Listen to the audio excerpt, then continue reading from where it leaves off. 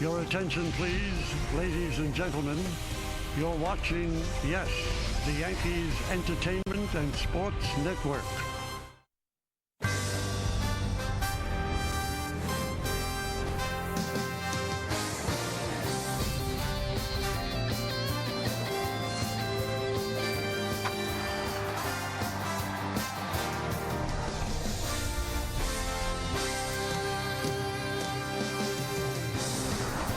Baseball jump the turnstiles, no Metro card needed. He's ready to go to the ball game, as are the people on that train. But you're lucky enough to be watching right here as the Yes Network presents New York Yankees baseball. It's the New York Yankees against the Baltimore Orioles in the final game of a two-game set from Yankee Stadium in the Bronx. Hello, everybody, and welcome to Yankees Baseball, along with Al Leiter.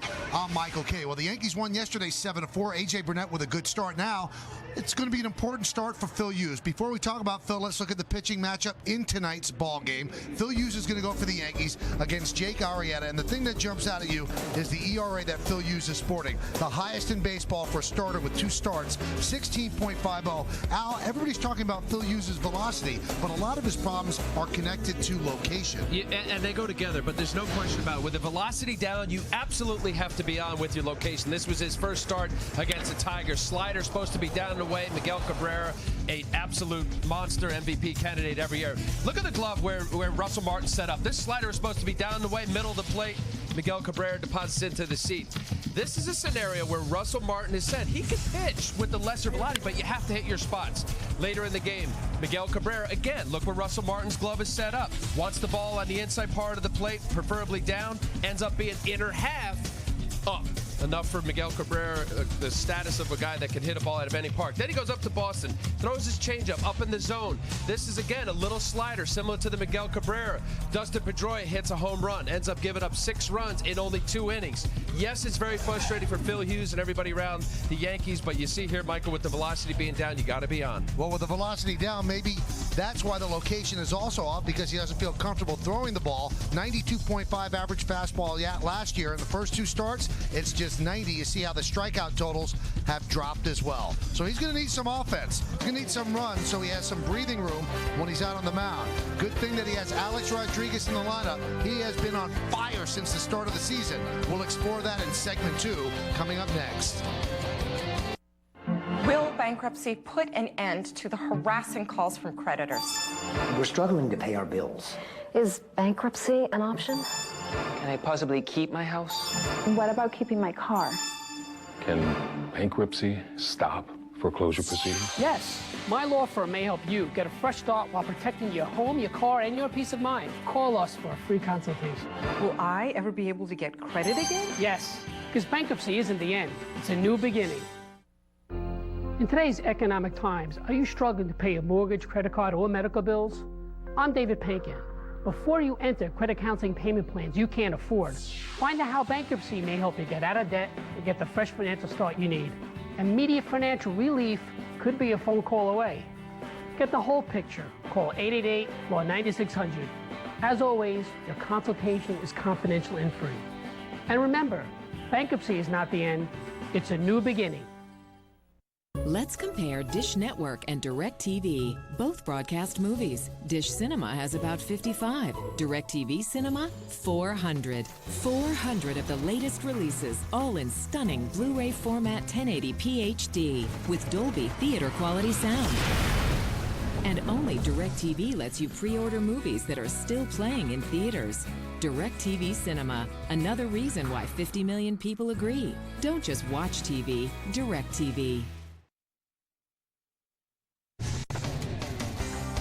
Welcome to segment 2, everybody. A couple of moments away from the first pitch of Yankees and the Orioles here on a beautiful night at the stadium. That's Al Leiter. I'm Michael Kay. A.J. Burnett just told me that when you stand in the runway and watch the Yankees score runs, it's fun for a pitcher. He had a lot of fun in the first inning yesterday, and all the Yankee pitchers are having a lot of fun watching Alex Rodriguez rake. You know what, Michael, when you see a guy with the talent that Alex Rodriguez has, and he's so locked in, it's fun to watch, as A.J. Burnett had told you that. This is Friday night against John Lackey. Got a pitch out over the plate, deposited over the big green monster there in Boston. He's comfortable. He's in great shape. This is yesterday. First inning, 3-run homer, opposite way off of Chris Tillman. Really set the tone for last night. A.J. Burnett's win and the Yankee win. Really fun to watch. A very talented player in Alex Rodriguez. I'll tell you what, Al, he looked great in spring training. He's carried it into the regular season, hitting .355. He has the 4 home runs, 8 ribbies. He leads the American League in slugging. He's tied for first in runs scored. He is set to have himself a very good year if he in fact stays healthy. It's an American League East matchup. Yankees and the Orioles. The stars are out tonight. Lineups, first pitch, baseball coming up next on Yes. You want to get a great looking lawn like this, but trying to grow grass from seed in tough areas like deep shade, along the driveway, and where the kids play can be a little intimidating. Until now, with Scott's Easy Seed. It's Scott's best grass seed, starter fertilizer, and a growing material that absorbs water and expands to surround and protect the seeds. You'll get a thick, green Scott's lawn even if you've never been successful with other seed before. The revolutionary Scott's Easy Seed. Grow grass anywhere. Join Yankees Universe, the official fan club of the New York Yankees. Members enjoy exclusive benefits, including fast-track entry to Yankee Stadium and the New York Yankees Museum, presented by Bank of America. Access to an exclusive website and a subscription to MLB Game Day Audio. Benefits increase based on the tier of membership selected. A portion of all proceeds are donated to Memorial Sloan Kettering, benefiting pediatric cancer research. Join Yankees Universe today by visiting Yankees.com or by calling 800-GO-YANKS. I'm going to take Allison Jenkins to the senior prom in this. One day, I'll park this in a spot reserved for me. Own a certified pre-owned Mercedes-Benz, and chances are they'll own it one day too. With an optional extended limited warranty, your vehicle may be covered for up to 135,000 miles. It's got 26,000 miles on it now, but I'm going to take it to 1,000 million. Hurry into your authorized Mercedes-Benz dealer for 1.99% financing during our certified pre-owned sales event through May 2nd.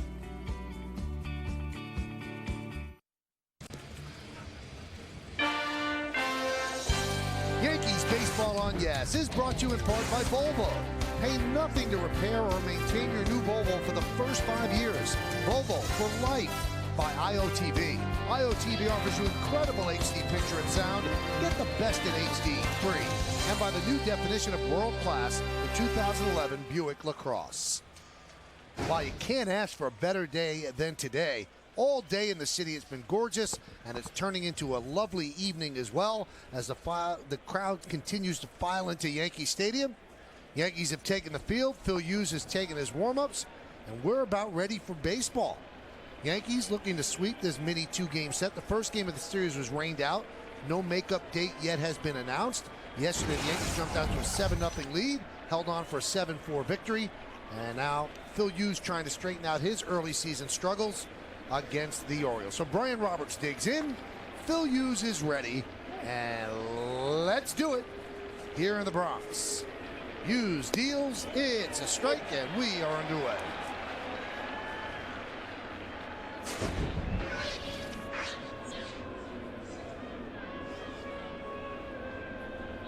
And the right-hander deals. 90-mile-an-hour fastball, so 2 straight 90-mile-an-hour heaters. That's what Hughes has done so far this year. Highest ERA in baseball for a starter with 2 starts. 0-1-1. High pop-up. Right side. Mark Teixeira makes the play. 1 away. Well, nice start for Phil Hughes. Fastball in on the hands. Let's take a look at the Jeep pitcher scatter report. April showers. Well, 13 starts in April in his career. Not very good. 3.6 with almost a 7 ERA. Compete. You'll hear that often with pitching coaches. Battle every pitch. I'm talking about his velocity being down. Every single pitch matters in the major league, certainly anywhere. See how he does that executing pitches. Home cooking. He's lost just 5 games in his last 22 home starts since May 15th of 09. Likes it here in the Bronx. His record during that period of time, 13-5. The Yankees 17-5. So a fastball strike to Nick Markakis, who has been struggling. Just 2 hits in his last 22 at-bats. Breaking ball is outside.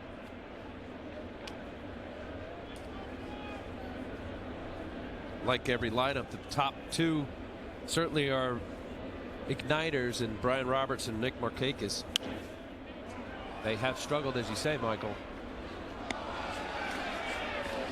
Markakis, I believe, an underrated player, certainly all around, terrific outfielder, 300 hitter, give you 15, 20 home runs, line drive, all fields, nice player.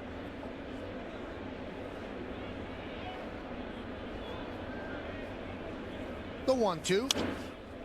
Foul back to the screen.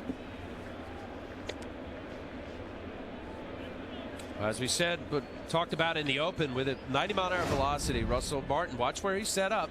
Now he wants it up and in. When you got an opportunity with your head, pitchers count, that's middle of the plate. That's a mistake. He got away with it from a guy who's struggling right now. The 1-2. Missed outside, 91-mile-an-hour fastball.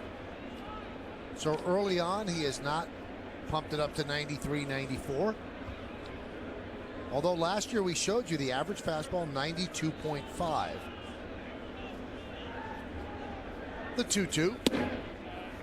There's a 92-mile-an-hour fastball inside. We'll keep an eye on that because it has been the big storyline with Phil, but as Al also detailed, whatever you have to locate it. And if you don't locate it, no matter how hard you throw it, it's going to get hit. 3-2. Fly ball, right center. Loping over is Granderson, 2-0. Let's take a look at the Orioles lineup. We've already met Roberts and Markakis, and the rest of the lineup stacks up this way. Batting third, the first baseman, Derek Lee. I'll let you guys catch up. There you go. Vladimir Guerrero, the DH, cleans up. The left fielder is Luke Scott. Adam Jones in center. Mark Reynolds at third. Matt Wieters will catch and hit eighth. And Cesar Asturias, the shortstop, will bat ninth.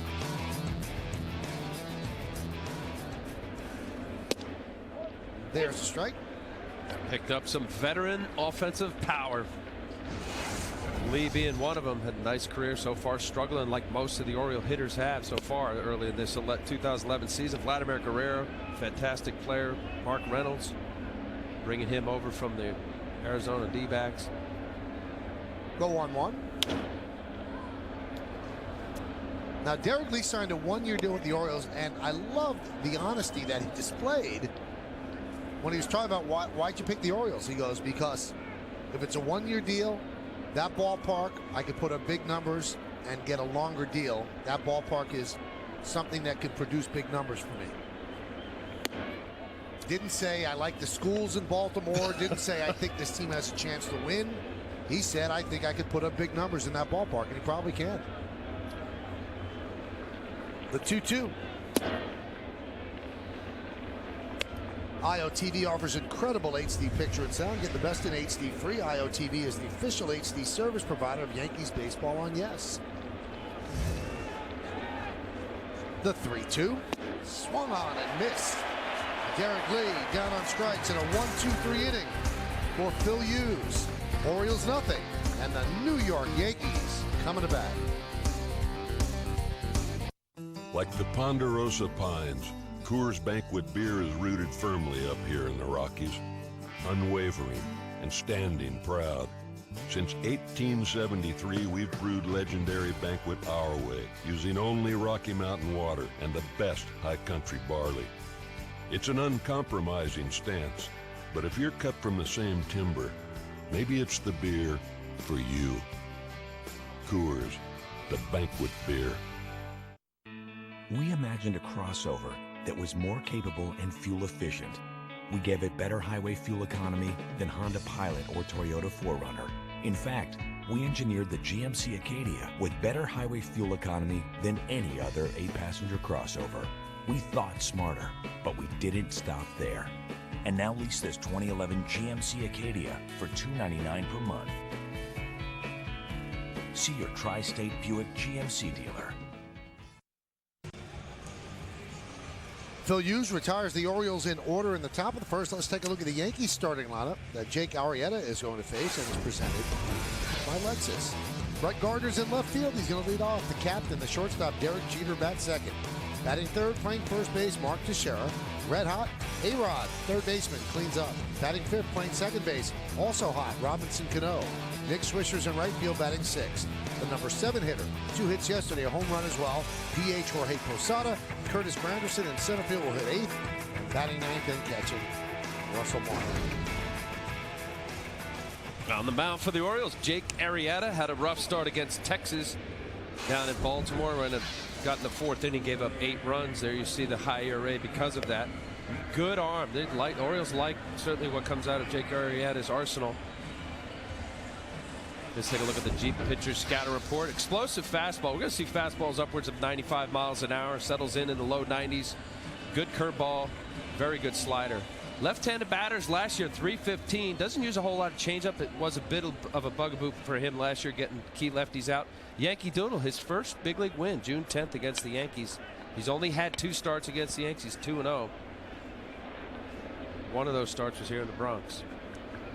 Well, his first start of the year against the Tigers did well. Last start against Texas really got slapped around. 3 1/3 innings. He gave up 8 runs. And he deals to Gardner a strike.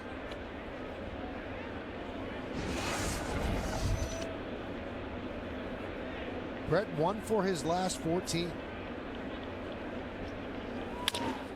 Chops that one to short is Torres. In the dirt. Scooped up by Lee, and they just got Gardner. Let's take a look at the Oriole defense, which is brought to you by your Mercedes-Benz Tri-State dealer.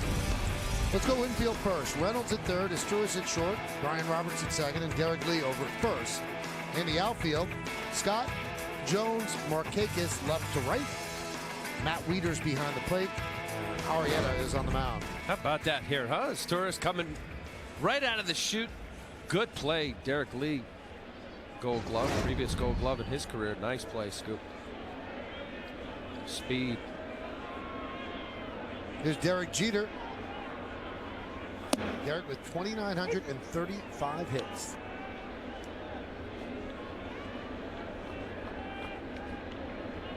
Nine hits so far this year, hitting .237. Actually hit the ball very well yesterday. And you can see he seems a bit more comfortable at the plate. Yesterday, he was 2 for 4. One time he hit a bullet to short, made it out. The other time he chops the ball off the plate, gets an RBI single. But those are the vagaries of this game. Tonight's closed captioning brought to you by Verizon Wireless. Watching Derek again, having early batting practice coming out like many of the Yankee hitters do. Just keep working on his swing and get comfortable, as you say, Michael. That one's tapped right back to Arrieta. 2 away. Let's look at the game time weather presented by Bigelow Tea. Forget about the numbers. It's gorgeous right now. 63 degrees, humidity 37%. Not much wind. The forecast is for clear and dry. Finally, huh? Spring has arrived. Let's not be teased, though, because it was great on Monday, and then Tuesday and Wednesday weren't too good. Yeah. All right, we'll enjoy the day. Really was beautiful.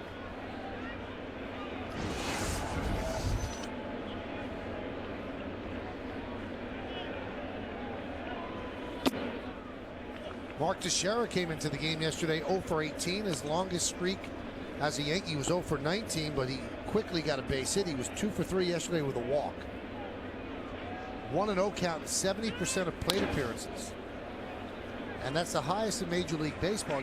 You wonder why that's so. If everybody knows he's taking the first pitch, why are they throwing a pitch out of the zone? Because it's not easy.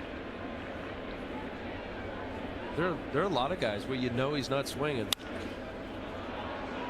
And you say, okay, put it right down the middle. He's going to take it, going to get in the count. But once in a while, he will jump you. But that's Major League Baseball. And that keeps you honest. The 2-2 in the dirt. Yesterday's starter Chris Tillman did not pitch well for the Orioles, and after the game they were all brutally honest about it. You got to pitch better than that. Got to give our offense a chance, and they were all on the record about it. Even the manager. Swing and a miss, off-speed pitch, and Teixeira down on strike. So the Yankees go down in order against the O's young right-hander. Nothing as we head to the second. Golfsmith wants you to play better, and now we're going to guarantee it. Play better? Guaranteed? Guaranteed? Guaranteed? Yes, my friends. Get custom fit for free with any brand of new clubs, and we guarantee you'll play better or we'll take them back, no questions asked. And during trade-in days, you can get up to a $100 bonus saving by trading in your old clubs. Wow! I like that. Golfsmith's custom fit, play better guarantee and trade-in days. What are you waiting for? In Brooklyn, in 1907, 4 courageous ladies saw the despair of the poor, old, and sick, and founded what would become MJHS. Today, MJHS provides quality home care, rehabilitation and skilled nursing, and advanced hospice and palliative care for adults and children. But the values of the Brooklyn ladies still guide us. MJHS, caring every minute, every day. Sniffing out the best pre-owned Lexus is now puppy's play at preownedplatinum.com. Fetch the pick of the litter from the inventories of the Tri-State's leading Lexus dealers. That's hundreds of cars from which we pick the highest value, lowest priced Lexus in the market that day. Unconditional love or exchange it within 48 hours. At preownedplatinum.com, pedigree is assured by a Carfax vehicle history. We are doggedly committed to making credit easy. So log on now. The pick of the Lexus litter is waiting for you at preownedplatinum.com. We lick those other websites. Enjoying the game here at Yankee Stadium on a beautiful Thursday night. Also enjoying the Yankee defense, which is brought to you by your Mercedes-Benz Tri-State dealer. Gardner, Granderson, and Swisher left to right. Infield, Rodriguez, Jeter, Cano, and Teixeira. And Russell Martin is behind the plate with Phil Hughes on the mound. Martin has caught every inning of every game so far this year. Here's Vlad Guerrero. He has a 6-game hitting streak. One of the few Orioles actually hitting. And that pitch is inside. No score as we go to the top of the second.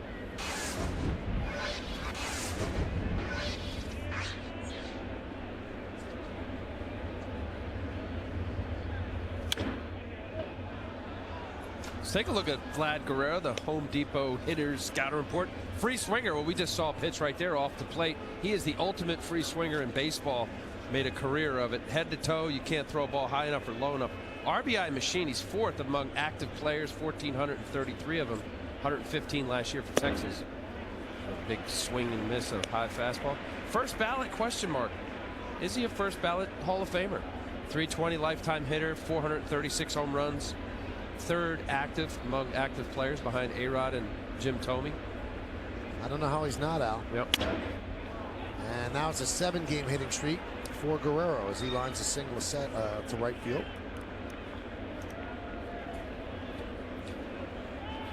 Wow, you owned him though. What was this about? You kept boring in the cutter, 5 for 43? Yeah, I threw it higher than high, in on his hands, and the story goes that late he actually got a few of those when I was with the Marlins. I remember went out to Anaheim my last year in an interleague game. He was 0 for 30 when it was the Montreal Expos. And he hit it was the last start I had, and he hit a ball down the right field line, slid into third base for a triple and asked for the ball. He looked at me and smiled. Really? Did you stop by and see him these last 2 days to torment him? Yeah. Nah, he didn't care. But what a player, and tough to pitch to. There isn't a scout report. There really isn't.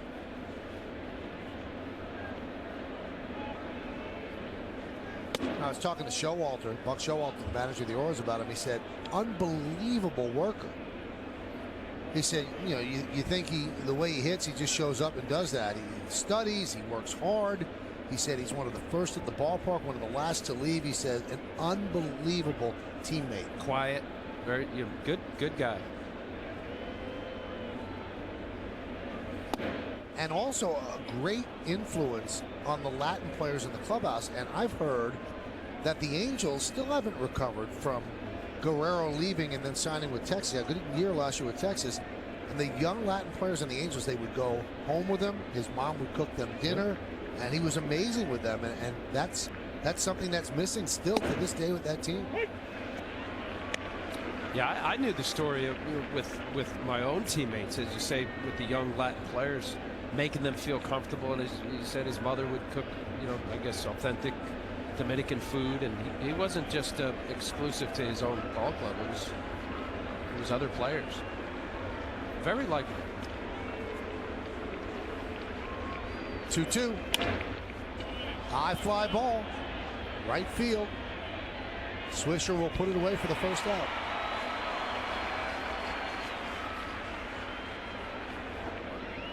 Got it in the hands just enough on Luke Scott. So far, less cutters. Only 25 pitches into this game. His last game up in Boston, he threw a lot of cut fastballs. In order to get velocity, you have to throw, build up your arm strength with pitch count, but also use your fastball. Even though you know as a pitcher it's a little short, you got to be able to extend and finish that pitch.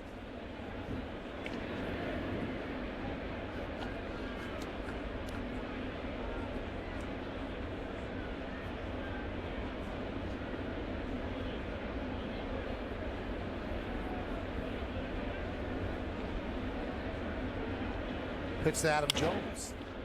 Another fly ball to right field. 2 outs. Let's play the what-if game, Al. You want to play? Yeah, I like okay. Let's say that Phil Hughes never gets those extra 2 or 3 miles an hour back. I look at a guy that throws 89, 90. I still think you can win. Can he win at 89, 90? Yes. You have to be able to hit your spots. So far here, Dana DeMuth, the home plate umpire, not given the pitcher's pitch. You have to establish it. Of course you can. There's been plenty of major league pitchers that have been successful throwing at the 89, 90 mile an hour mark. Larry Rothschild, the pitching coach for the Yankees, watching closely. And use all your pitches, which is what Russell Martin had told Kim Jones before the game. Yes, he can win. Yes, he could pitch at that velocity, but you have to be on the corners. You can't live down the middle of the plate. Now watch, we see, set up. Oh, that's perfect. Didn't feel good for old Russell there. Big, healthy cut from Reynolds. What did Greg Maddux throw? Upper 80s? Toward the end, he was 86. Get people out. And not saying at all that he's lost it, but Phil Hughes has got the best in front of him. 24 years old. There's no reason for him to have lost 2 or 3 miles an hour. I do believe it's going to come back.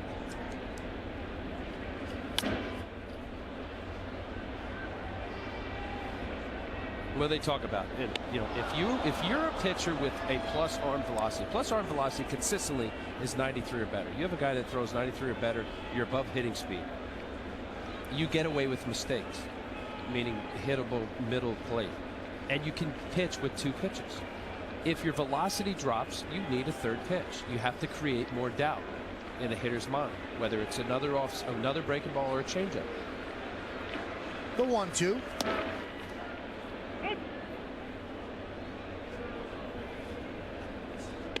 But the dilemma that comes into it, Michael, is that you have to believe it as a pitcher. That, okay, I don't have my A stuff. And that happens, I don't care whether you're 24, Phil Hughes, or 44, 34, whichever. Pick your age as you get a little older. You have to believe on certain nights when you don't have your best stuff that you can not only compete, but you can win the game and do a good job. 2-2. Well, he's settling in right around 90.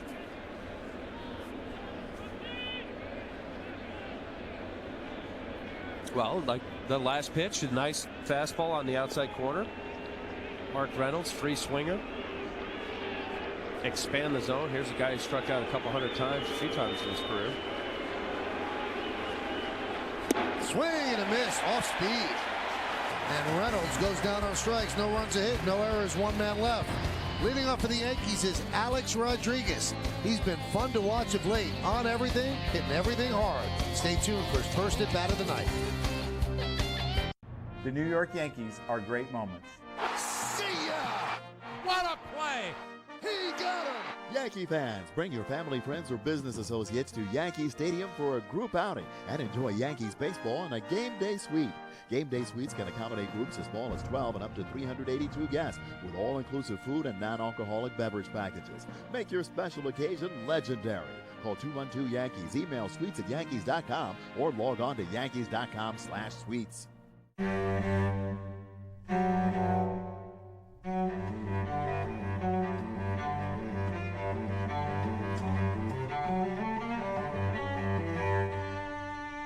It works with people. It works with cars. The newly refined Acura TL. Aggression in its most elegant form. Take advantage of attractive offers on the 2012 Acura TL for well-qualified customers. Life is always moving us forward, leading us down paths we never imagined. For over 150 years, Wells Fargo has been moving forward with our customers, creating financial tools for the twists and turns of life. Now that Wachovia is Wells Fargo in New York, New Jersey, and Connecticut, we're with you when you're ready to move forward. Wells Fargo. Together, we'll go far. Well, it's time for the Toyota Text Poll. Tonight's question is, which of the following Orioles acquisitions will have the biggest impact? You can text your vote to 58772. Standard text messaging rates apply. Here are your choices. Guerrero, number 1. J.J. Hardy, number 2. Derek Lee, number 3. Or Mark Reynolds, number 4. Hardy is already on the DL. I like Vlad. Here's Alex Rodriguez.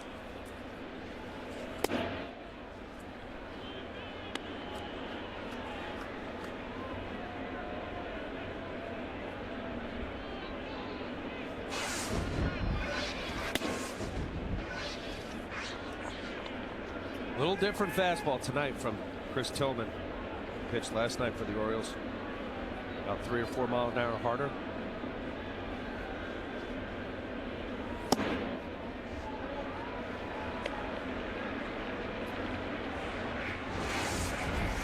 Arrieta showing 2 types of breaking balls. That the slider, fastball in, scatter report on Alex, breaking ball down the way. And Alex works a walk.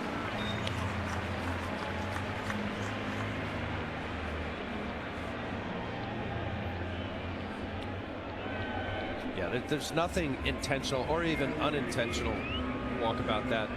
Threw a couple fastballs, got in a bad count. Trying to get it with that breaking ball. I can't imagine any right-hander in American League that would walk A-Rod right now to pitch to Cano. Now Cano's providing great protection. He's also hot behind A-Rod. 7 hits in his last 16 at-bats, hitting .317, 2 homers and 7 ribbies.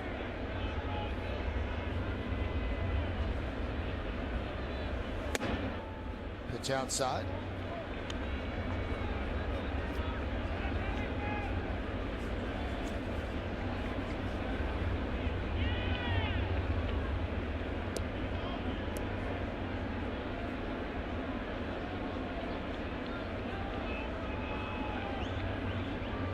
The 1-0. And now Wieters wants to talk to Arrieta.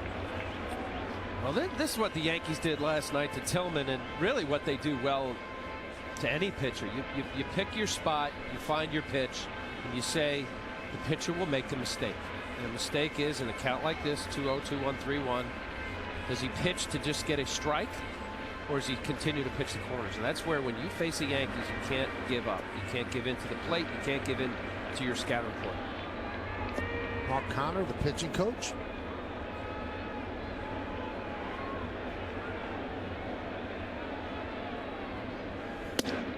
There's a strike, 93 miles an hour.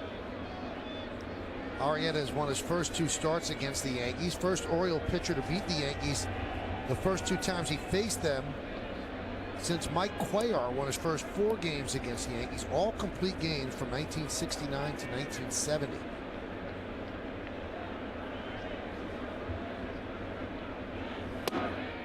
Cuellar, part of a group. I think that's going to be the last group ever. Oriole pitchers, 4 of them in 1 year to win 20 games in 1 season. Dave McNally, Mike Cuellar, Jim Palmer, and I'm missing one, and Pat Dobson. I don't think it'll ever happen again. Jim Palmer here with the Orioles. There's Jim.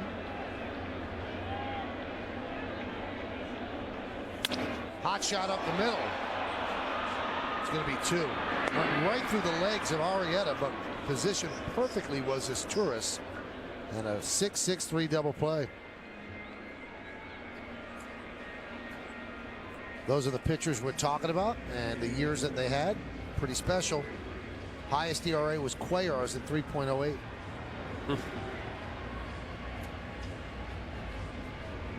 Talk about the Orioles at once upon a time with Earl Weaver that they won it with 3-run homers. How about those pitchers? And Jim Palmer, still to this day, talking to all the pitchers, loves to talk baseball.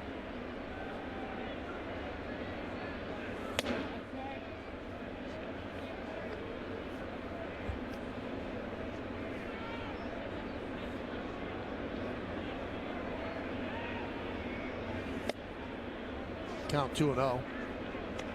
Defensive alignment. How about that hot smash right between the wickets on the pitcher? You think Cano thought he had a base hit up the middle.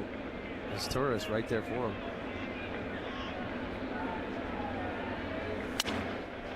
Swisher a little off balance. Pops that one up. And Arrieta survives the leadoff walk. Well, we play 2 here quickly at the stadium, and there's no score. We'll head to the 3rd. 1050 ESPN New York. Every Knicks game day before tip-off, get updates and info on the Knicks pregame show. Then listen to the play-by-play live. Plus, get analysis and interviews on Knicks postgame. Go to ESPNNewYork.com for breaking news and tune into 1050 ESPN New York, your official radio home of the New York Knicks. If you're looking for thicker green grass, you should know that all grass seed is not created equal. We're Pennington, the grass seed people. And we're proud to tell you the truth about what's in a bag of our smart seed. It's 20 pounds of the best seed we've ever made. That's it. Their 20-pound bag, 10 pounds of seed and 10 pounds of filler. That's a fact. You want green grass on your side of the fence? The seed matters. Smart Seed from Pennington. Honest green. I know what you're thinking. Leather-trimmed command center. Almost 300 horsepower. Infinity surround sound. Seating for 7. Wait, this is a minivan? Makes you almost want to have kids. Almost. The new 2011 Dodge Grand Caravan. During Dodge Minivan Month, lease the well-equipped 2011 Grand Caravan Crew for $269 a month for well-qualified returning lessees. Secondhand smoke is bad for kids. Did you know that? I learned it in school. Even in big rooms, the cigarette smoke goes everywhere. And when you breathe it in, you could get asthma. That's the truth. It makes me really scared. Does it make you really scared? Quit smoking today. Call 1-866-NY-QUITS for help. We go to the top of the 3rd inning here at the stadium on the Lincoln scoreboard. There is no score, but there was a lot of news before the game, and much of it revolved around the Yankees free agent signing during the offseason of Pedro Feliciano, and that is our starting off point with our very own Kim Jones down in the third base camera well. Kim, what is the deal with Feliciano? Will we see him this year? In all likelihood, Michael, the answer is no. That's the short answer to that question. As that one's popped up, first pitch, Matt Wieters, and Swisher is there, 1 away. Feliciano underwent a contrast MRI yesterday that revealed a tear in his shoulder capsule. I'll go to Al in a moment to clear up what that means, but Pedro himself told me it's a bad injury. Surgery has been recommended by Dr. Christopher Ahmad, the Yankees team physician. Feliciano will go to Florida on Monday to seek a second opinion from Dr. James Andrews. However, GM Brian Cashman saying he does expect Andrews to concur, also recommend surgery. Feliciano would likely undergo that surgery, and that's a year. That is a year injury at the least. You would be talking about asking if he could possibly be ready for next spring training. Certainly nothing before that. All right, Al, a year you've had that injury. Is a year realistic? I would say even maybe a little bit more. Having had both a labrum tear and a tear in the cuff. And Kim, why it seems pretty obvious is that you can have a tear, a minor tear, which is called a strawberry tear, and then a tear that potentially even an arthroscope, as tourist lines on the left, wouldn't be able to heal. So that's the concern is this: anytime you deal with the shoulder, there's so much involved there with the muscles, the tendons, the labrum. That is it a surgery where they have to actually go in and sew to help fuse that muscle back together. So obviously we don't know the extent of the tear, but if it's pretty significant, that could be more than a year. All right, Yankee GM Brian Cashman was the one who relayed this information to the media yesterday after the game. Joe Girardi hinted that it was a serious injury. So what's the Yankee next step? Do they just stay with Boone Logan? Well, Joe Girardi says that, I like the bullpen the way it's configured now. Yes, they were counting on Feliciano, but they simply don't have him, Michael. And Joe Girardi saying Boone Logan handled the workload very well for us last year. We have to get Boone going, but he says he's confident not only in Logan, but in some of those righties in the pen who clearly can handle left-handed batters. If you're wondering about Damaso Marte, who still has a locker, he's been in the clubhouse. Brian Cashman telling me the absolute earliest they could have Marte this year, September. So Cashman's not counting on him at all either. Pretty amazing stuff. Now, obviously, Brian had said last week, or maybe even the week before that, that he felt that the Mets had quote-unquote abused Feliciano. Does Feliciano feel he was abused? Michael, Feliciano says he ended every season tired but healthy. He believes that this is a new injury. In fact, he points to March 9th, an outing during spring training where he says, quote unquote, it felt weird. And he believes that is when the capsule tore. There is no way to certainly prove that. However, Brian Cashman did say, of course, Feliciano had an MRI before he signed with the Yankees, and that was clean. That's a clean home run off the bat of Markakis, a 2-run shot. And just like that, the Orioles are up 2-0.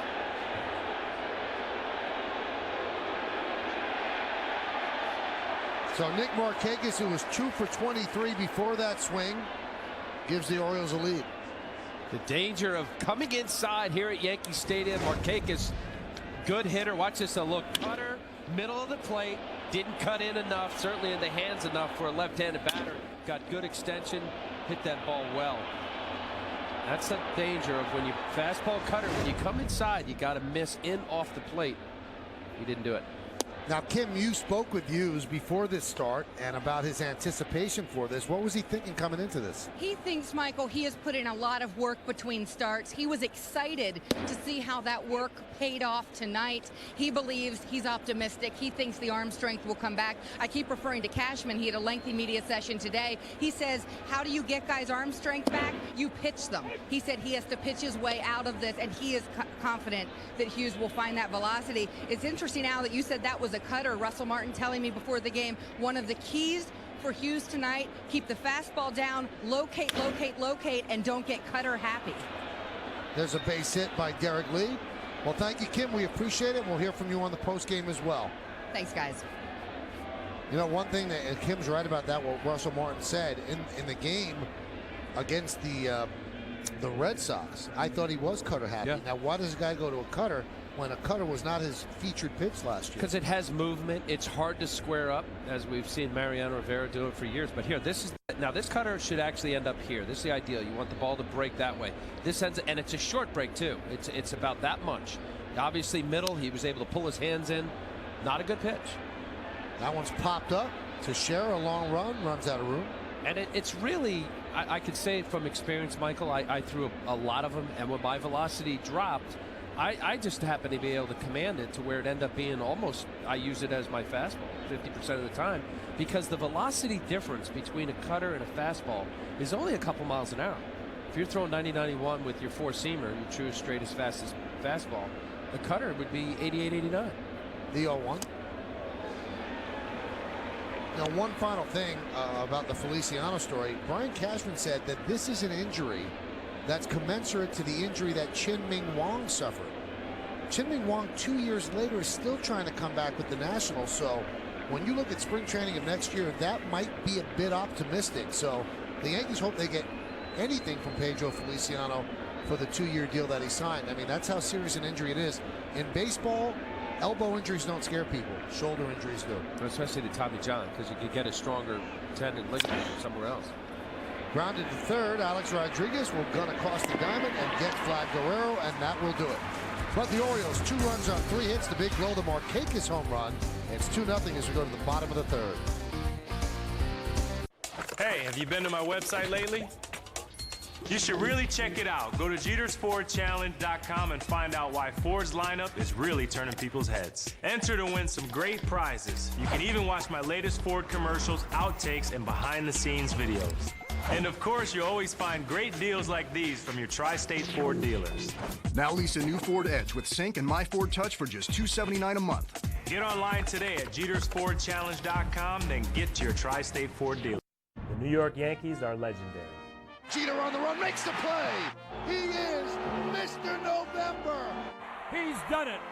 Derek Jeter has done it. Fans, come out to Yankee Stadium on Saturday, April 16th, when the Yankees take on the Rangers for Magnetic Schedule Day. All guests in attendance will receive a Yankees 2011 Magnetic Schedule, courtesy of AT&T. The New York Yankees, a proud tradition, a legendary history. Hey, Nolan Ryan. How you doing? Good. You need some help on your lawn project? It needs some big league help. Scotts is the official lawn care company of Major League Baseball. And here at Lowe's, we can show you how to get winning results at home. I played on a lot of great fields in my day, and I want that same big league look for my lawn. Excuse me, can I have your autograph, please? Sure, what's your name? Actually, his autograph, if you don't mind. It's opening day for your lawn. Visit your local Lowe's for savings and a free MLB fan guide, compliments of Scotts. Go easy on him. He's a legend. Let's take a look at the upcoming schedule brought to you by Acela Express. Enjoy the journey.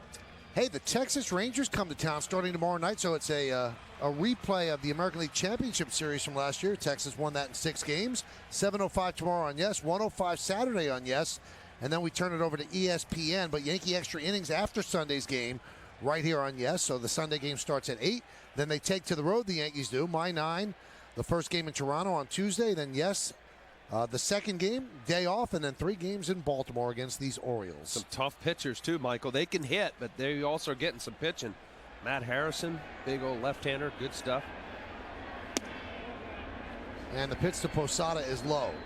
Lincoln scoreboard has the Orioles up 2-0 over the Yankees, so a 2-run home run off the bat of the previously slumping Nick Markakis.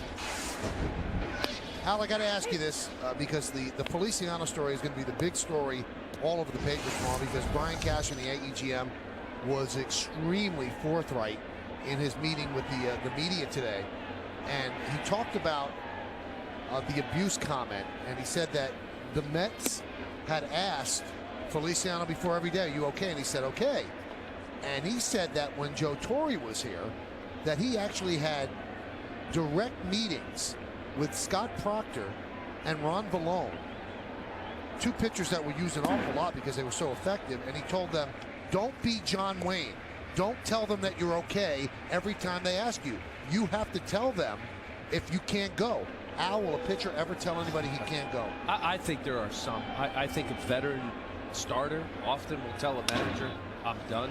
I've got 10 more pitches. I've got 1 more inning, which I never got, Michael, because I could never do that. And relievers, they pride themselves Now, why couldn't you do it? Because you wanted to be John Wayne? No, John Wayne, because I figured I could get him out. It even, look, the majority of the time when you throw a baseball, it's such an unnatural motion, you always feel something. There's a tweak or whichever's happening to where you don't feel the 100%. So I think there's a mentality with certain guys, and mostly, I'll tell you this, they're gunslingers out of the pen, that they'll say, yeah, I can get you now. Skip, I can get you a couple outs. You need an inning? I got you. So, yeah, that you don't go by what the pitcher says, because they're going to mostly. So you have to protect the pitcher from himself. Yes, absolutely. But if you're a manager and your mission statement, you've got to win, are you going to be worried about protecting the pitcher? Well, you hope, but obviously in the scenario with the Mets, that as badly as it's been, you have a guy who's leading the league 3 years in a row in games pitched. Granderson, high fly ball to left center. Adam Jones puts it away for the second out. Feliciano, 86 games in 88, 08, 09, 88, and last year 92. It's an awful lot of games. Now he's a lefty specialist, so he comes in, 92 games, 62 innings. Right. You still have to warm up. You still have to get hot. And he's a sidearm slinger, good power sidearm breaking ball. Wasn't relying on throwing 95 or better. Of course, you are the gatekeeper of these arms. You have to have the mindset of I have to protect this guy, but yet it's a fine line because they want to win. Hot shot right at Brian Roberts, and a 1-2-3 inning by Jake Arrieta. Yankees go down in order. We played 3 full here at the stadium. Orioles 2, Yankees nothing. Chili's $20 dinner for two is here all day, every day. Share one appetizer, then choose two entrees from 14 Chili's favorites, like our slow-smoked tender baby back ribs. The $20 dinner for two, now part of our menu every day at Chili's. Moving?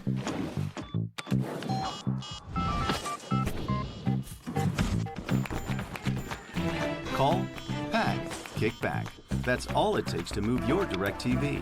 One call before moving, pack your receiver, and we do the rest.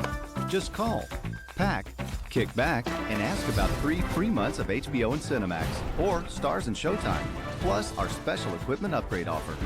So make your move easy. Call DirecTV.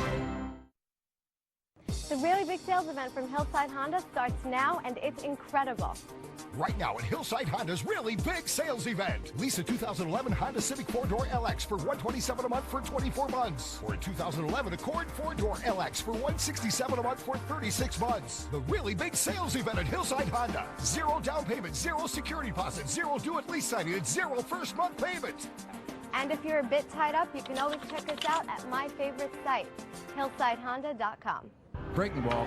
Hit in the air. To deep left. It is high. It is far. It is gone. With DirecTV, your favorite team is never far away, even if you are. Because no distance is too great between you and your team. With MLB Extra Innings on DirecTV. Every team, every player, no matter where you live. It's the most baseball in HD. A-bomb from A-Rod. Make every game a home game with MLB Extra Innings on DirecTV. Order today. It's time for the New York State Smokers Quit Line Quiz. Buck Showalter is 17-28 managing against the Yankees. Now, who's the only former Yankees manager to post a winning record against them? A lot of former Yankee managers, so who's the only one that has a winning record managing against his old team? Do you know it? I read it on the notes, so yeah, I do know it. No. I didn't know it before. Luke Scott fouls it back.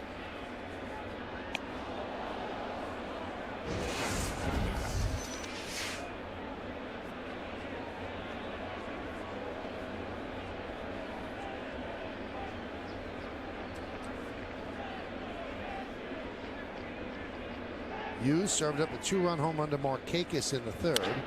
And Scott laces that one to right field. It's a base hit, and it scoots to the wall.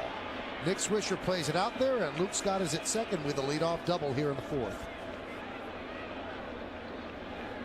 Well, back-to-back changeups. Luke Scott gets a changeup from Phil Hughes. You see the little wiggle of fingers from Russell Martin. That indicates a changeup. So wants to pitch down. He ends up leaving that ball down and away. It's not that bad. No, it's not. He was able to stay back, get down there and get after that ball, but he changed up on another changeup. And the other thing about Phil Hughes is that hitters know he doesn't come inside enough. I don't think he's hit a batter. Adam Jones shows bunt, takes a pitch outside. And I am not advocating hitting batters, but you have to have hitters know that you're on the mound to make them feel a little uncomfortable. And there's an art to being able to throw inside without plucking guys. And if hitters know that, you know, there's the whole element of look outer half off the plate. Occasionally he'll come inside to stand you up, but mostly Phil Hughes pitches away.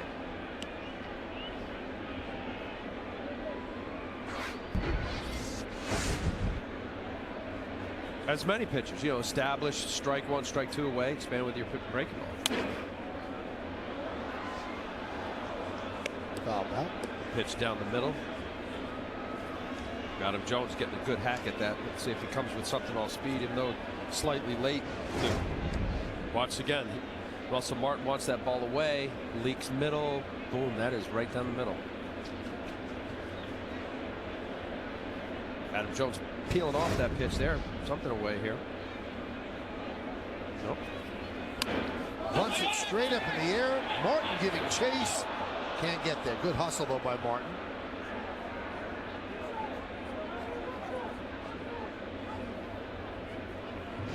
Adam Jones seeing something with the right side of the infield, trying to bunt for a hit. Good effort. Sliding all the way in there.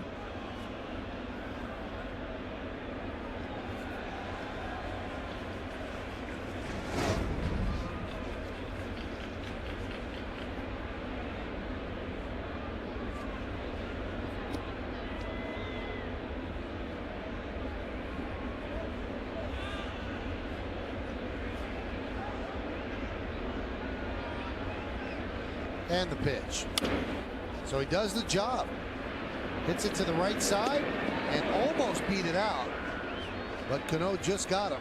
And the team will appreciate that. When Jones gets back to the dugout, he's going to get congratulated. That wasn't a ground ball to second. That was doing your job. That's right. That's a small ball, winning baseball, National League grand. Get a leadoff double. Tried to push a bunt to the right side. This is a breaking ball. It's slow enough. Robinson Cano, great little flick throw. Adam Jones has good speed. Boy, that was close. And he gets high fives in the dugout, and that's players appreciate that. That's not an 0 for 1. That's a job well done. So the Yankees bring the infield in now for Mark Reynolds.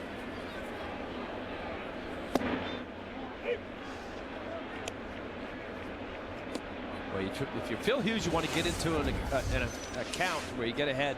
Obviously, a strikeout would be great, but you're thinking infield pop-up. Any kind of medium fly ball, long fly ball, certainly would be a run score here. Sacrifice fly. So he stays down and away. High fly ball, deep right center. Going back, Granderson on the track at the wall. He makes the play. Tagging is Scott. He will score a sac fly for Reynolds. And the Orioles lead 3-0.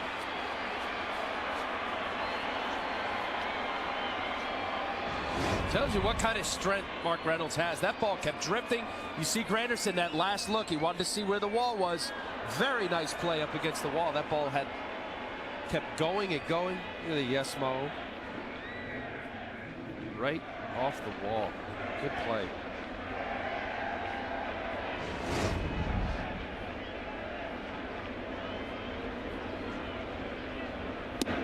Breaking ball strike to Matt Wieters.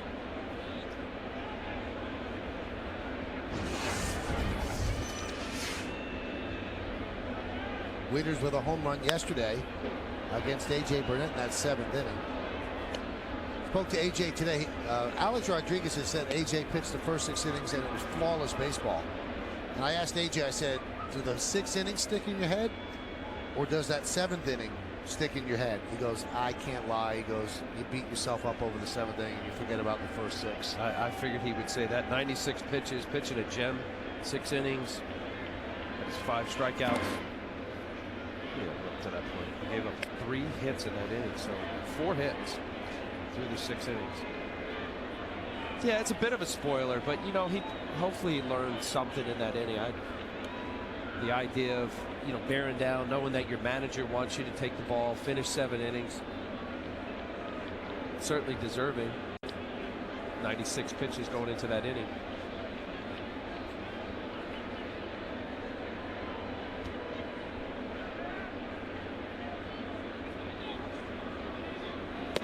Pitch outside.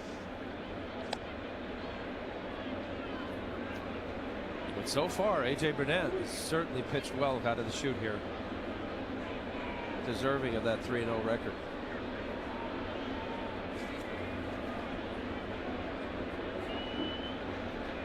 Two. Foul ball. Hey, Mike, I said a little while ago, Hughes has never hit the batter in his career. That's not true. 8 career hit by pitch. He hasn't had one since 09. So he hit better last year. Which a little surprising, because even if you just, you know, ball slips out of your hands. High fly ball, right field. And Swisher will make the play. But the Orioles get a run on 1 hit. Nobody left. We go to the bottom of the 4th. 3-0 O's. At Planters, living a healthy lifestyle is important. What's my secret? Well, this. A tasty nutrition blend that helps keep the legs pumping. Planters Nutrition, specially mixed for a remarkably nutritious snack. Boy, do I feel bad for my friend Bob with Fios. He's not seeing these Knicks on MSG HD, because among the many things Fios hasn't got are the Knicks in HD. And on Dish, no Knicks at all. IOTV brings you all 9 New York sports teams in HD. With Amari and now Carmelo and Chauncey coming on board, this is a very good time for you to have your finger on the IOTV remote. Go New York, go New York, go! Go New York, go New York, go! Say go New York, go New York! Secondhand smoke is bad for kids. Did you know that? I learned it in school. Even in big rooms, the cigarette smoke goes everywhere. And when you breathe it in, you could get asthma. That's the truth. It makes me really scared. Does it make you really scared? Quit smoking today. Call 1-866-NY-QUITS for help. When people tested the Chevy Cruze LTZ against the competition, something impressive happened. It's very luxurious. It's sleek, it's compact, it's comfortable, fun to drive. A little bigger than I expected. Wow, look at that room. Nice looking car. Come see for yourself. Test drive Cruze against the competition during Dare to Compare, only at your participating Chevy dealer. I would take one in a heartbeat. Or, very well qualified lessees can get a low mileage lease on a 2011 Chevrolet Cruze LS for around $159 a month. Call for details. Find your nearest dealer on ChevyOffers.com. It's opening day for your lawn. Visit your local Lowe's for savings and a free MLB fan guide, compliments of Scott's. We go to the bottom of the fourth inning. Yankees are trailing 3-0.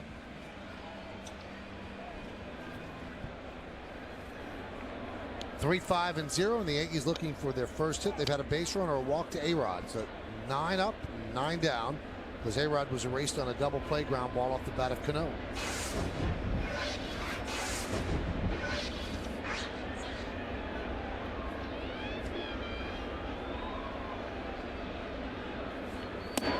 Gardner shows bunt, takes high, 1-0. Now that fake butt is just trying to get Reynolds to get a little bit closer, so a hard slap ground ball could potentially go past him.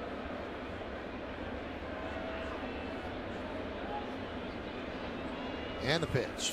Shows bunt again, this time a strike. Maybe it's not this show. Trying to lay it down. Love when Brett Gardner bunts. Great part of his game.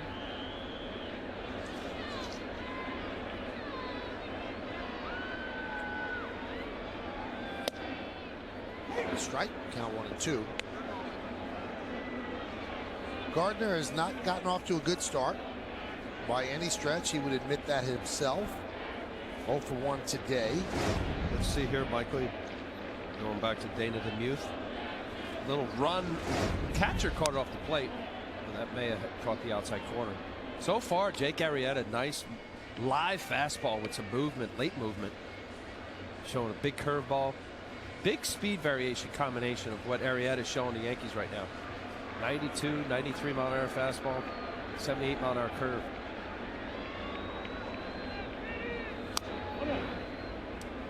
Gardner 1 for his last 15, and he stole 47 bases last year. He has to get on base in order to steal bases. Right now his average at 167, his on base percentage 250.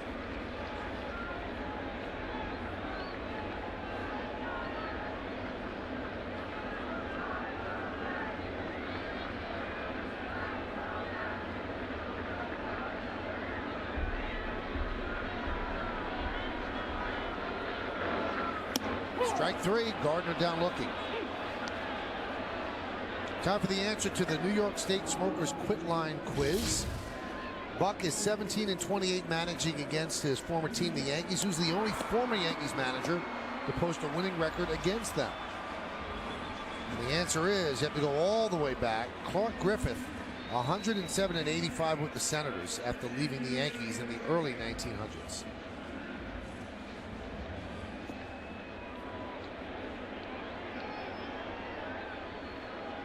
Clark Griffith.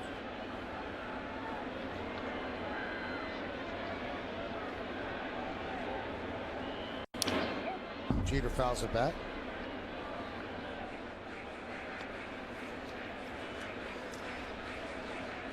Jeter tapped back to the mound in the first inning.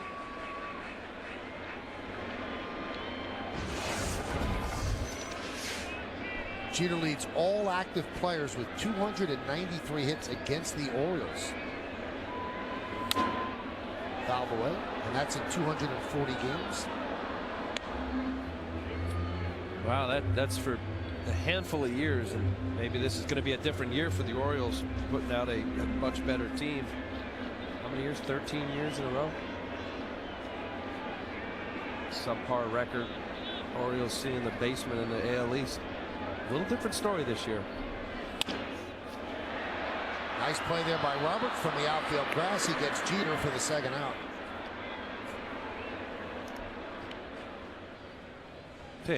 Jake Arrieta, talking about a live fastball. He's got the look. He's from Plano, Texas, went to TCU, but I think of a gunslinger kind of mindset. They talk about around the Orioles that this is a guy that you got to rein in and pull back. He's very, very intense, an absolute competitor. But that big curveball, he's throwing a 78 to 80 now, 80 mile an hour curveball. Ended up striking out Gardner with a slider, so he's showing 3 pitches, late movement on a plus fastball. Count 1-1. Yeah, back up, get right on the mound. Here it is. This is what I got. I'm coming at you.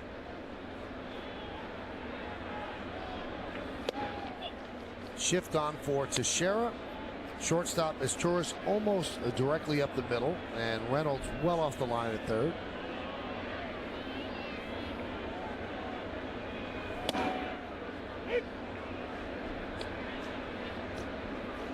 Teixeira likes hitting here at Yankee Stadium, a .301 hitter in his 168 games at the new ballpark.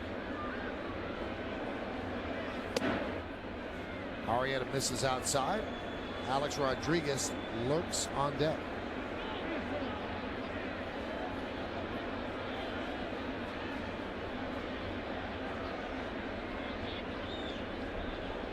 And the 3-2. Line deep to right field. Markakis will haul it in for the final out. So through 4, Arrieta has faced the minimum 12 batters, and the Yankees have managed just a walk. They trail 3-0 as we go to the 5th. Henson, once you get through that big and toasty, we're going to go over sales figures, complete this merger, present to the board, and do a number of other seemingly impossible tasks today. It's going to be a big one. Sink your teeth into some egg, bacon, and cheese, and nod if you understand. Good. You've got spunk. A big day calls for the new Big and Toasty with fried eggs, cherrywood smoked bacon, and cheese stacked high on thick Texas toast. Wrap your hands around one at Dunkin'. America runs on Dunkin'. Grab a big breakfast with the new Big and Toasty sandwich from Dunkin' Donuts. Josh. What's up, boss? What's up? Give it a try. Rip it. Oh! Josh, this is a rarity. Hey, it's all right. Get back in there, babe. Cool. A little rusty. Hey, guys, this new batting practice jersey, it's not working. It's broken. It's weird. Yeah. Let me try mine. Okay. Wow. Mine's working fine. Introducing the new MLB Authentic Collection batting practice jersey by Majestic. Now you can look like your favorite player, even if you can't play like him. Whoa. Don't want you spilling that hot latte on my driver's seat. This is my car. Who are you? I'm the second owner. The what? I will own this car after you. Look, I'm not telling you how to drive our car. Our car? If you're gonna have a latte in the car, keep a lid on it. It's a cappuccino. Still needs a lid. The highest quality cars, plus an exceptional certified pre-owned program. Good news for the second owner. Take care of my car. Visit your local Audi dealer to learn about the many benefits of our comprehensive certified pre-owned program. Hi, everyone. Bob Lorenz with your Audi update. Phillies Nationals. It's Cliff Lee against Jordan Zimmerman, and Zimmerman is the story in this one. Top of the second gets Raul Ibanez, ending the third by getting Carlos Ruiz looking, and then knocks off Placido Polanco in the fourth. Zimmerman perfect through 5. Meantime, Cliff Lee, no slouch himself. 5 innings of 2-hit baseball. They're scoreless in D.C. Michael. Thank you, Bob. We'll hear from Bob a little bit later on, and also on the postgame with Kim. We go to the 5th inning as Cesar Asturias lays down a bunt. It's a beauty. Alex Rodriguez has to eat it, and Asturias leads off with a bunt single. Well, a bit of the element of surprise. First pitch right out of the chute. Phil Hughes been throwing a lot of first pitch strikes. Late turn from Cesar Asturias. Alex coming charging in. Just a perfect bunt.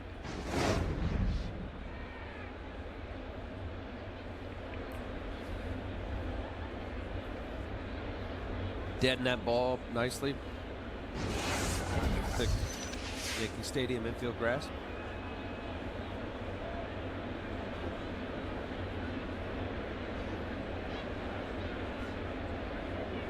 Baseball players are generally a superstitious lot, and it seems odd to me that Brian Roberts hits a home run yesterday and then shaves off his goatee. Clean shaven today. You would think he'd keep it. Let's see if that was part of the reason he hit the home run. Huh. His second to last at bat. Well, maybe it was the last at bat that he was struck out, so he thought that was the go-to.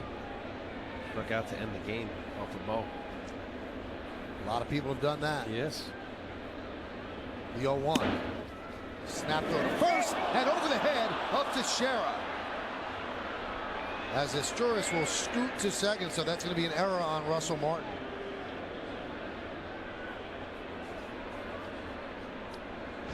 Well, let's see if he doesn't get his feet underneath his little snap throw. Ryan Roberts in the way, obviously being left-handed, just couldn't get it over the barrel. Looked like Roberts actually was in the way. He's got the right to the batter's box. He doesn't have to get out of the way. Aggressive move from Russell Martin. I don't know if it was a smart move. Didn't look like Cesar Esturis had a big secondary lead.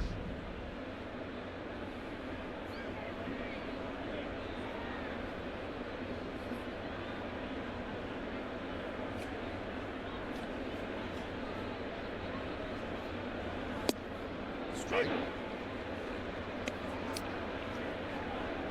Now the cat and mouse here is, well, he's 1-2. He's got a shot at striking him out here.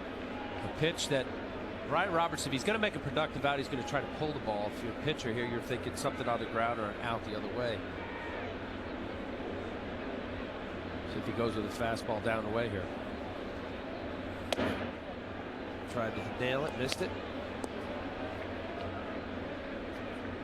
Anything slow coming in or a changeup, easy for Roberts to roll over if he doesn't get a hit out of it. At least move the Esturis to third base. Sequence of signs. Oh,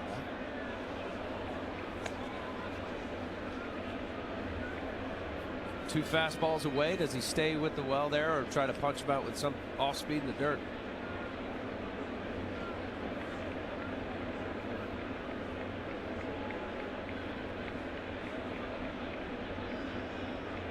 Phil uses at 66 pitches, and he's given up 3 runs.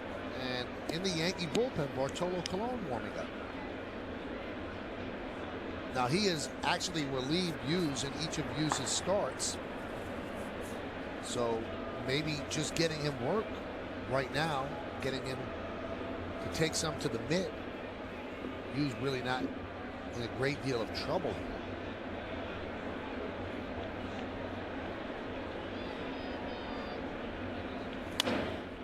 That one is drilled to right field. Going back, Swisher. He's on the track. He's at the wall, and he makes the play.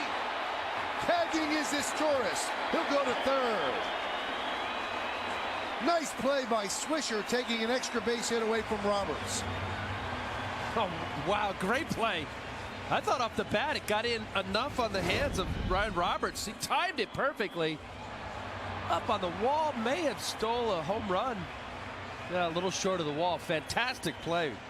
Get full extension, full speed, beautiful play. Esturis going back, nobody out. Perfect timing. What a play from Nick Swisher. Well, the Yankees bring the infield in for Nick Markakis. Runner at third, 1 out. Breaking ball strike.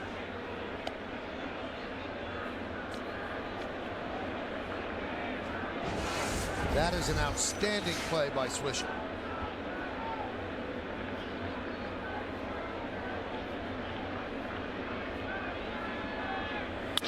Hot shot, base hit, down the right field line. Run will score. Swisher cuts it off. Markakis going for 2. Here's the throw. He's in there with an RBI double, and it's 4-0 Baltimore.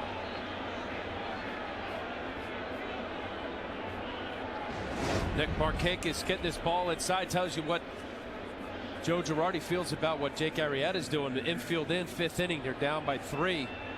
Pulls his hands in, line drive to right field. I thought the pickup here from Nick Swisher, quickly getting to the ball. Markakis knows about doubles machine. Just off the line enough. May have been able to get him if it was a perfect throw. Super slow-mo there.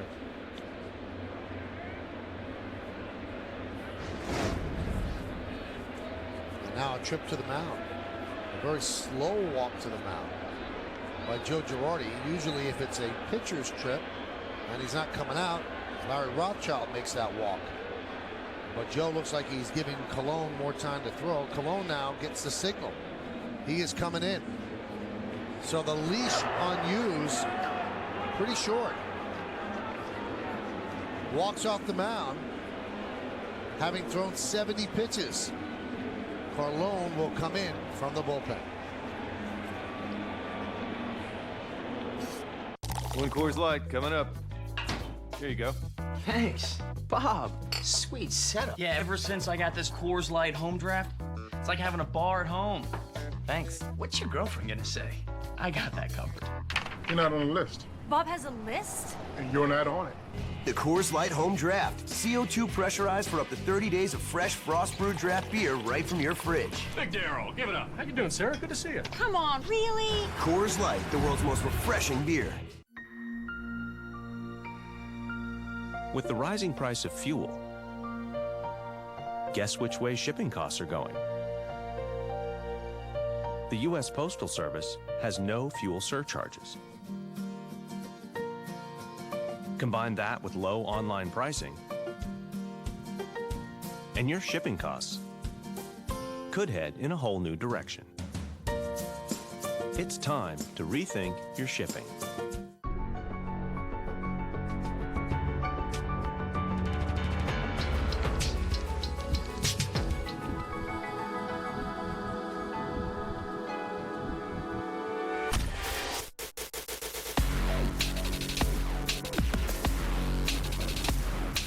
For all that's out there, Range Rover Sport, powered by intelligence.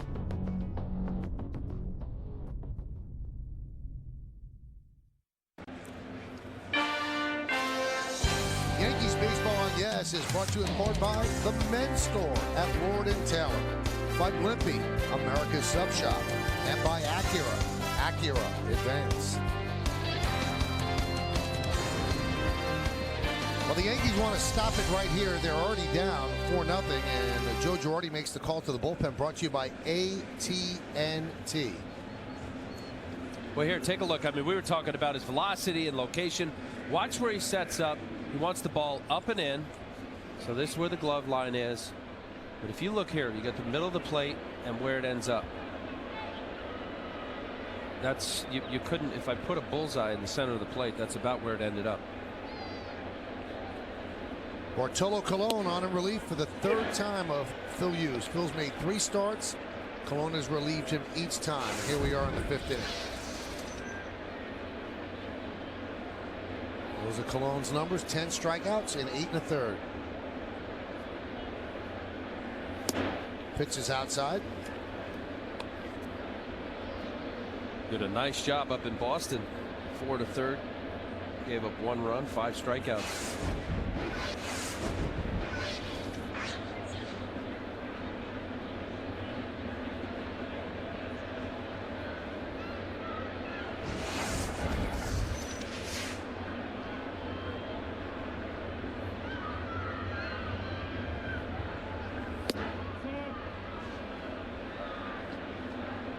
Count 2-1. It was certainly frustrating for that young man. Trying to find it. There's so many people, I'm sure, is in his head, and figured out how to increase the velocity and, go back over old tapes and find him, is there a mechanical flaw? Am I just not throwing it?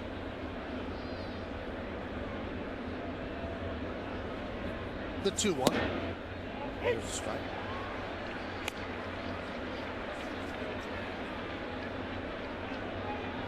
If you're Phil Hughes, you just keep going. You hope that he feels fine. He says he feels 100%. Assuming it's nothing physical. I believe in long toss. Keep throwing. 70 pitches this game, with 47, 48 against Boston. And another strikeout for Bartolo Colon as he goes up the ladder against Derek Lee. Colon's got it two different type fastballs. He's really effectively used here early with the Yankees, a two-seamer that will run off the plate and come back on the plate as that did. That just had a little plus velocity for Derek Lee. He's got the four-seam true fastball somewhere in that 93, 94 mark. And then a running seam, two-seamer. That right there will come back. Now the Yankees are thinking about using Colon in shorter relief appearances. Essentially, he's been their long man, but with the call-up of Hector Noesi, who essentially is going to be the long relief man, now they could pick their spots where the guy who comes in, throws strikes, and get strikeouts. There's a ground ball and through the left side for a base hit. Markakis rounds third. He's coming home, and the throw is cut off by A-Rod. Brett Gardner doesn't understand why. He kind of went into a crouch of disbelief. He thought he had a chance to get Markakis, but an RBI single by Guerrero, and now 5-0 Baltimore. Yeah, well, let's see here. Looks like straight up from Derek Jeter. Alex just giving up on that instead of continuing to run through it. If it goes through, it goes through. And then he ends up cutting off that play there. That's not the position to be in the cutoff. You got Brett Gardner coming hard. He realizes Markakis is going home, obviously. Not sure what Alex was thinking there. So that will complete the line on Hughes. He gives up 5 runs in 5 innings. Check that. 5 runs in 4 1/3 innings. All right, Alex coming off the line now. He's lined up.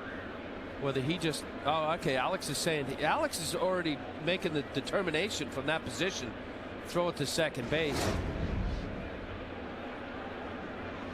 He was pointing towards second as if Gardner should not throw home because Guerrero would go to second. But they had an outside shot to get Markakis. Well, he feels the ball, and there he is. Okay, so he's a traffic cop here. You see him pointing to second base. I don't know. It would have been close.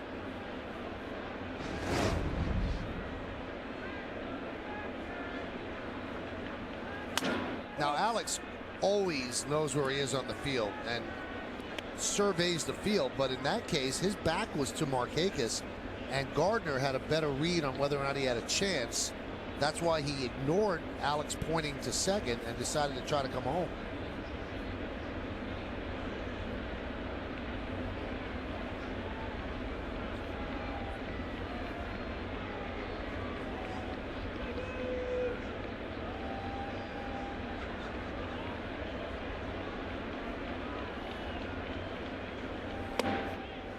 Count 1 and 2 to Luke Scott.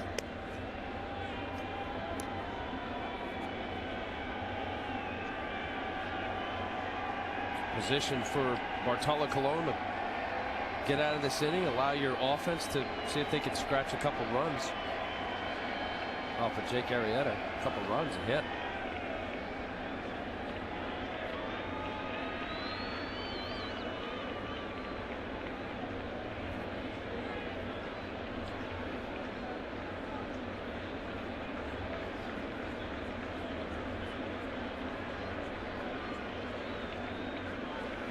Swing and a miss. So he comes in, gets 2 outs, both via the strikeout. But the Orioles score 2 more runs on 3 hits, 1 error. 1 man left. We're halfway through, and Phil Hughes' night is done. Be right back.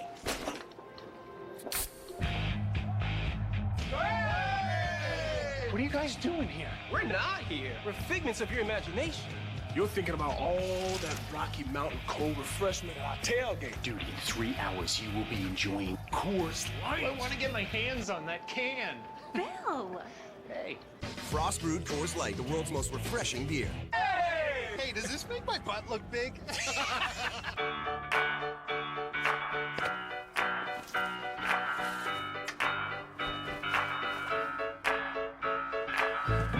Going to the bank without going to the bank. That's a step forward. With Chase Quick Deposit on your smartphone, you just snap a picture, hit send, and done. Chase Quick Deposit. Take a step forward and chase what matters.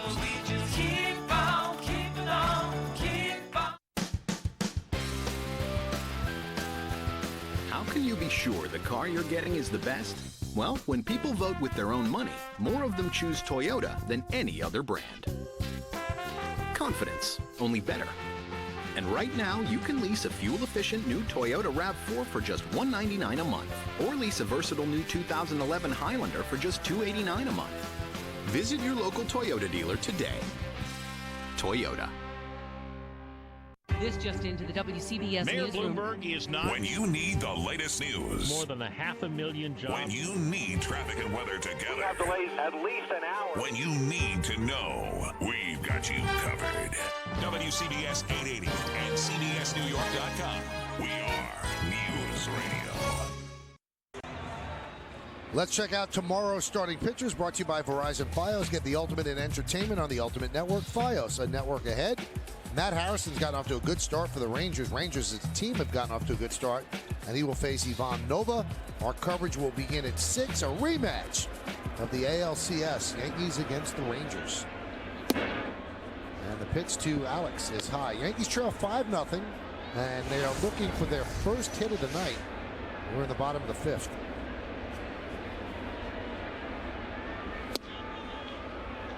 One and one. 8 hits for the Orioles, 7 of them against Hughes. All 5 runs charged to Phil. First base umpire Kerwin Downey said no, he did not go. Ball coming up and in. It ends up being more of a get out of the way check swing. Line drive. There's the first hit. And it goes into the corner. Alex Rodriguez rounds first. He's going to go to second with a leadoff double here in the 5th.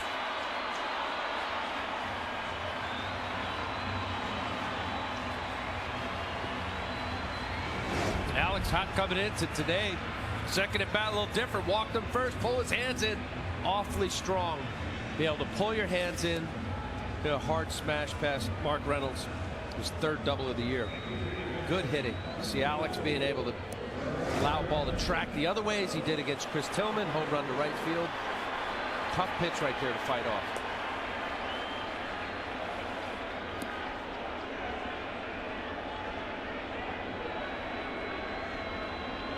Here's Cano.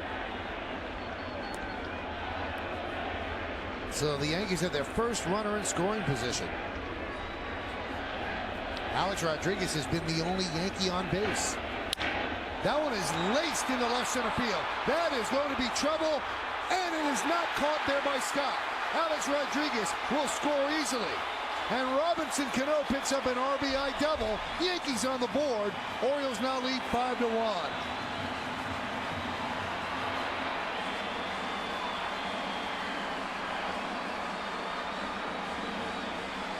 Jake Arrieta establishing strikes, pound the zone as you should with a 5-0 lead. Robinson Cano staying on the ball as well as he does. A great approach. Tough fastball running away from him. Looked like Luke Scott had a shot at getting that ball. Took a little different route. Watch here at the very end. I don't know whether he started checking up because of Adam Jones came close to him. They're on the board. Robinson Cano's 6th double of the year. So in 2 batters, the Yankees break up the no-hitter and break up the shutout. Now trying to climb back into this game at 5-1. Plenty of time left, and here's Nick Swisher. Strike. Nick didn't like that. Thought that ball was up. The first pitch, get me over curveball.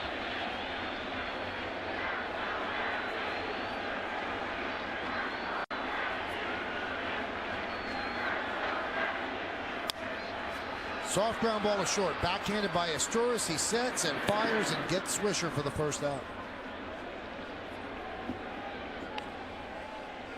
This copyrighted telecast is presented by authority of the New York Yankees. It may not be reproduced or retransmitted in any form.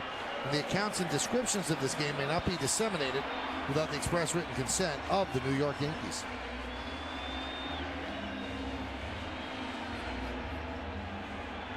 Ball getting in on the hands of Nick Swisher. Now he's got a 0-1 count. It's coming in on his hands. Just enough velocity where he couldn't get the barrel of the bat. We're talking about productive outs. Nobody out. The importance of, if you're going to obviously get a ground ball out, try to be able to pull that ball. Almost saw Nick trying to get it, but that action on that ball with the extra velocity wasn't able to pull it.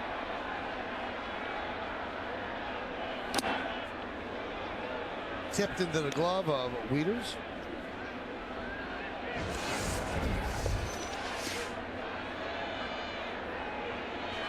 Posada grounded to short in the third inning.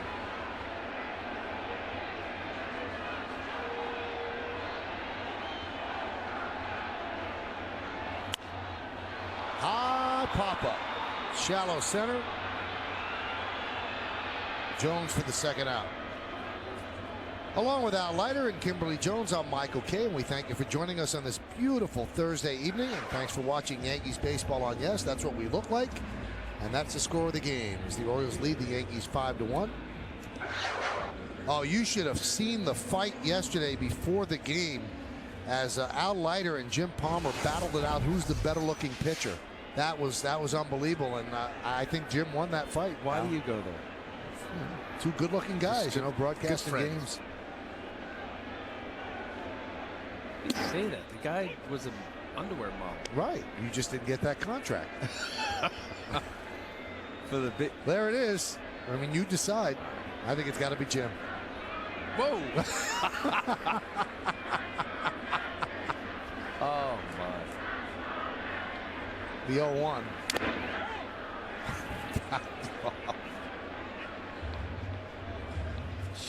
Shots everywhere. You know, we took some playful shots at each other last night. My sister Debbie called me up after the game and said, well, don't you guys like each other? We knew each other for 25 years. I said, no, we don't like each other. But see, why do you do that? Why do you say that? I want to antagonize her. No. No, we do. What is it, 23 years? How many years on that? When did you get called up? 87. It's 24. 24.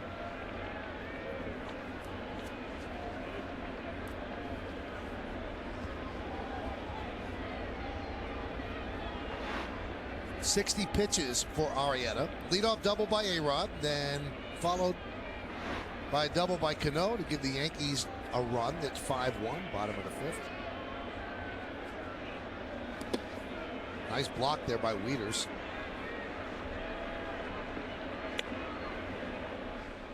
Boy, he had a throw yesterday. Matt Wieters did with Brett Gardner. Nice play. Talked to Buck Showalter. The importance of Matt Wieters, #1 pick a couple years ago at Georgia Tech. Good young looking ball player. Going to become a very, very good catcher. Oh, we thought he had a strike three, and a lot of people in the ballpark thought so as well.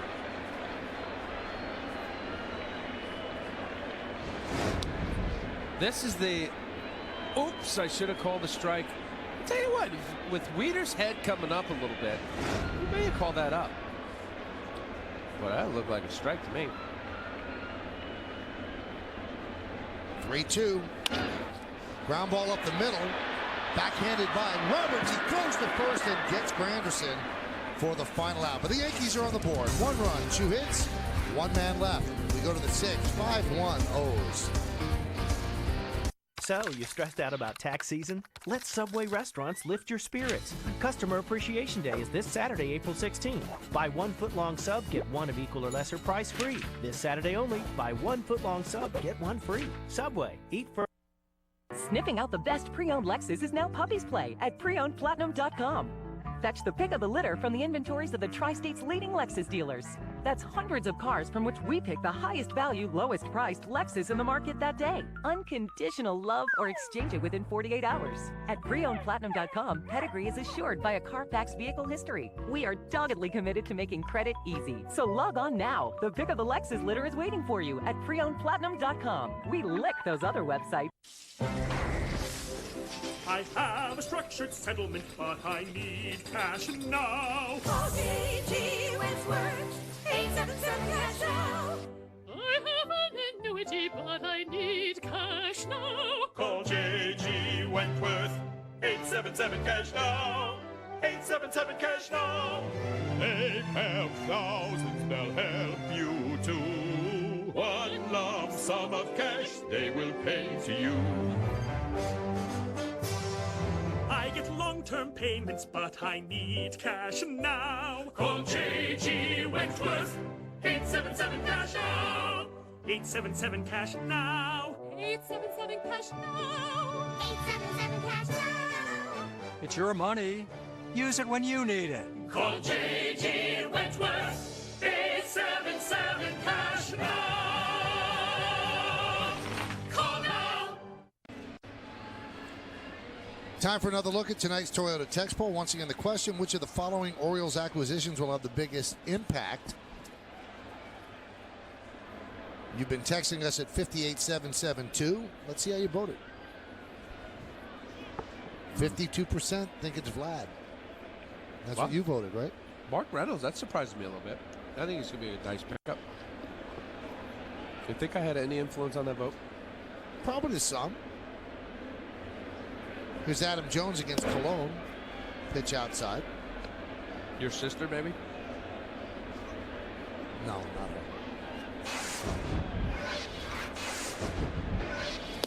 Once, I read that line, standard text messaging rate supply, she put the phone right down. So you got the coast-to-coast USA plan on you? I haven't asked. Here's the 1-1.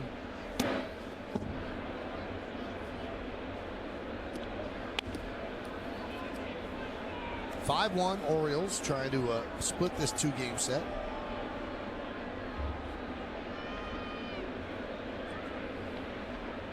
Baltimore moves to Cleveland after this game. 3 games against the Indians. And then we'll come home for 4 against Minnesota. The Yankees will welcome in the Texas Rangers starting tomorrow night. We'll have the game right here on Yes.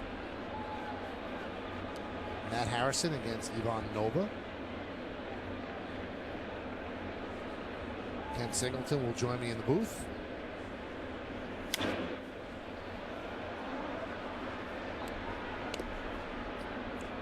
You can follow the New York Yankees at the MLB.com at Bat11 app for your iPhone, iPad, Android, or BlackBerry. Get live audio, pitch-by-pitch tracking, video highlights, and more. Text at-bat to 31826 or visit Yankees.com for details.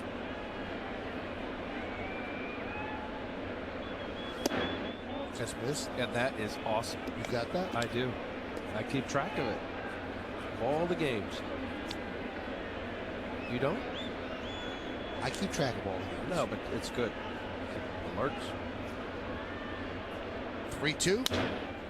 Right back to Cologne. He was a bit off balance, but steadied himself for the first out. These are the matchups in the Rangers-Yankees series. You got Harrison against Nova, then Derek Holland against Freddie Garcia, who's had his start pushed back twice because of rainouts, and then Alexi Ogando against CC Sabathia. All 3 Ranger starters 2-0 with sparkling ERAs. Tough. I tell you, watching Matty Harrison, Derek Holland had a heck of a ball game, and Alexi Ogando, who would have thought? Basically a setup guy to Neftali Feliz, put him in the rotation. He's been very tough. Now there was some thought that they were going to have Neftali Feliz start, and they stretched him out as a starter in spring training, but they felt they didn't have anybody that was capable of doing his job, so they put him back out there. What's more valuable in your mind, the closer or a #1 type starter? Because they believe he could be a #1 type starter. I'm torn, and I think the issue there was you had one spot that you knew for sure was outstanding in him being the closer, and now you take him out of that element, and now you have 2 question marks as opposed to something you know for sure. Rookie of the year, 40 saves. I don't know, Michael. How many guys he call up? I think of Pedro Martinez come to mind when he was with the Dodgers. They didn't think he could start. Sent him to the Expos. Rest is history. There's a lot of tremendous arms that come up through the minor leagues that you say, wow, he could be a great closer. You make him a starter. However, 40, 50 saves a year, pitching in 65 ball games, that's valuable. Swing and a miss. Reynolds down on strikes. 3rd strikeout registered by Cologne. Just coming right at him. I love the action on Cologne's fastball. This ball is running away out of the hand. It looks like that ball is going to be off the plate, outer third. Moves about good 5-6 inches. Tremendous movement. Cologne kind of reinvented himself. Cy Young Award winner once upon a time, the Angels. 2005, there's a strike to Wieters. Velocity, here was a guy that certainly with the Indians when he came up, boy, he was 95 to 100 just coming at you. Movement on his fastball, 2 different breaking balls. Look at that movement there. Cannot pull the trigger. 0-1 fastball on the inside part of the plate. Looks like it's coming at his front hip, and that ball leaks back over the plate. Greg Maddux made a career of it, but Roy Halladay's doing it in Philadelphia. Look at that pitch.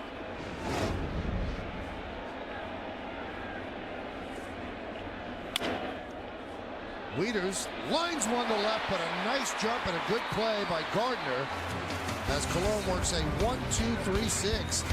Let's go to the bottom of the 6th inning here in the stadium. 5-1 Orioles on Yes.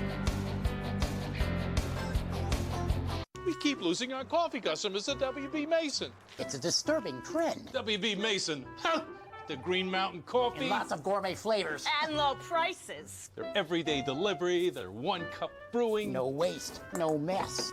Well, I know one company that'll never switch to W.B. Mason. Never. This company. Right. Come on, let's get a cup of coffee. Cup of coffee, gentlemen. Oh, Mama. Who but W.B. Mason? Hey, would you mind if I asked Sheila out? Of course not. We broke up 6 months ago. But I don't think she'd go for a guy like... She said she'd love to. She can't wait to see me. She's wanted me to ask her out for over a year now. She just sent me a video. Hi, Steve. Oh, can I see that? Yeah. Can't wait for a date. In the network, sparks fly faster. AT&T is getting faster with 4G. Rethink possible. Best in class, 0 to 60. And it's not from Germany. Best in class fuel efficiency at 30 miles per gallon. And it's not from Japan. Best in class 5-year, 60,000 mile coverage plan. And it's definitely not from Germany or Japan. It's from Scandinavia. The all-new 2012 Volvo S60. Now through May 2nd, lease the S60 for $299 a month or get 0.9% APR for 36 months. From green jacket to green shirt. Tonight, golf legend Tom Watson sits down with Michael Kay to discuss his masterful career as one of the world's best golfers. If I'm in that same position, I probably still can win. GMC presents Center Stage with Michael Kay tonight after the postgame. Only on Yes. This Saturday, April 18th, the Yankees take on the Rangers. It's Magnetic Schedule Day. All guests in attendance will receive a Yankees 2011 Magnetic Schedule, courtesy of AT&T. For tickets, log on to Yankees.com.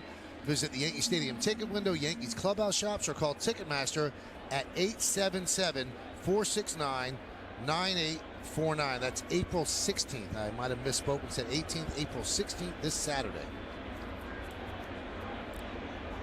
Will that keep the score? And so are we. It's 5-1.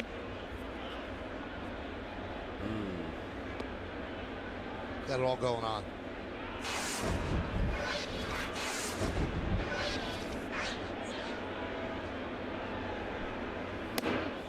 Russell Martin goes down.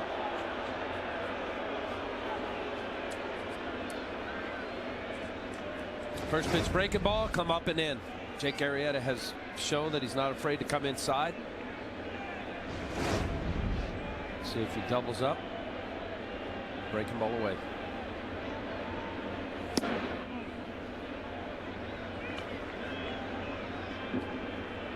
Good eye, good plate recognition. So far, Russell Martin, nice pickup for the Yankees. Done a heck of a job behind the plate.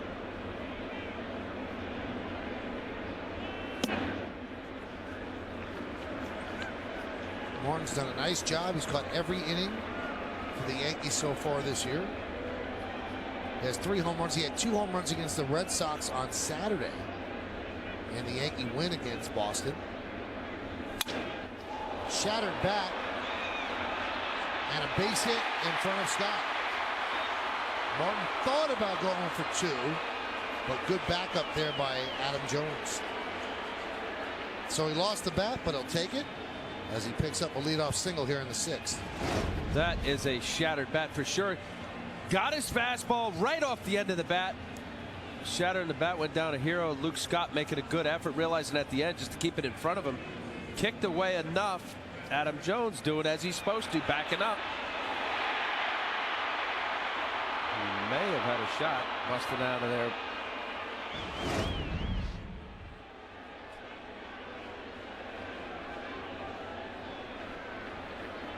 That's going to bring up Brett Gardner.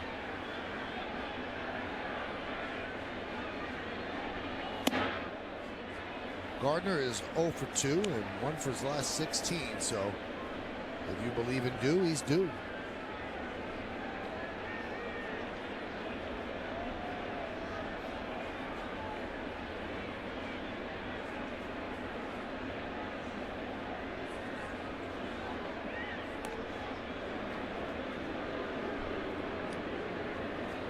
Yankees and the Orioles are tied atop the American League East, both with 6-4 records.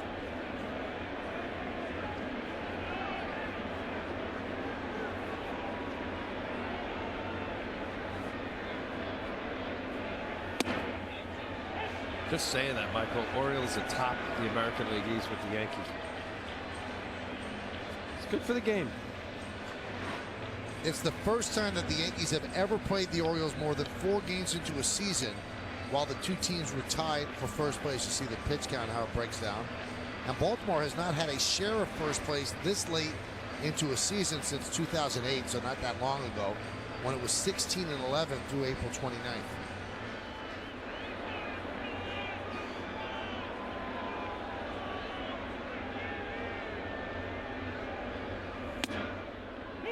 Strike.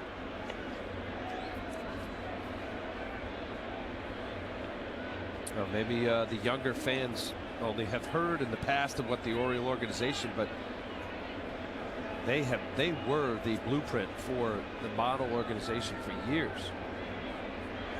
Fell on hard times recently. Couldn't hold up on that 92-mile-an-hour fastball. Might have clipped the corner anyway. The count 2-2. The battle, the rival between the Yankees and the Red Sox in this division for years. Well, when the Yankees started this incredible run, they were meeting the Orioles in the ALCS in '96. Davey Johnson was the manager. That was a good Oriole team.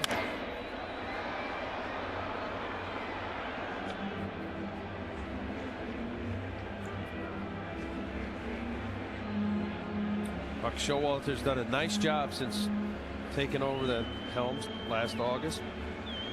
Dave Tremblay, the manager, the previous manager, he relishes in it, talking about American League East, and certainly the Red Sox and the Yankees aren't going to come back to anybody. Stays alive.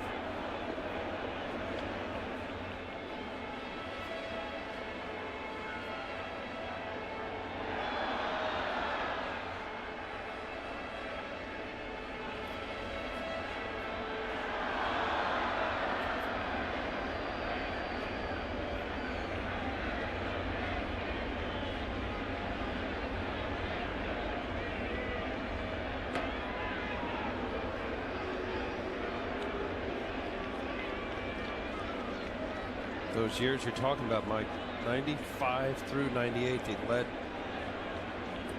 the American League in attendance.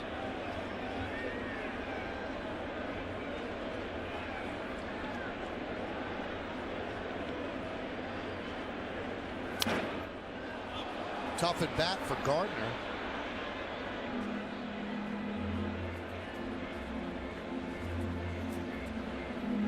He's got to work his way out of it, fight it.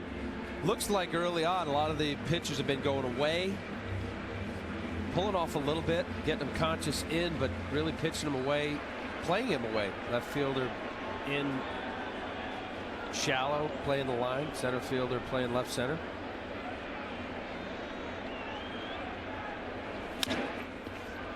Let's see if they can double up Gardner. There's one. Not in time. Don't know why Roberts flipped the ball to Asturias. Once the ball got in the air, you kind of lost your chance of getting the speedy Gardner. Yeah, the transfer Let's see how far. I guess he just made up his mind as opposed to running across the bag. Either way, probably wouldn't have got Brett Gardner. Oof.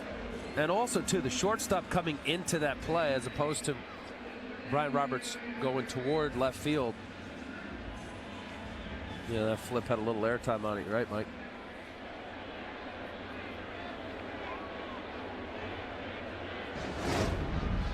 Here's Derek Jeter. Derek is 0 for 2. Grounded back to the mound and grounded to second. Nice play by Roberts to the glove side. That was in the fourth inning. Hot shot up the middle, and it sweeps through for a base hit. So the Yankees have 2 runners on.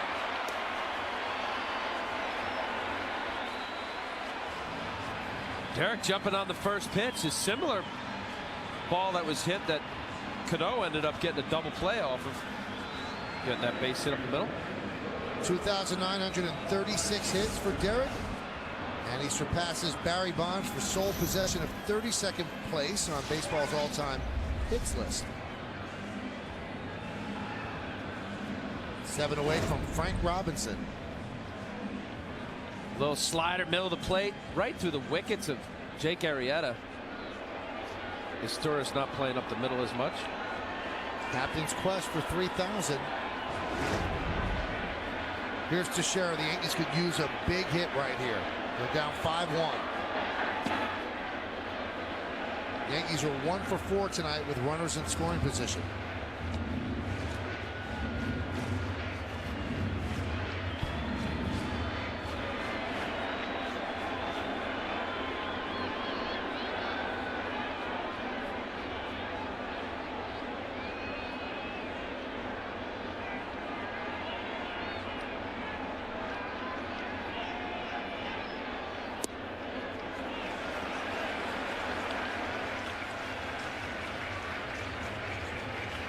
It's early, small sample size, but 3 for 6 with runners in scoring position.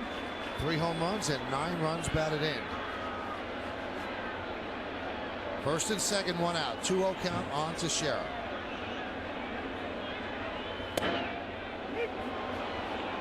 Just clipped the outside corner, and the count 2-1. Well, the way Jake Arrieta has attacked Teixeira, he's thrown 15 pitches to him. 3 of them have been fastballs. We've seen changeups, curveballs, and sliders.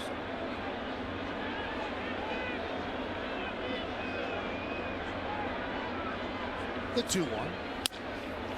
Loop to left field. That is going to be trouble. That's going to dunk in for a base hit. Gardner scores. Jeter moves to third. It's a bloop double and an RBI for Teixeira. And the Yankees trail 5-2.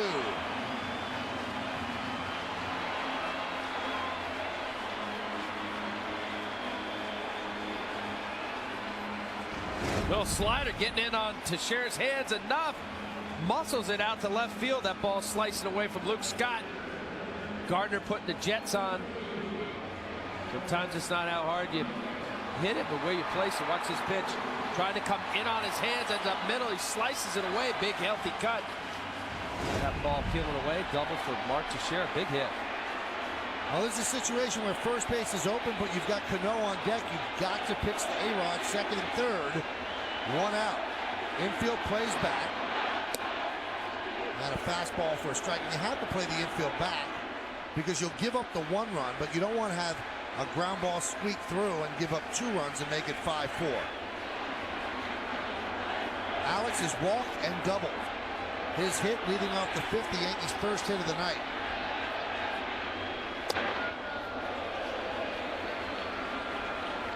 Action in the Oriole bullpen. Jason Birkin is up.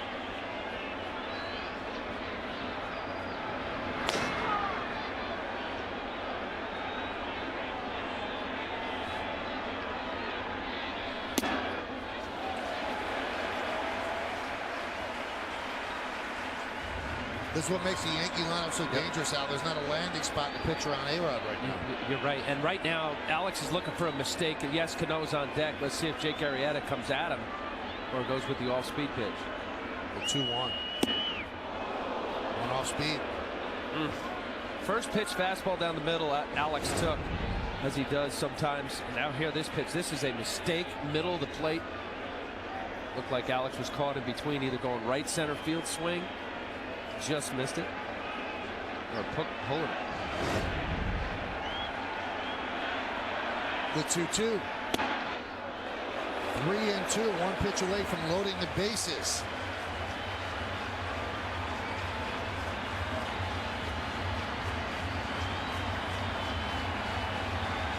He's shown more confidence, it looked like, Arrieta tonight, of throwing his breaking ball for strikes to Alex.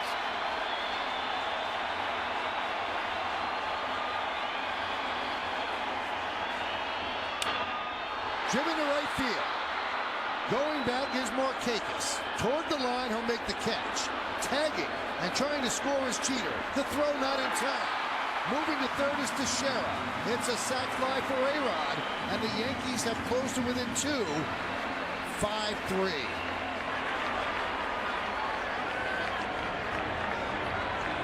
And Mark Connor wants to talk with Arrieta. Tough at bat. Markakis, strong arms, led the American League in assists. Just pulls it up the line. Now, Matt Wieters acting like he's snoozing a little bit, thinking that maybe Jeter would end up not run as hard.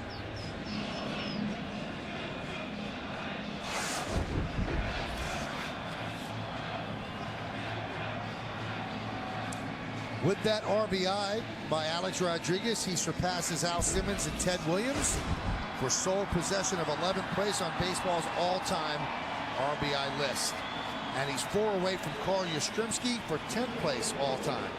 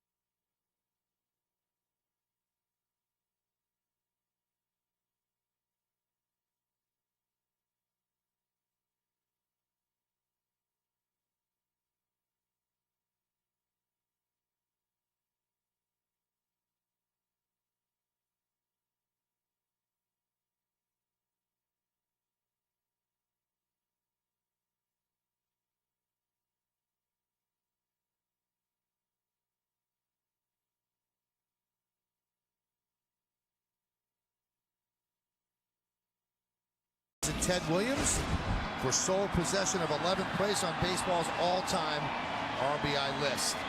And he's 4 away from Carl Yastrzemski for 10th place all-time.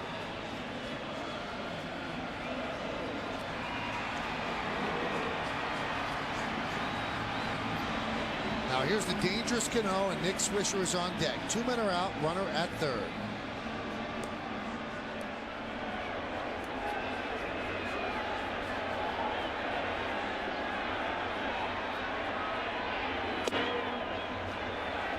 Off speed outside.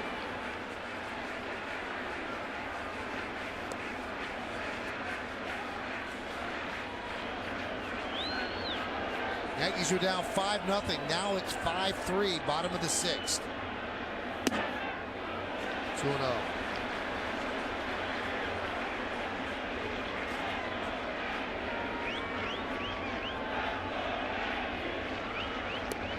It's an opportunity right here. Robinson Cano find his little sweet spot. It's not in that spot. Take it. Grounded sharply to second. Robert Fields, and that will do it. But the Yankees get 2 more. 2 runs, 3 hits, no errors, and 1 man left. Got a good one going at the stadium. 5-3 O's. Yankees Baseball on Yes is brought to you in part by J&R Music and Computer World, and by Toyota, the official hybrid of the New York Yankees. When we go to the 6th, Orioles are up 5-3. Bartolo Colon on in relief of Phil Hughes. Deals outside to Cesar Esteuras. Cadillac scoreboard 5-8-0, leading 3-5-1.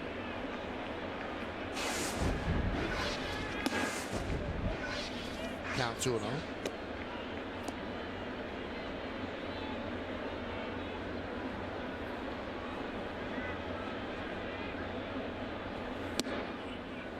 And a strike. Bartolo Colon, like he did in the start up in Boston, relief of Phil Hughes, putting some normalcy to the game. And that's the thing, when you're in that position where you come in early for a starter, just get some outs, allow your offense to chip away, and now the Yankees certainly striking distance, 2 runs behind. Popped up. Alex Rodriguez makes the play. All right, let me throw this at you, Al, and it's a difficult question to answer. It's kind of unfair that I'll put you on the spot. But Colon has pitched very, very well, and he pitched beautifully in spring training. And right now, Phil Hughes is struggling, and he's labored every single time he's gone out. He won 18 games for the Yankees last year. You cannot ignore that. But you also want to win games. Do the Yankees put Colon in the rotation and have Phil Hughes work out his problems in the bullpen? No, not that. I thought you were going to say send him down, but here's the guy who was an all-star last year, as you said, 18-game winner. A looper over the head of Alex Rodriguez and a base hit for Brian Roberts. Brian Roberts just took the assumption that Brett Gardner wasn't going to bobble it out there off the end of the bat, jogging down to first. Watch his ball peeling away, slicing it just out of the outstretched reach of Alex Rodriguez. Not a bad pitch. No, good pitch. No, because what's he going to get out of the pen if you see him as your bona fide starter, conceivably one of your front end starters? He's not going to get enough work out of the pen. Right, you need to get work to strengthen your arm. Yeah, now if you were going to say get sent him down. All right, I'll ask you that. I would not yet. Now look, there may be a point, and hopefully not for Phil Hughes and the Yankees' sake, that if this continues, then now you have a problem, because it's not just an aberration. If it gets into, let's just say the month's out, and he's got 5 or 6 starts under his belt, similar to what he's done so far in these 3, yeah, now you may have to consider it, because it is still long term. But if he continues to say that his arm doesn't bother him, and he's averaging 89, 90 miles an hour. Today, he in the first inning, he had 11 pitches that were 90-91. In the third inning, he threw 1 pitch that was 90. And we keep talking about the velocity. Well, big deal. Yeah, there's plenty of pitchers that can throw at 90 miles an hour, but not when you're Phil Hughes. Last year, we had it in the open. He touched 96 as his high fastball. So let's just go with the average, Michael. He's lost somewhere 2.5 miles an hour. Maybe to the viewer at home, 2.5 miles an hour. Well, what's the big deal? It's a lot. Because that's your average stroke fastball, meaning 2-0, 2-1. You need a strike. You're not trying to strike anybody out. Your velocity to get it back in the count. Where is it? Is it a lack of work? Different kind of strength and conditioning program? Larry Rothschild, he's looking at video and working with him. I'm an absolute advocate of long toss.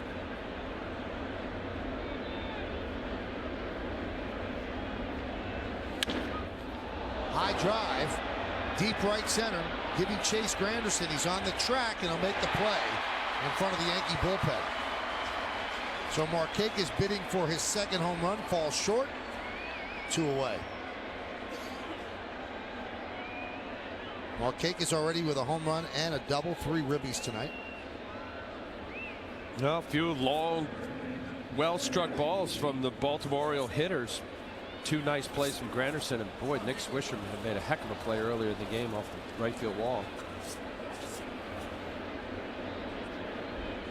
Here's Derek Lee, and that was against Brian Roberts. First pitch, a strike. 25 strikes, 12 balls from Cologne, 37 pitches.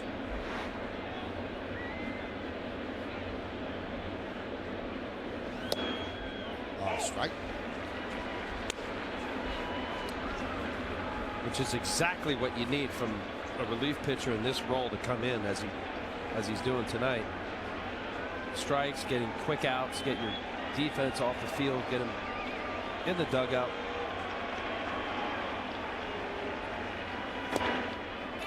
On with a breaking ball, the count 1-2. You watch Cologne pitch and you realize he didn't pitch in the big leagues last year. Didn't pitch. Then he pitched in winter ball for Tony Pena, who was managing the winter ball team. And Tony, the Yankee bench coach, recommended him to the Yankees. Said, this guy can still throw. You should take a look. Got invited to spring training. Make good contract, and he made good.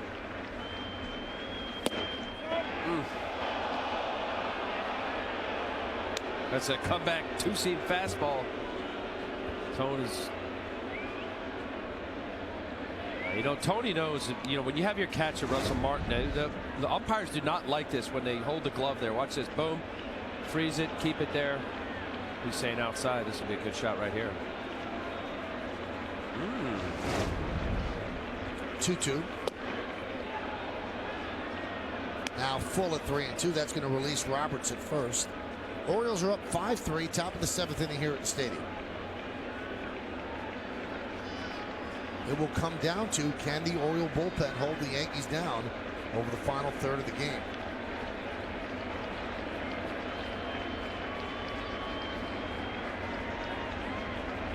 Runner goes, 3-2. Popped up. Off-speed pitch.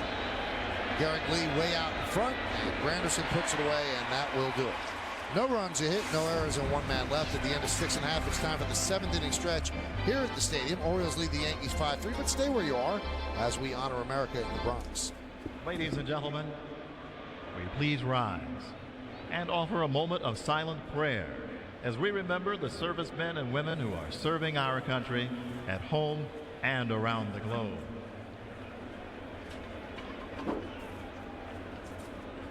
Thank you.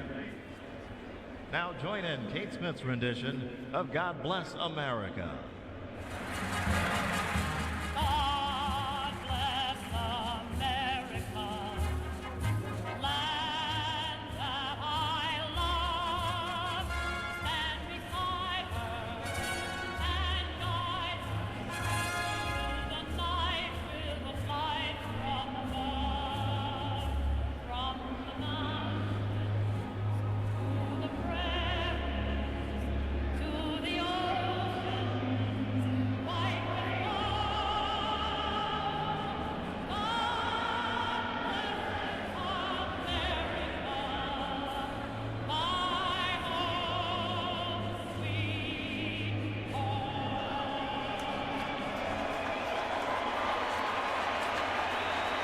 Glamping has been a part of Well, thank you, Bob. And there's an added stat about that as well. And Jason Stark of ESPN tweeted this, that the 4 home runs in 4 games by Troy Tulowitzki, that hadn't been done by a Met player since Citi Field Open. No Met player has hit a home run in more than 2 straight games.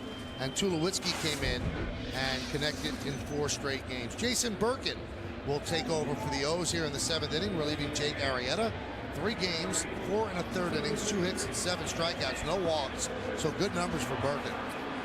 Birkin had a labrum problem last year. Didn't have to go under surgery. Inflammation. Ended up losing like 25 pounds coming into spring training. Fastball, slider, curveball. He's got 4 pitches. So far, he's done a nice job for the O's. Cadillac scoreboard. The Orioles lead the Yankees 5-3.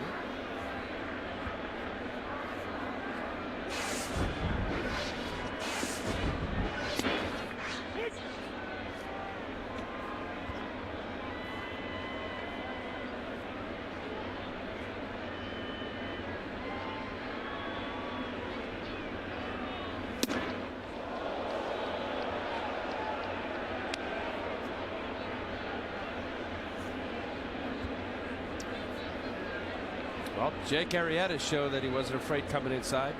Now Birkin, same thing. Bit of an MO for Mark Connor, longtime Major League pitching coach.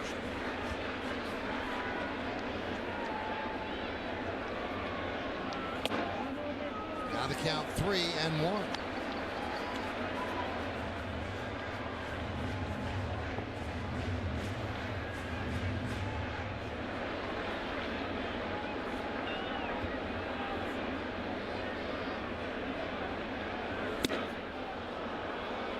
Right by him, count 3-2. Fastball in off the plate, a couple changeups. Looked like Nick Swisher wanted to hit that somewhere around the Whitestone Bridge. Big healthy cut. I think it would probably be toward the tri-ball. Would that be tri-ball? Now that would be a foul ball over the right field stand. So I don't think there's any bridge in sight. Maybe the GW. No, the GW is behind Westchester. It'd have to be some. Yeah. Maybe the Tappan Z. No, that's foul left field. It was a healthy cut. And the 3-2. Still 3-2.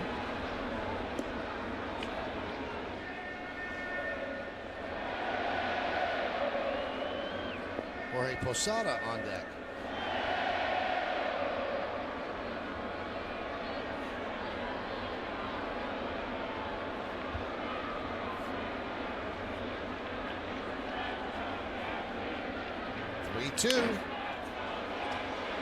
And Swisher does this. He'll make you battle. This will be the 9th pitch coming up.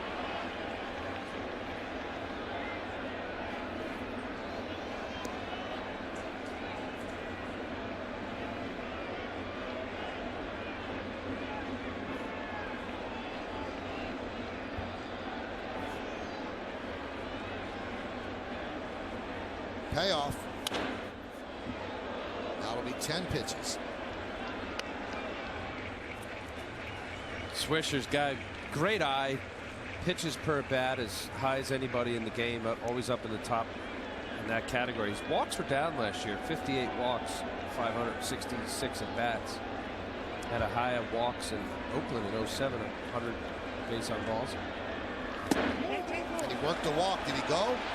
Third base umpire Doug Eddings said no, he did not go, so he checked on the ball in the dirt. So a leadoff walk issued to Swisher. Tonight and throughout the Yankee season on Yes, we're asking you to vote along with us for the Chevy Player of the Game. Text your vote to 58772 or vote online at yesnetwork.com. Tonight's candidates are number 1, Nick Markakis, home run and a double. Number 2, Vlad Guerrero, and Guerrero with an RBI single. He's 2 for 3. Jake Arrieta, 6 innings, and he left leading 5-3. And Bartolo Colon has done such a good job in relief for the Yankees. Vote now. Make your voice heard. Standard text messaging rates apply. So here's Posada. He's 0 for 2 tonight. Birkin deals. A strike.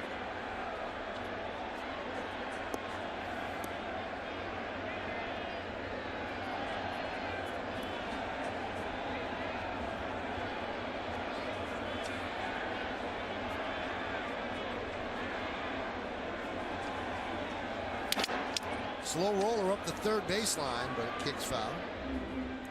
And it sounds like a broken bat for Posada, and it is.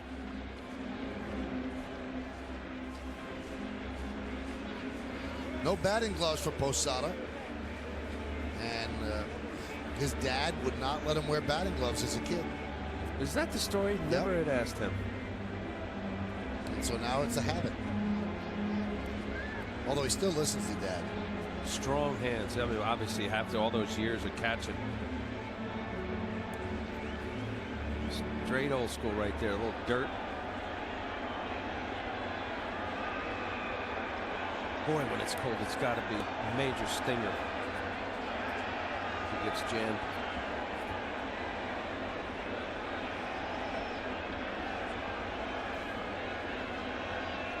The 0-2, swing and a miss. Got him on the breaking ball. So Posada strikes out. He's 0 for 3. And that's going to bring up Curtis Granderson. Well, I went right after Jorge. Fastball, slider just dropping off the table. Good pitch.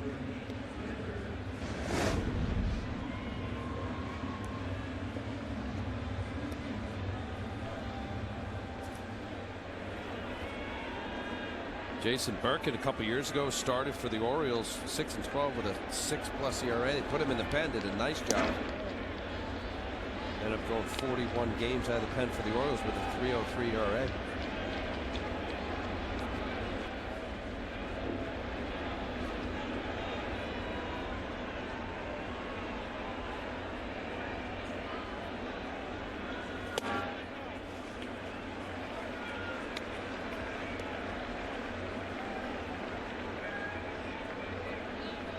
Granderson 1 for 4 lifetime. That one hit was a home run off of Birkin. That one's driven deep to right center field. Jones going back on the track. It's off the wall. Swisher rounds third. He's going to stop right there. A double for Granderson. And he missed a game-tying home run by a couple of feet.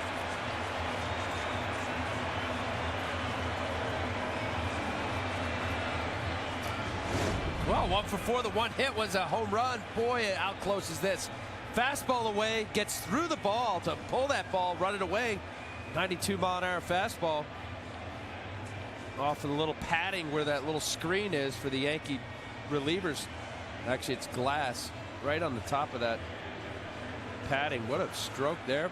Jones hurried up, get that ball in. Nice conservative play. The fact that there's one out. Robbie Thompson, third base coach, super slow-mo. Adam Jones getting that ball. A swish, he's turned around, relying on Robbie Thompson, the third base coach.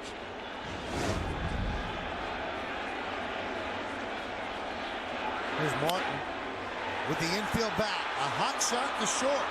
That's going to get a run in, and Martin is out. But the Yankees now trail 5-4. Good play by Astores, and an even better scoop by Derek Lee.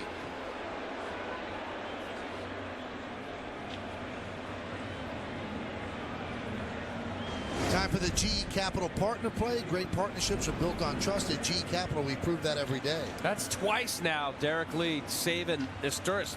Beautiful play on that end just to get that ball. Russell Martin, not the normal speed for a catcher. What a play from Derek Lee. Scooping that ball. Oh, that was tough because that went into the heel. Did not take the hop he thought. Look at his head down the whole way watching that ball in.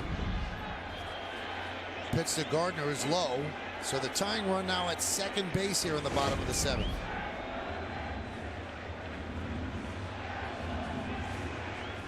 Once it stuck into the heel, that there was a little bit of a bobble, Martin would have been safe, but somehow Lee did not let it bobble. And kept his foot on the bag.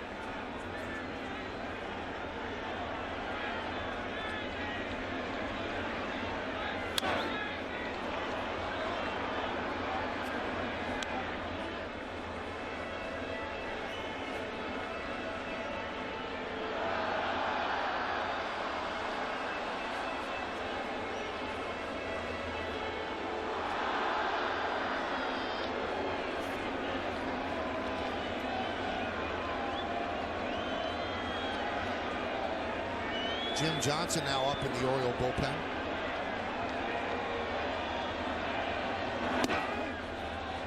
They throw through. A good throw might have had Granderson. He was straying far off second. But Wieters' throw tailed toward the second base side of the bag. Now that's Matt Wieters relay it to Sturis. Watch Sturis bouncing back. That may have been a design play. That ball was high off the plate as the pitch was thrown. Sturis was breaking the second base. That's a planned play. You got an aggressive runner who's taking a huge secondary lead.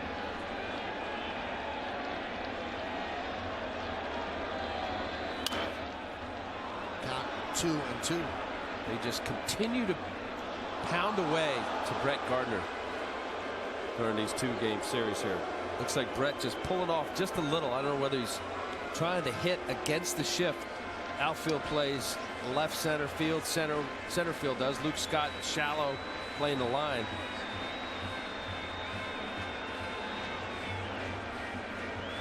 Primarily the pitches have been fastballs away, occasionally show them inside, but it looks like they're pounding the outside corner. The 2-2.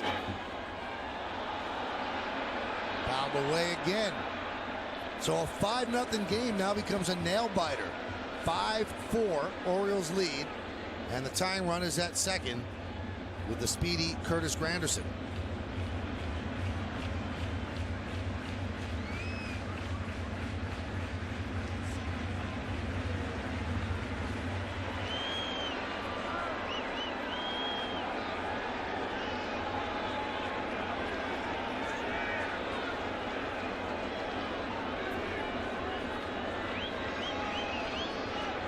Orioles with 9 hits, the Yankees with 6. Jim Johnson still throwing in the bullpen. 2-2. So Gardner is 0 for 3 today, 1 for his last 17. Big spot in this game. Jeter's on deck. And Soriano warming for the Yankees.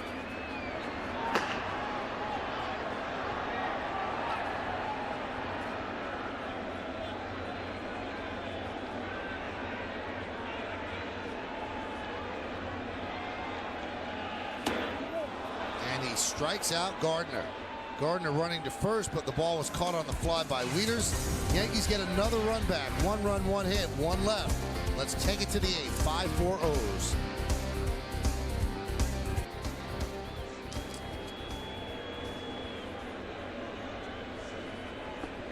Colon still out there, and he deals a strike to Vlad Guerrero.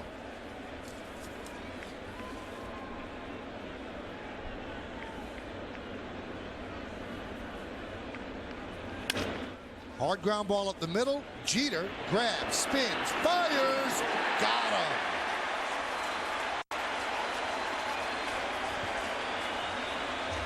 Jeter covering a lot of ground to the glove side. Well, here's some range up the middle just to get to that ball. Pirouettes, spins, knows instinctively where that base is. Nice little easy, true one-hopper to Sherrod on the Yesmo. Full extension. The only way he possibly could make a throw here is spinning, keeping his front side closed. Bartolo Colon, certainly appreciative. Great effort, great play.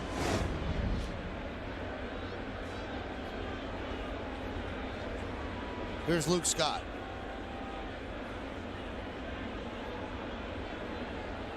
Guy make a play behind you, Al. You ever walk to him at the end and go, thanks? Hug him. Did you ever say thanks? Yeah, absolutely. Guy ever make an error behind you, go, what are you doing? No. So it's only love. Yeah, there's positive, no hate. complete positive. Really? Yeah. Glass is definitely half full.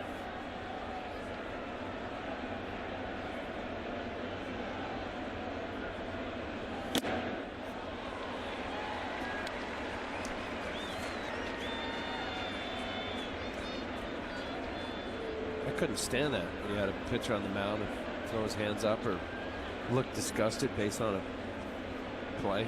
I always knew I was going to give up a big home run somewhere. Another impressive performance here by Colon. Came on to finish the 5th inning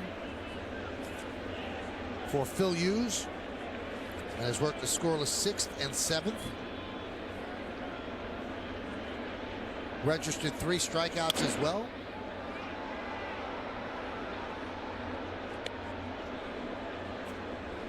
And the Yankees invited him to camp, hoping to catch lightning in a bottle, and it looks like they might have. How long he lasts, that's anybody's guess. I think there's always that concern. Will he be able to last the season? But right now, he's pitching very well. Well, if he gets the work, not that that's where he wants to be, but certainly when you have a veteran guy as good as Colon has shown that he's capable of pitching effectively again, he's done a nice job in the role that he's sitting in right now. He's getting his work. The concern, I know you had mentioned earlier about possibly getting Bartolo Colon maybe pitch a little later in the game. Now you got the scenario, you know, do you have him pitch back-to-back days? Right. You know, right now his last outing with the 60-pitch performance, 4 1/3. It's like a start. You know, now here he is 5 days later. Unfortunately for Phil Hughes, you know, he's coming in again, eating up some innings.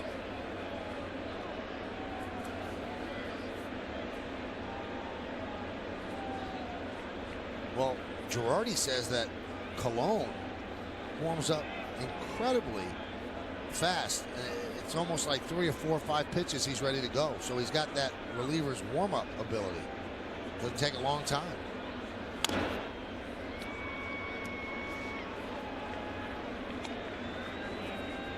There is an adrenaline rush when you're out in the bullpen. His career has been as a starter, and that phone rings. You know, Colon, get up. Boom. You know, you just get like an immediate rush. But to be a late inning reliever, you know, you have to be able to come back-to-back days. And Luke Scott works a walk.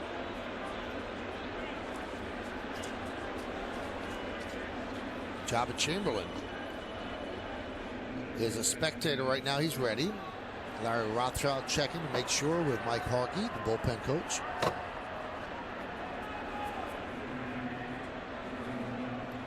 Pinch runner for Luke Scott will also stay in for defense's Felix P.A.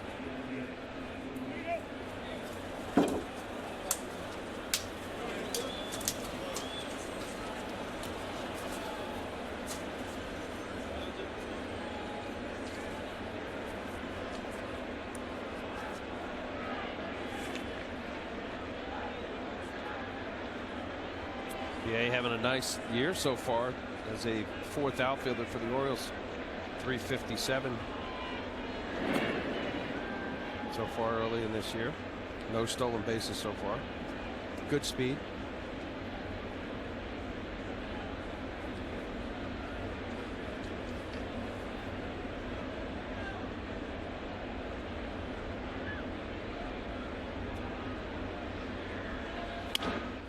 Grounded past the diving Alex Rodriguez and down the left field line. PA is going to go for third, and a smart play by Gardner as he fires to second to keep Jones at first and also keep the double play in order.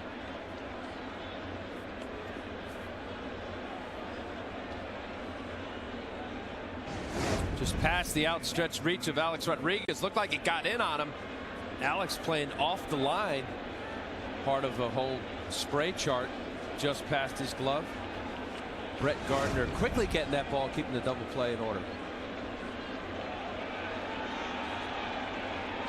Joe Girardi's going to take the ball from Bartolo Colon, who's going to get a nice hand from the crowd. And why not? Got another good job. So they're going to call in Jabba to try to get out of this mess here in the 8th inning. Over 500 miles on a single tank of gas. 30 highway-rated miles per gallon.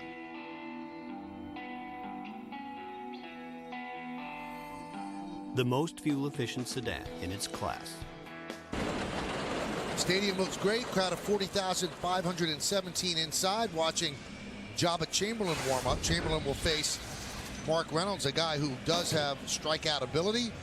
And Jabba's going to want to strike him out with runners on first and third or induce a double play. Those are the numbers so far. 2 walks, 5 strikeouts, and 5 2/3. And a 1-0 record for Chamberlain. Yeah, his last outing Sunday night in Boston didn't fare too well. 2/3 of an inning, 2 walks, 2 runs.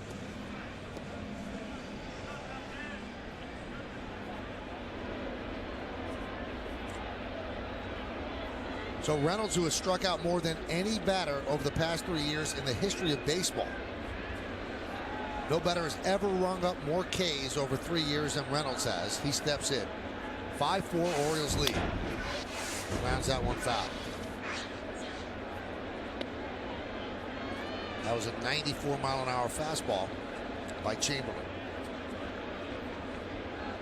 Well, certainly could use one here. 223 strikeouts last year. Check that. That was 09. 2011 was last year. So he really cut down. That one gets past Martin, but it bounces right back to him. And the throw to Chamberlain. They got him. They got him. Oh, what a tag by Chamberlain. And a quick throw by Martin for the second out. And Buck Showalter's going to come out to argue.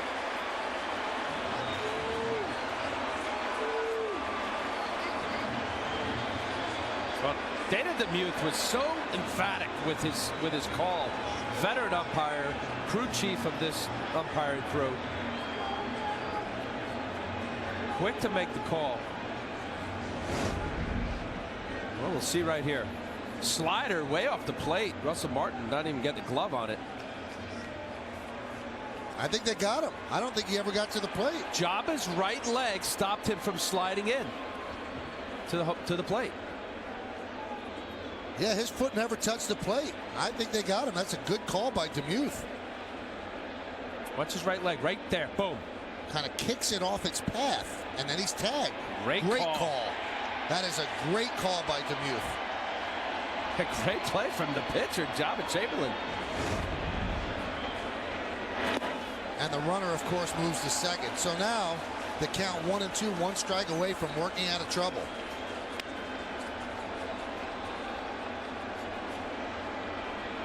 How does the umpire see that in fast motion? That's amazing. Yep. There was no hesitation in his call. And for a veteran umpire like Dana DeMuth, you had to figure he's seen it clearly. The fact that the slider was thrown so hard and just hit the right spot on the bumper board behind home plate and got back to Martin in enough time that he can get the ball to Chamberlain. Everything worked perfectly for the Yankees there.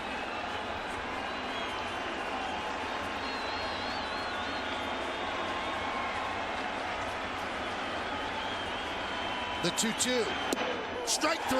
96 miles an hour on the black. And Chamberlain does the job with his pitching and with his defense. He kicks the leg out from under him, tags PA, and the Yankees are out of the inning without allowing a run.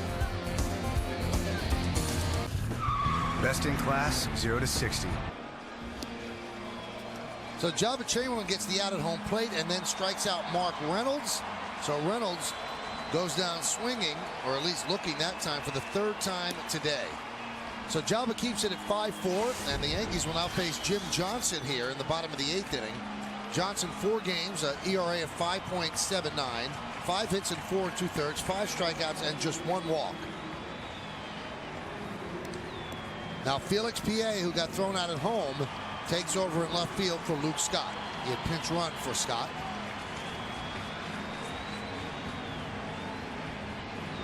And it'll be 2, 3, and 4 in the Yankee order against Johnson. Jeter, Teixeira, and A-Rod.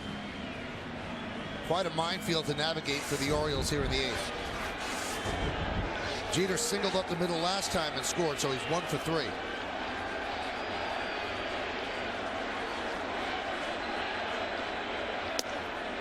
Outside. Well, you just saw the 95. Jim Johnson came back from an injury last year, pitched a little bit at the end. 96 mile an hour bowling ball sinker.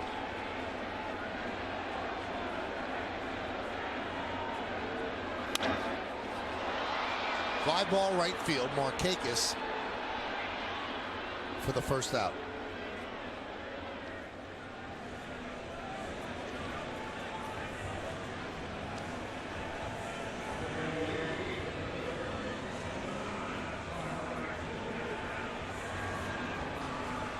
Now Johnson will face Teixeira. Last time up, Teixeira with a bloop RBI double to left field.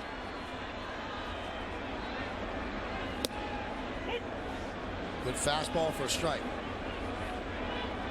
Kevin Gregg, the closer last year for the Blue Jays, signed as a free agent with the Orioles, but the lone lefty in the Oriole pen, Mike Gonzalez, is warming right now. Gonzalez was signed last year to be the closer here, but hurt his arm, and that never panned out. Big free agent sign. Good year with Pittsburgh as a closer. Changed his delivery route, Mike Gonzalez.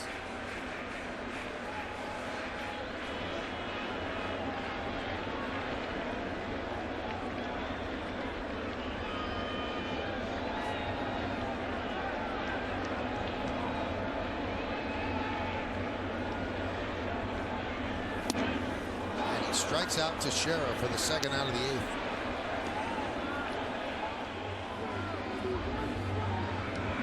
Much of the two-game series here shortened by the rainout.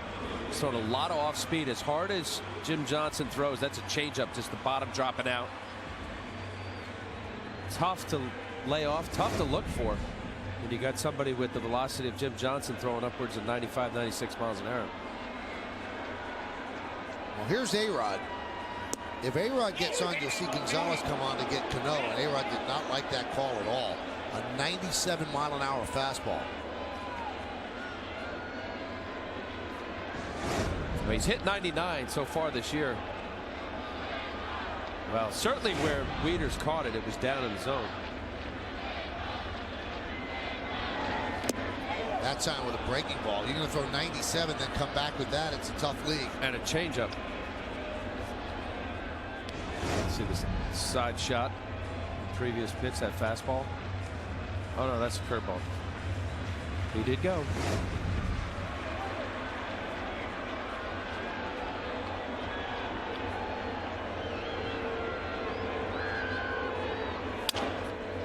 And a base hit up the middle as A-Rod's hot hitting continues. 2 for 2, a walk and a sac fly today. Now let's see if Showalter goes to his lefty to face Cano. Cano is 5 for 12 against Jim Johnson.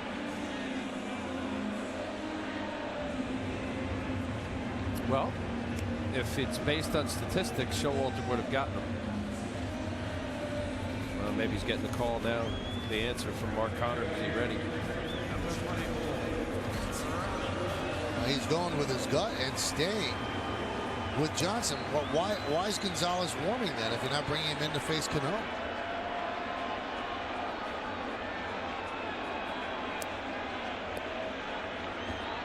That's what he's asking.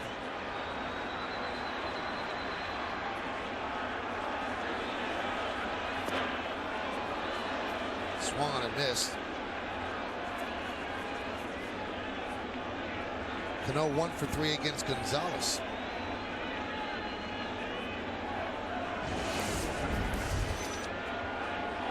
And those are the numbers against Johnson.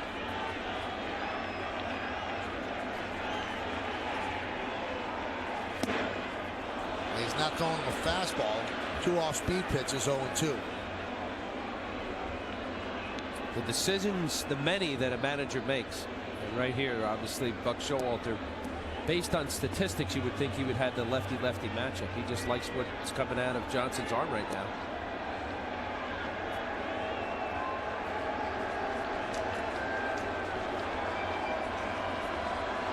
That's quite a departure from the young buck that took over the Yankees in '92. He went strictly by the book. In every decision he made, he could back up with numbers. This is a gut call right here.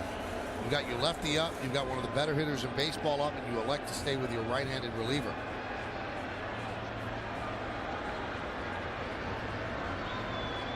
The 0-2. Lined into center field. It is a base hit.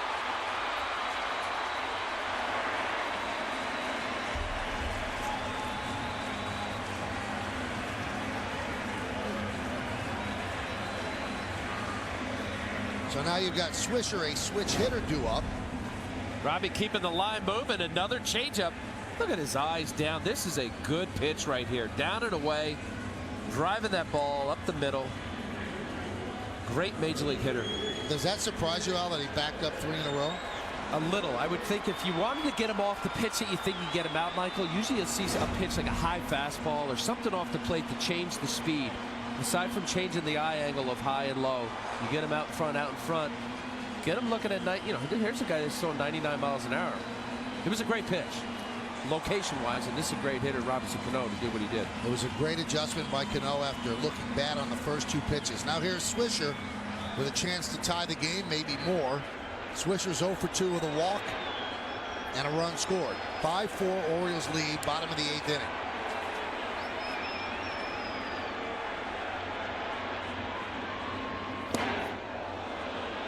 Swings over the top of a breaking ball. Now Koji Uehara joins Gonzalez. Gonzalez is getting ready for Granderson. There's a couple of batters away. Posada's on deck, then Granderson.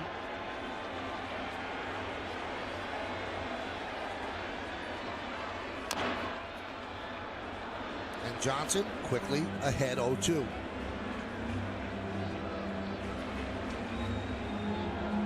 Good game here at the stadium. 5-0 Orioles after 4.5, but the Yankees with a run in the 6th.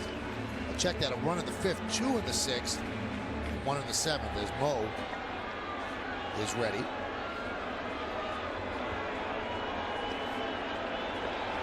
Swisher so far this year has struggled in these situations. 2 for 13, but he has 6 RBIs.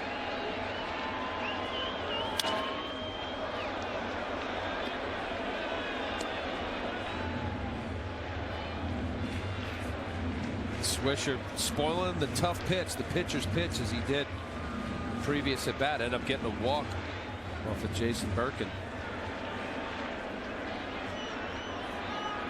Your tough hitters have a good 2-strike approach. Shorten your swing. Just think about center of the field, putting the ball in play.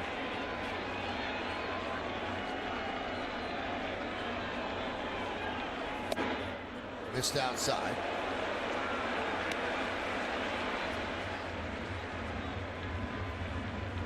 For the most part, Swisher will make you throw the ball over the plate. He's not going to help you out that often. He gets fooled on a breaking ball, maybe he swings at one in the dirt, but he's not going to expand the strike zone on the corners. Especially 2 strikes. I think early in the count, Michael, you're right. He'll pick a pitch, sit on it, look for it, whatever you want to say, whether it's say I'm going to look curveball, slider, whatever the pitch is, he gets it, he'll let it fly.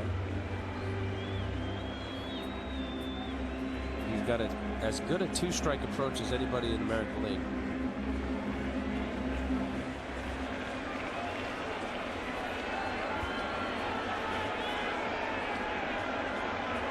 One-two, dribbled slowly towards second. Roberts will get Swisher, and Johnson works into and out of trouble. So Showalter gambles, and his gamble pays off. No runs, 2 hits, 2 left. Let's go to the 9th. Yankees down by 1. Look here at the stadium. Let's take a look now at the Land Rover drive of the game. Wow, that was back in the 3rd inning. 0-0, 2 outs. First pitch off of Phil Hughes. Nick Markakis' 2nd home run of the year. 2-run shot, making it 2-zip at the time. Land Rover drive of the game, Nick Markakis. Jabba Chamberlain deals a breaking ball strike to Matt Wieters. He'll face 8, 9, and 1 in the Oriole order.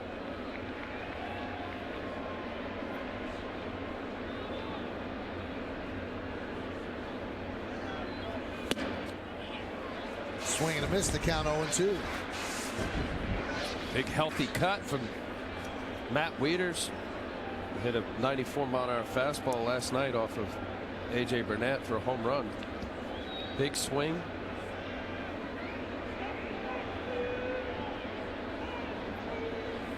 Strike 3. Wieters down looking. Quick work from Jabba Chamberlain. Good morning, good afternoon, and here's good night. Paint outside corner. Can do very little with that. Perfect pitcher's pitch right there from Jabba Chamberlain.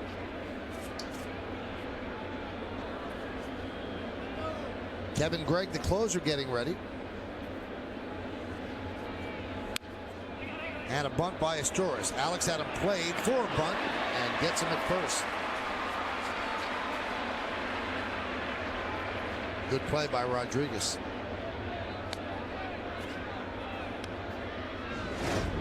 Well, he was able to lay down a bunt earlier in the game for a single. Quick little put the barrel down. Alex ready for it. Not twice.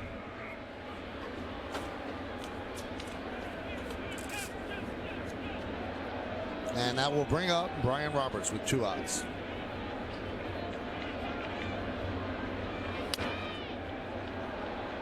Fastball fouled away.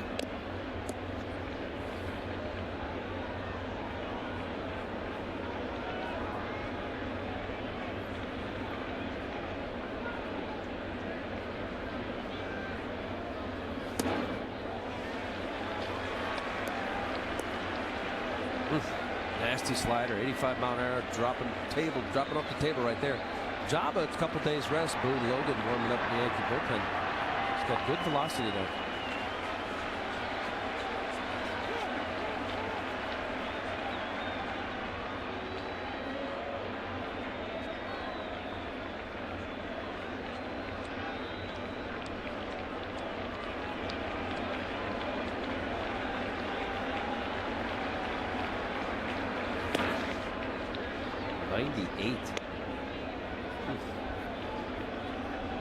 Bringing the heat.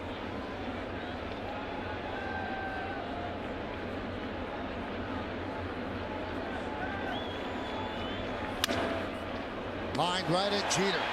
So Jabba works a 1-2-3 ninth. Do the Yankees have a rally in their bones? Jabba retired the Orioles in 8 pitches. What will Kevin Gregg do? If the Yankees win, there'll be a pie involved. Stay tuned. 117, looking for a Yankee 9th inning rally. They are down by 1. They were down by 5 5-0 after 4.5, but they have chipped away. It's now 5-4, and the bottom third of the order is going to have to get it done against the Oriole closer Kevin Gregg. Well, so far perfect, right? One save, 3 innings, 0 ERA. Kevin Gregg last year with the Toronto Blue Jays, 37 saves. His career high.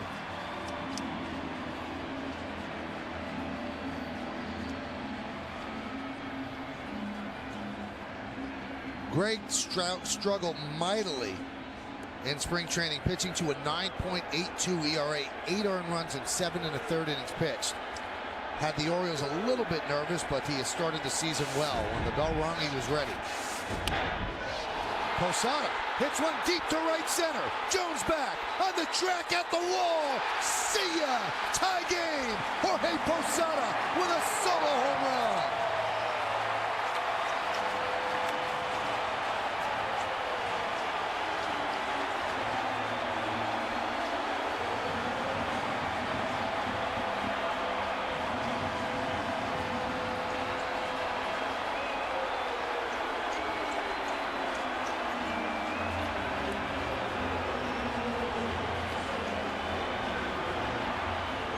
Georgie getting up in age or not, he could turn on a fastball. First pitch heater to Jorge Posada, 5th home run of the year.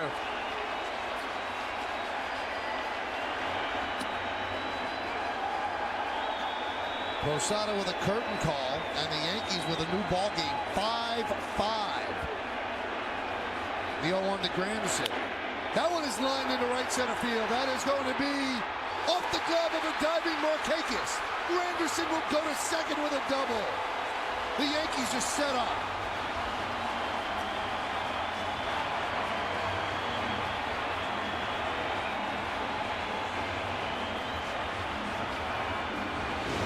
Granderson with his 2nd double of the night.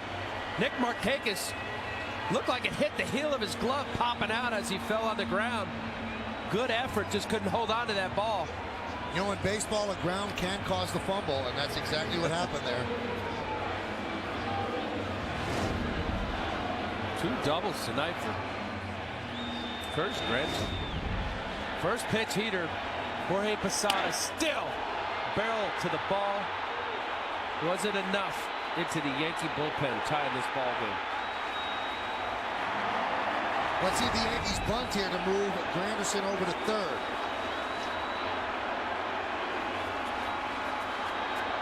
The Orioles are in at the corners.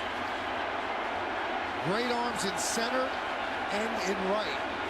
PA has an average left fielder's arm. And Martin fouls it back over the screen. Russell Martin with the Dodgers in National League. Here's the home run. Adam Jones making an effort. Plenty into the Yankee bullpen. Well, fired up Yankee bench.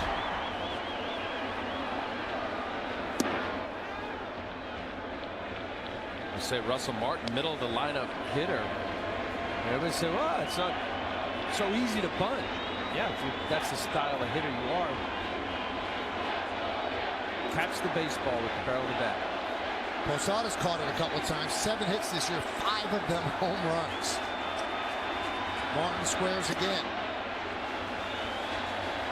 And the count 2-1. So Posada deposits the first pitch from Greg into the Yankee bullpen. 5-5 game. Now they're looking to win it in walk-off fashion.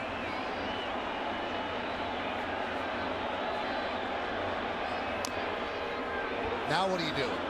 He fouls off that pitch. There's 2 strikes. Do you keep the bunt on? No. And for those kids new to the game, if you bunt with 2 strikes and you bunt and foul, it's a strikeout. See, he's stabbing at it, Mike. Yep. Not comfortable. I'm going to let it track late, hit a ground ball on the right side.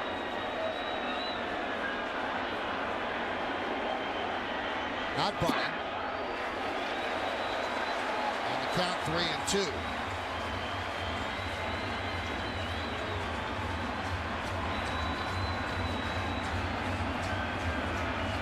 Granderson with great speed at second.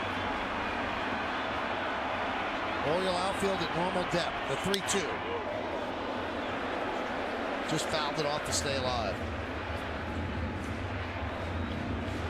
Alex Rodriguez has 2 hits today. The Orioles trying to avoid a 2-game sweep. Chamberlain has retired all 5 batters he's faced. 5 outs. 1 was a play at home. 3-2. Martin strikes out, so the runner stays at second. Big strikeout for Greg. Very big. That's a situation just some way put the ball in play. You see that ball from Kevin Gregg, a little sink to it. Right down the middle, just overpowered Russell Martin.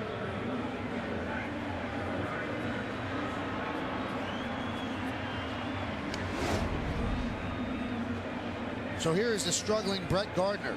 Brett is 0 for 4. He's 1 for his last 18.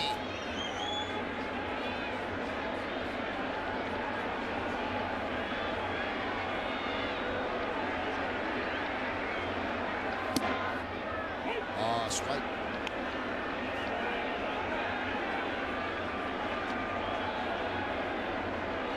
So the veteran Posada comes through big. Now can the Yankees finish it off? A strike by Gray, off speed. Takes the first pitch, fastball. Good curveball from Kevin Gregg in a tough spot here. You got to fight it. 0-2 count.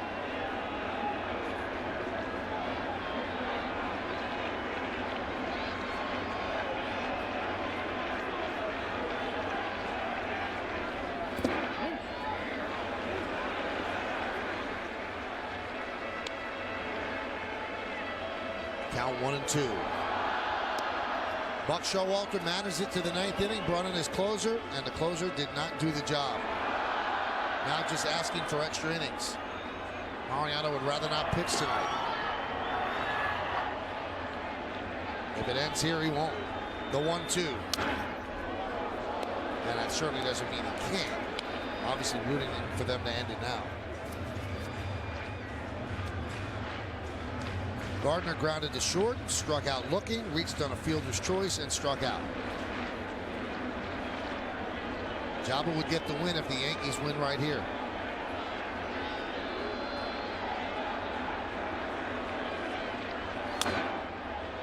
Popped up. Reynolds did not make the play.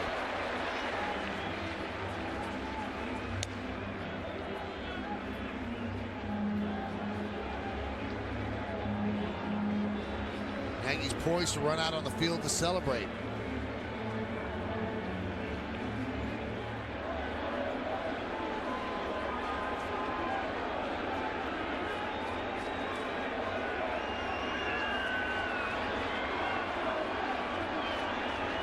The 1-2. Struck him out. Gardner's struggles continue. And that'll bring up the captain, Derek Jeter. Number 2, Derek Jeter. Number 2.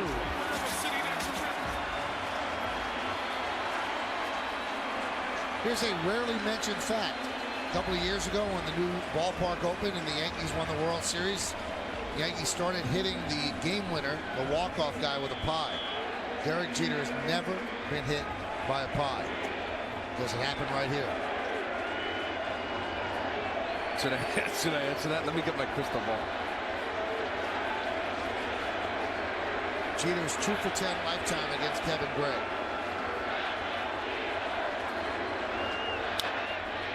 Soft ground ball is short, and it won't happen tonight, as there's going to be extra innings. So Jeter grounds out. Runner at second, nobody out, and Gregg shut the Yankees down. But Jorge Posada tied the score the first pitch of the bottom of the ninth inning into the Yankee bullpen. It's 5-5 as we go to the 10th.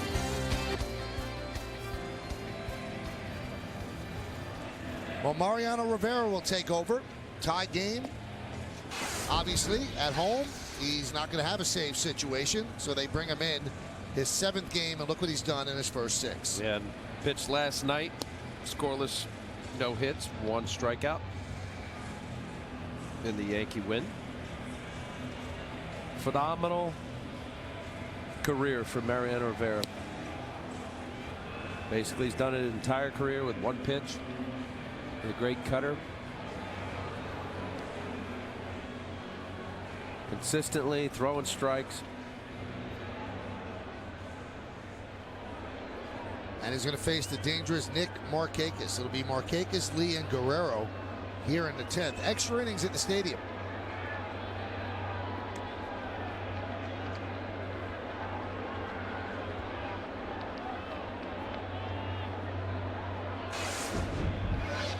Line score is almost identical. That 1 Yankee error.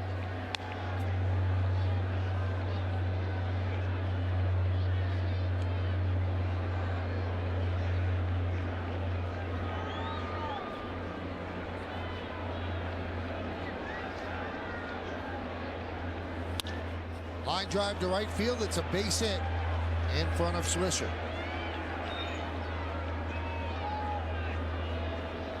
Third hit of the night for Nick Markakis. Getting hot. Markakis, that ball cutting inside. Not quite enough.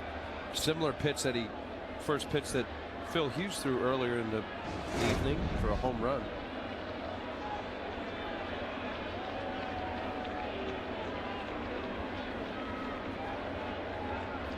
Here's Derek Lee. He is 1 for 4.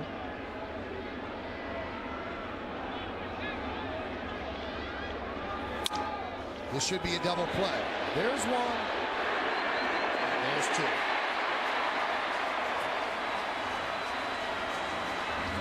Six, 4, 3 double play. Derek just making sure that stays down on that ball. Easy double play. Cano, strong throw over to Teixeira. Stays down, glove down, nice little flip. Cano getting way out of the way of Nick Markakis. Pitcher's best friend. 1 pitch, 2 outs. Here's Guerrero.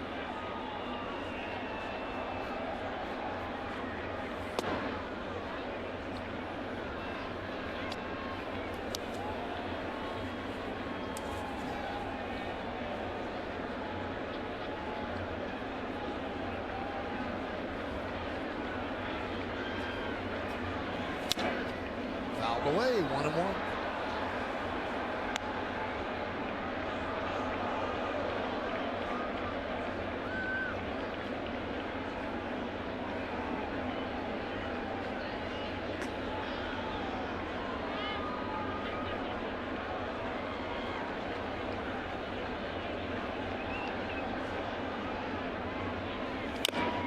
right in on the hands and fouled off of Guerrero back to the mound. Guerrero, he just can't take a pitch, let a pitch go by. Watch this pitch here. Ball inside, committing to the swing, pulls his hands in. Ooh, that may not have gotten that little shin guard. No, it does cover his foot.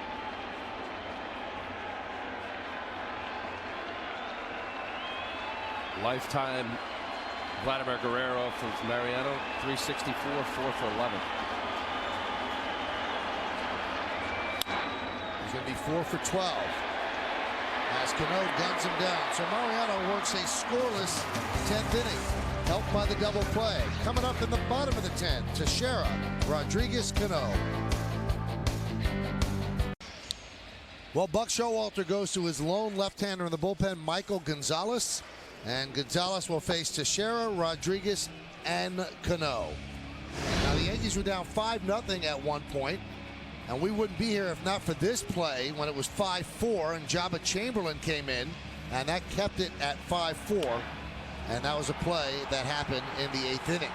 And then in the 9th inning, leading off against Kevin Gregg, Jorge Posada with a solo home run on the first pitch, ties the game at 5, and that's where we are right now.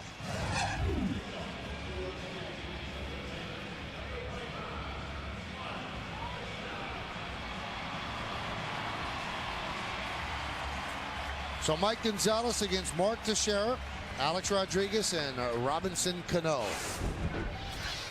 Those are the numbers on Gonzalez.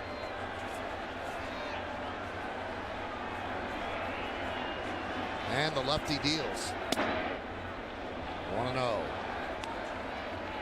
As Al said, Gonzalez, a closer with the Pirates, became a free agent, signed with the Orioles to serve that role, but was hurt last year.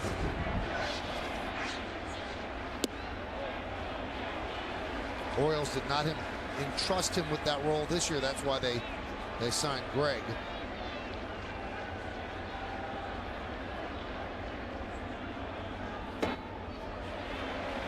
And 3-0 on Teixeira to start off the 10th.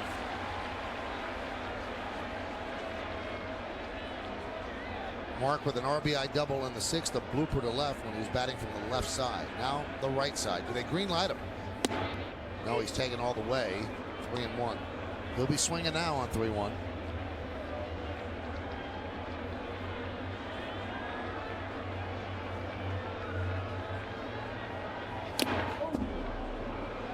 Just missed that one, fouled it back. Right down the middle, pulls off slightly. Teixeira in his career right-handed has been much more of a pull hitter. There's only one at bat career-wise against Gonzalez, 0 for 1. 3-2. He walked him. So the winning run is on first.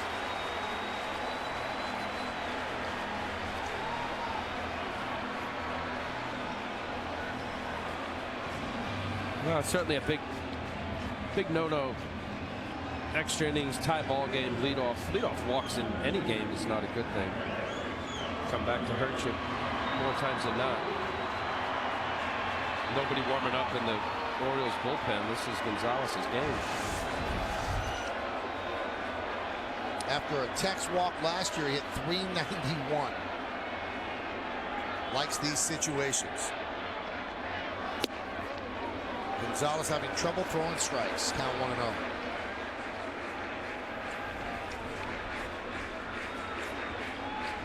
He has never faced Gonzalez, A-Rod.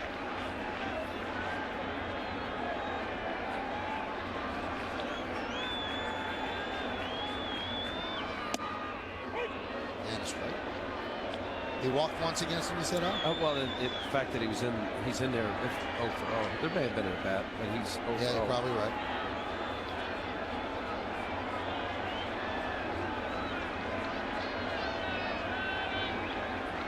One. Line down the left field line. It is a base hit. It's going to go into the corner. Teixeira rounds third.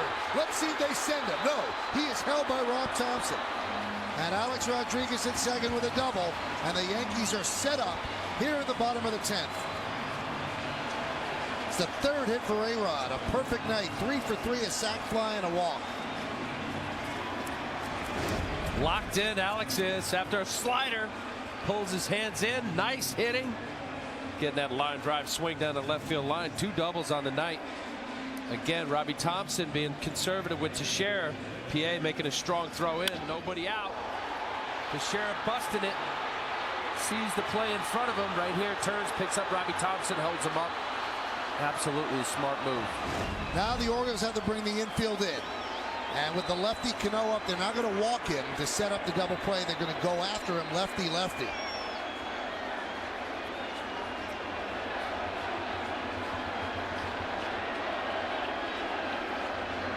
Gonzalez deals. Foul back. 2 strong arms in the outfield. Adam Jones, Nick Markakis, and Felix PA playing a little bit more shallow because you play as close as you think you could gun the runner out at home plate. Markakis has a great right fielder's arm, and Adam Jones with a very good center fielder's arm. And also, too, Michael, you can see the dirt spot where most of the time the right fielder will stand. You're right, Markakis strong arm. Teixeira, not the fastest guy on the Yankee team. That also has some bearing as to how shallow they actually will play. Well, the game on the line right here for the Orioles. Yankees can win it here in the bottom of the 10th. Yankees 2 for 12 tonight with runners in scoring position. Missed outside with a 94-mile-an-hour fastball.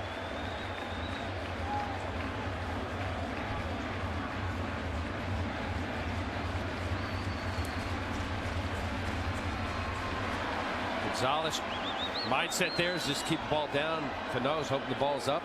Long fly ball, game over. Count 1-2.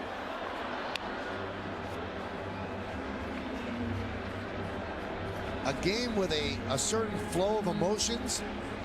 Phil Hughes started. Another rough outing for him. Bartolo Colon came on and did a good job in relief. In fact, the entire Yankee bullpen has done a good job holding it at 5 as the Yankees chipped away. We're at 5-5, bottom of the 10th. The 1-2. 2-2. A good performance by Jake Arrieta, wasted by the Orioles. Their bullpen did not do the job. Mariano could get the win if the Yankees score right here.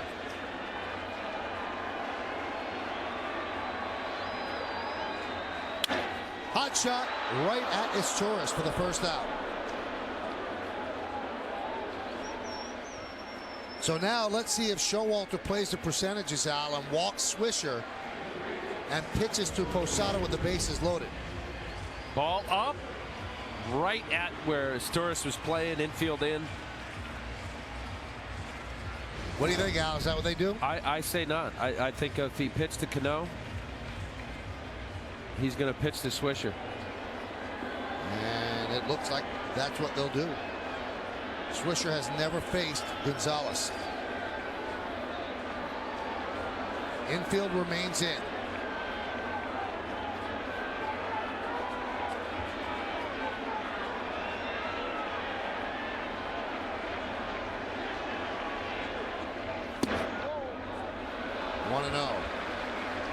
Swisher coming into tonight 5 for 10 against lefties and 3 for 25 against righties. Wow. Again, against the percentages.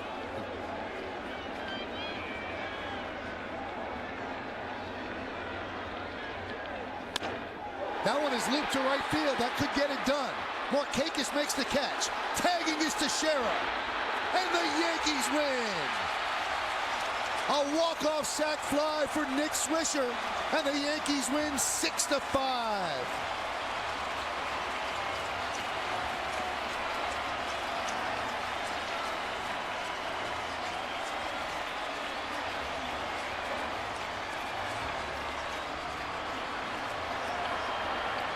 So Swisher, who has been struggling of late, got the job done. He hit it to Markakis just deep enough that Markakis' arm could not come into play. And the Yankees come all the way back from down 5-0 to win this one 6-5 in 10 innings. And Jorge Posada forced extra innings with that 9th inning home run.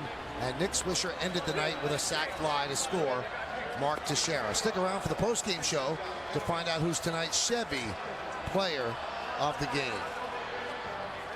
Got to give a lot of credit to the Yankee bullpen and their offense as well, as they chipped away, and finally got it done with this fly ball of Markakis. He set up, but he was moving back, uncorked the throw, but it was up the line, and Teixeira scored easily, and the celebration is on. And no one knows how to celebrate better than Nick Swisher. And Nick Swisher's with Kimberly Jones. Let's go downstairs, Kim. Hey, Michael, Nick, your first at bat against Gonzalez. How'd you do what you did? I went up there, he threw a couple fastballs to Robbie, and, I was just looking for something up in the zone just to try and get a fly ball, and, I got to break them all up in the zone and was able to do that. You said to me before we came on the air, I'll take it. It's got to feel good. Hey, it's a game winner. Absolutely. I'm super ecstatic about that.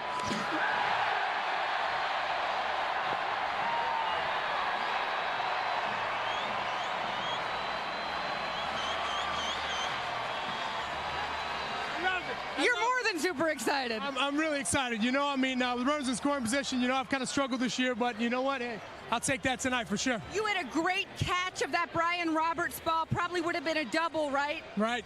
Just back off the wall and situation like that. Our guys been pitching so well. You really want to go out there and do what you can for them defensively, and that's what happened. I bring that up, Nick, because how many little ways, quote little ways, did you guys keep the Orioles at 5 runs tonight so you could chip away and get back into this? It was a battle. We were fighting, scratching, and clawing for runs, and that's exactly what we did. Obviously, a huge home run by Posada, tie the game, especially off their closer, Greg. So, for all of us, we'll take that win. We got that mojo back tonight, so I felt good. For anyone wondering, I guess the pies are back, huh? How's that going? Baby, we want pie. I got signs all over here. This is a great win for us. Thank you very much, Nick. And you got it. Michael, back to you. Thank you, Kimberly, and congratulations to Nick Swisher. Well, the Yankees win this one 6-5, and the man who delivers the pie, A.J. Burnett, did it violently, but with authority, as the Yankees win this one 6-5. We'll be back.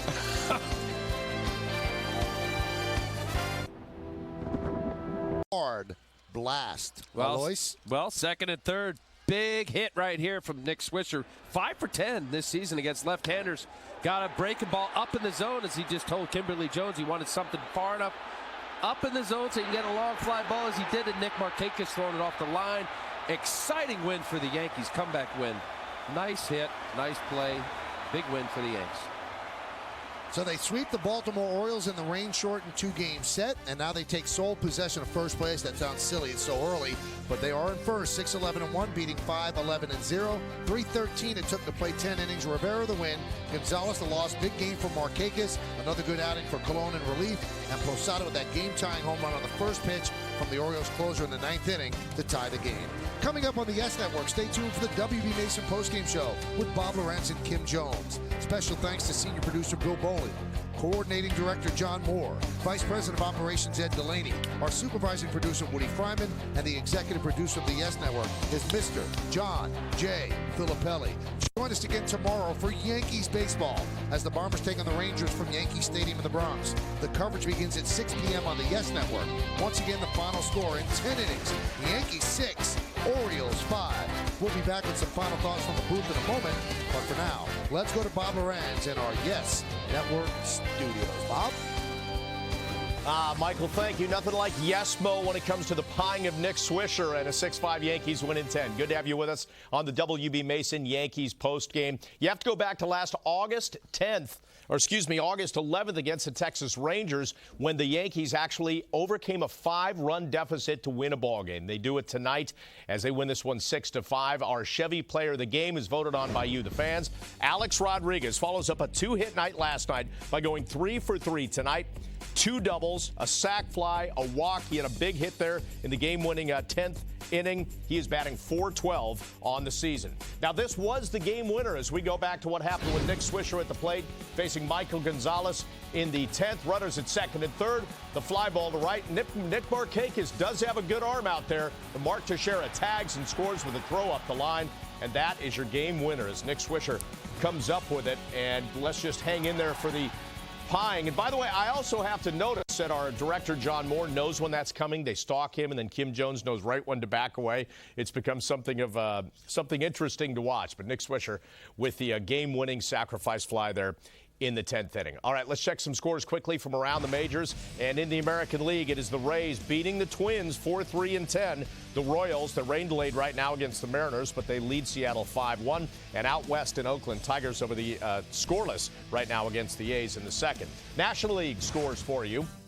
We find the Rockies beating the Mets in a doubleheader. In fact, they sweep that 4-game series. Troy Tulowitzki homering in each game of the series. Brewers over the Pirates 4-1, and the Marlins edge the Braves 6-5. All right, so just moments ago, Joe Girardi stepped in to talk to the media in the press conference room. Let's listen in. The manager's report brought to you by Geico. You know, our guys just kept trying to put good at bats.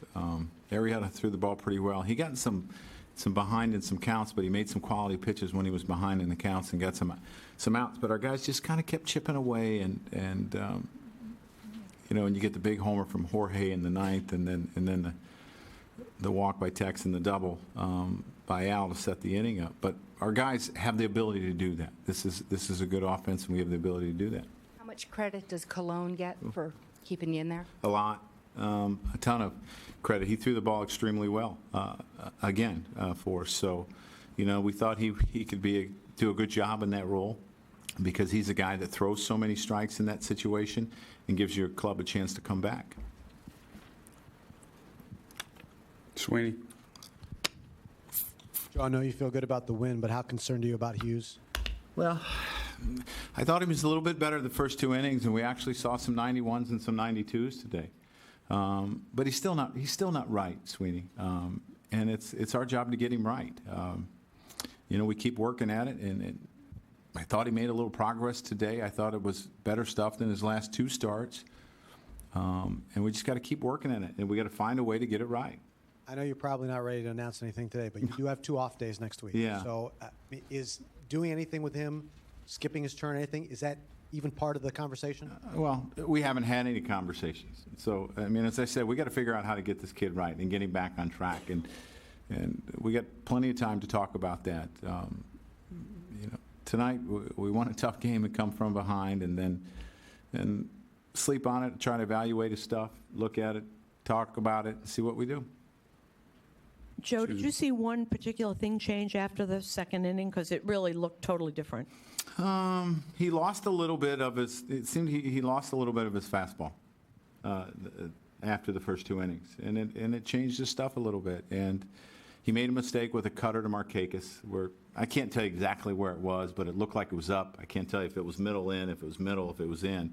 But he made a mistake, and he started making some mistakes after that. Kevin. Joe, before the game, Brian was saying the only way to get through this is to keep pitching him. Mm-hmm. And I would imagine that would mean starting him. Is that your philosophy, too, at this point? Well, I mean, we got to have him pitch. I mean, he's got to pitch to get things right. You can't just go on a sabbatical or something and not do anything. But, yeah, I mean, we have off days coming up. We have a lot of things that, you know, we need to discuss. But we need to get this kid right. Andrew.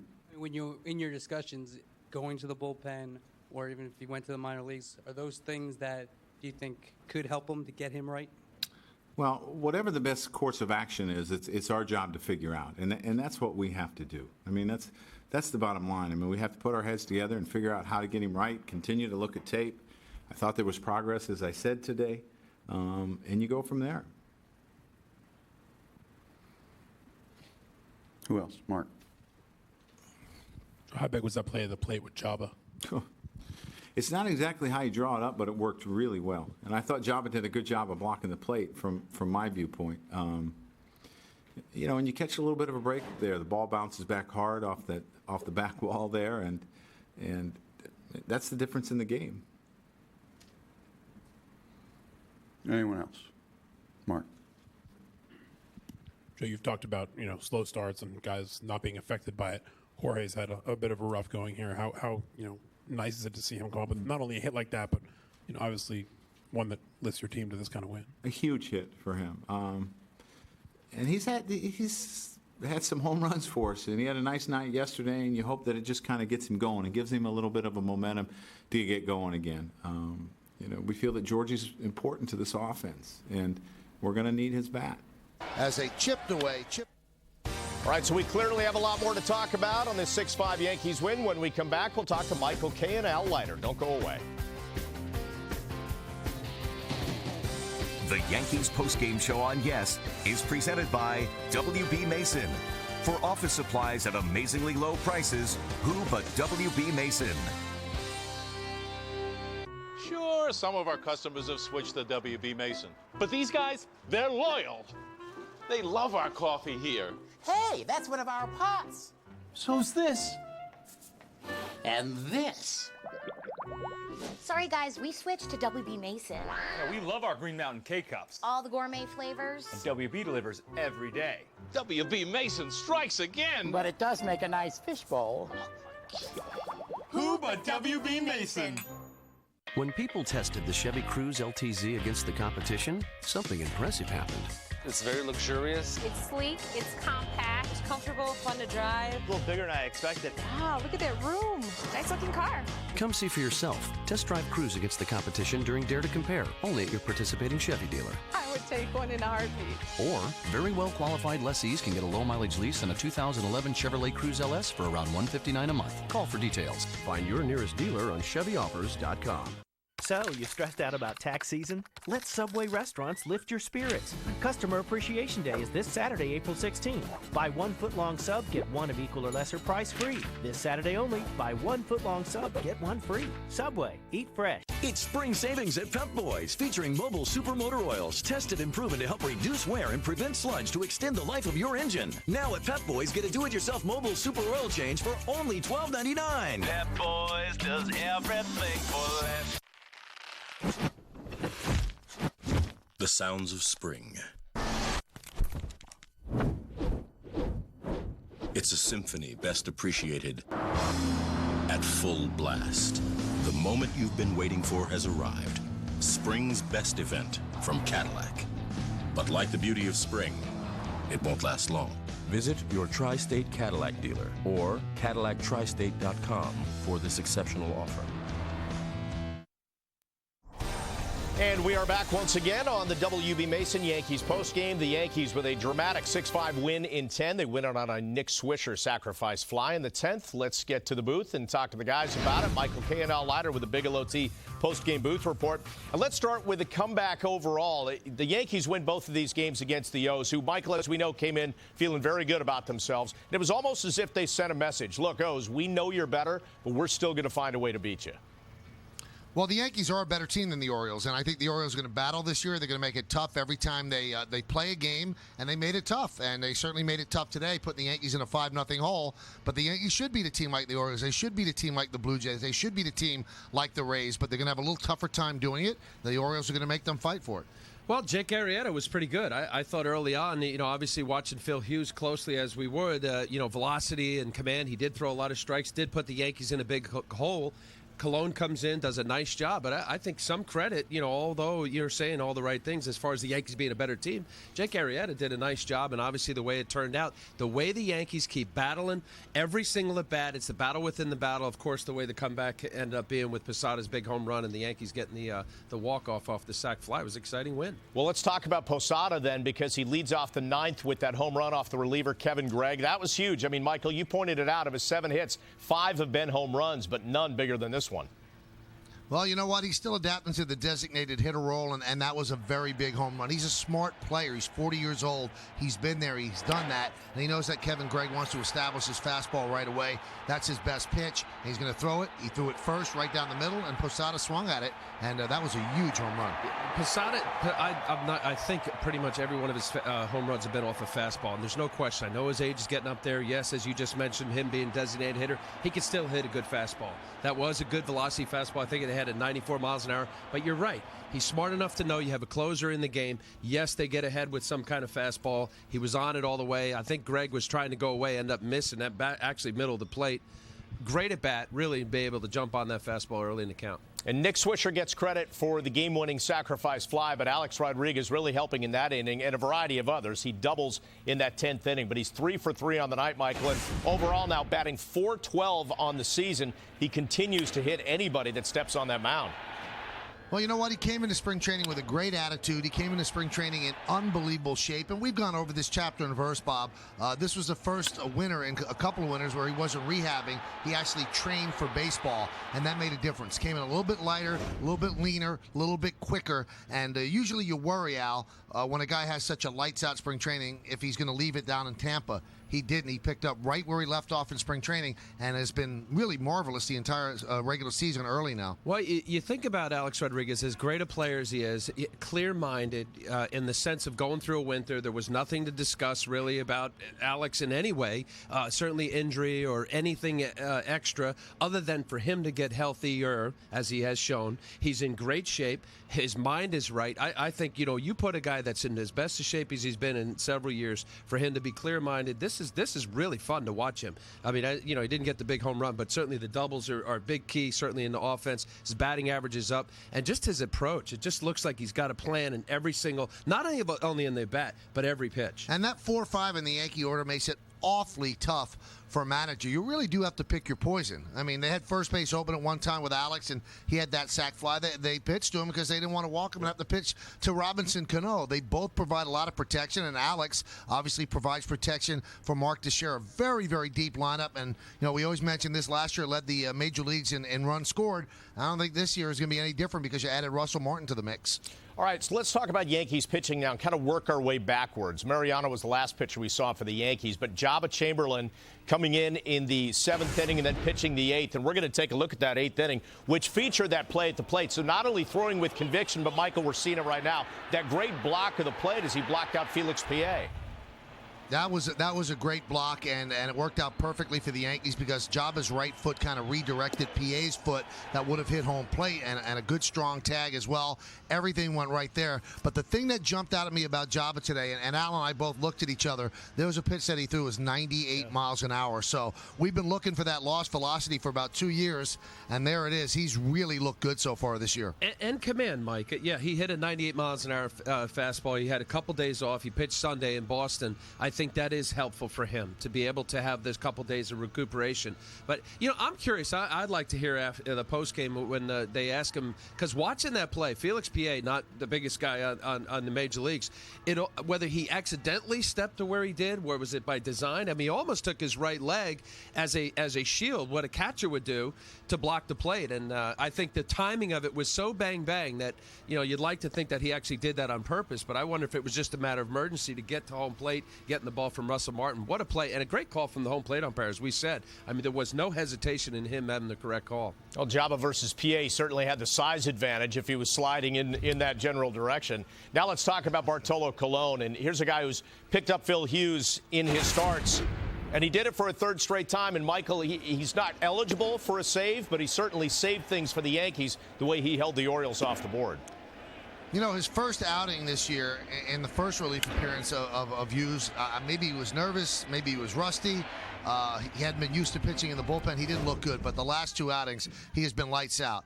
Throws consistently hard fastballs that sink, hits the corners, has great command, will change speeds when he has to. This is a guy who's been there, done that. He's kind of reinvented himself after missing last year, and as long as this guy's healthy, he's going to get people out. Not that any guy of any stature of what Colon was able to do in his career. It looks like he's healthy again, certainly enough. I mean, we saw tonight he was 94 on velocity. I love that comeback pitch, especially to the left-hander. But if you think of the scenario here and how the Yankees will play this out when Phil Hughes is starting, you said in the appearances, he's basically been following Phil Hughes. He's been his caddy. Again, as a reliever, you don't want to be that guy, but unfortunately for him and also for Phil Hughes of not being able to go deeper into the game, if he's comfortable with that, I mean, think of the value here of being able to still have Phil Hughes try to work it out in the big leagues as a starter, and knowing what they can have behind him in Cologne is what he did today, as well as he did in Boston on Friday. Very valuable. And listen, that's going to be the big question that not only Joe Girardi faced tonight, but that he's going to face tomorrow, what to do about Phil Hughes. Now, Phil Hughes tonight, as Girardi pointed out, 91-92 in the first and second inning, struck out a couple guys over that span, but then right after that, all the stuff just tapered off, and it's a mystery right now what's going on with him. Well, he was mostly at 89-90. I think Joe's trying to paint more of a positive picture, but when you look at the majority of his pitches, they were 89-90. So the velocity is still a little bit of an issue. And again, he keeps throwing his cutter and got hurt with the cutter against Markakis as well. The Yankees could skip him over because Monday's an off day and Thursday's an off day, as they have a 2-game set in Toronto before they go to Baltimore for a rematch with these Orioles. But I'm not sure if that's the answer, Al, because what this guy needs is he needs to pitch, because the more you pitch, the more your arm's going to get strong, and the stronger the arm, the more velocity you're going to get. So skipping him over, I don't know if you're going to get the proper work in the bullpen. I agree. And I think if there is an opportunity, you have to treat him almost like a fifth starter right now. There's no question about it. And what you do normally early in the season, as a club does with off days, that you would skip your fifth starter. I think it may be an opportunity. We obviously don't know what Joe Girardi and Larry Rothschild's going to do to allow him to get more work with Larry. And I agree. I think if there's any idea right now of wanting to put him in the bullpen, I think it's a bad idea. He needs to get his pitch count up. He needs to add the arm strength and get into that routine as a starter, unless you didn't plan on having him as a starter. He won 18 games last year. Maybe there is that scenario where he could get a couple extra sides by missing a start. Now, as strange as this sounds, Bob, if you watched him pitch today, he pitched better than he did in Boston. He pitched better than he did the first time. It wasn't an outing that he's going to be proud of, but it's better than the other ones. It's all baby steps right now, and the Yankees need this guy. They can't just make a quick decision and go, you know what? He hasn't pitched well in 3 starts. Right. That's it for him. He was an 18-game winner last year, and the way you look at it, he's either the second or third starter in this rotation. You have to have patience. Despite 3 bad starts by Phil Hughes, the Yankees are in first place. So that hasn't hurt them as a team. They have some time. They have some maneuverability to get this guy right.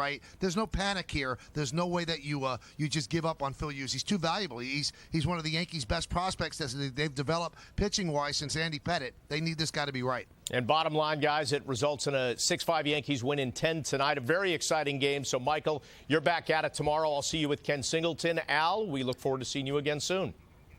Thanks, Bob. All right, we'll take a break. When we come back here on the WB Mason postgame, more reaction on our game. Nick Swisher with the game-winning sacrifice fly and some pie.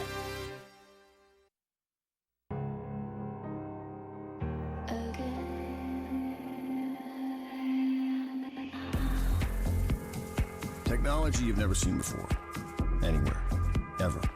Which raises a good point. If you're going to buy a new luxury car, shouldn't there be something new about it? Visit your local Lincoln dealer for this exceptional lease offer, plus 4 years complimentary maintenance on Lincoln MKX. It's not just luxury, it's smarter than that. You want to get a great-looking lawn like this, but trying to grow grass from seed in tough areas like deep shade, along the driveway, and where the kids play can be a little intimidating. Until now, with Scott's Easy Seed. It's Scott's best grass seed, starter fertilizer, and a growing material that absorbs water and expands to surround and protect the seeds. You'll get a thick, green Scott's lawn even if you've never been successful with other seed before. The revolutionary Scott's Easy Seed. Grow grass anywhere. Car Connection calls the XF a modern interpretation, yet an instant classic. With sports car styling and power, plus the refinement and space of a luxury sedan, the Jaguar XF is a timeless blend of performance and craftsmanship. See how Jaguar outperforms the competition at jaguarperforms.com or visit your local Jaguar dealer.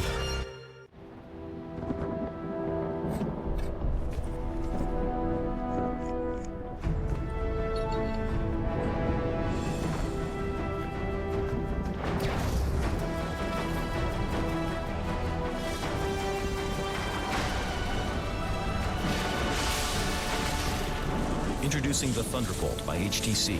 Immense power, scorching speed. The first phone strong enough to run on the fastest, most advanced 4G network in America.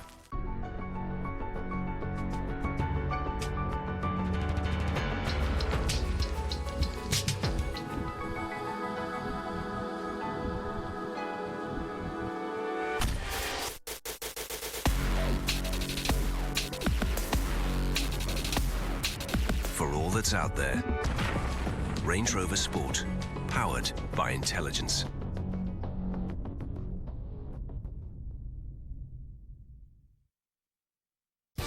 Good to have you back once again here on the WB Mason Yankees postgame as the Yankees beat the Orioles 6-5 in 10. The bullpen doing a great job keeping the Yankees in this game, and that leads us to our Land Rover pitching performance of the game. And it's Jabba Chamberlain entered the game after Bartolo Colon turned in 3 scoreless innings of relief behind Phil Hughes. Made this great play covering the plate, blocking out Felix P.A.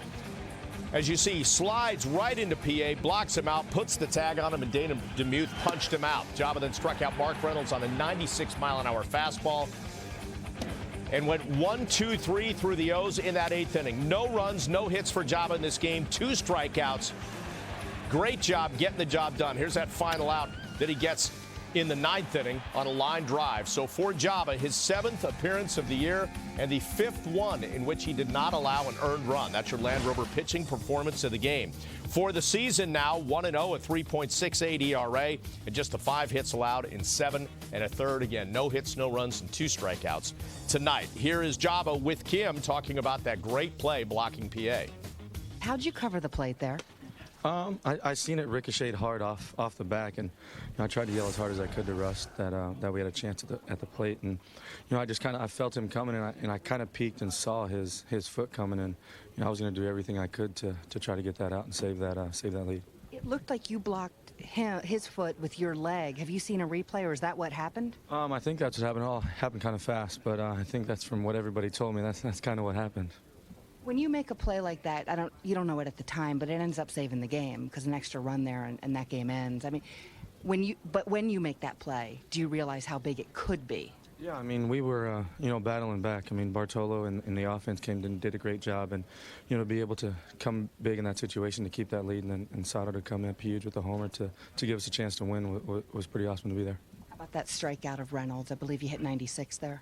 Yeah, it was good. We just kind of expanded early, and I just felt that I could attack with a fastball right there, and it was a great call by Russell. I mean, Russell threw it down right away, and like I said, we've been on the same page, and he's been doing a great job for us. Swisher said on the field it's a big win. How big does this win feel right now?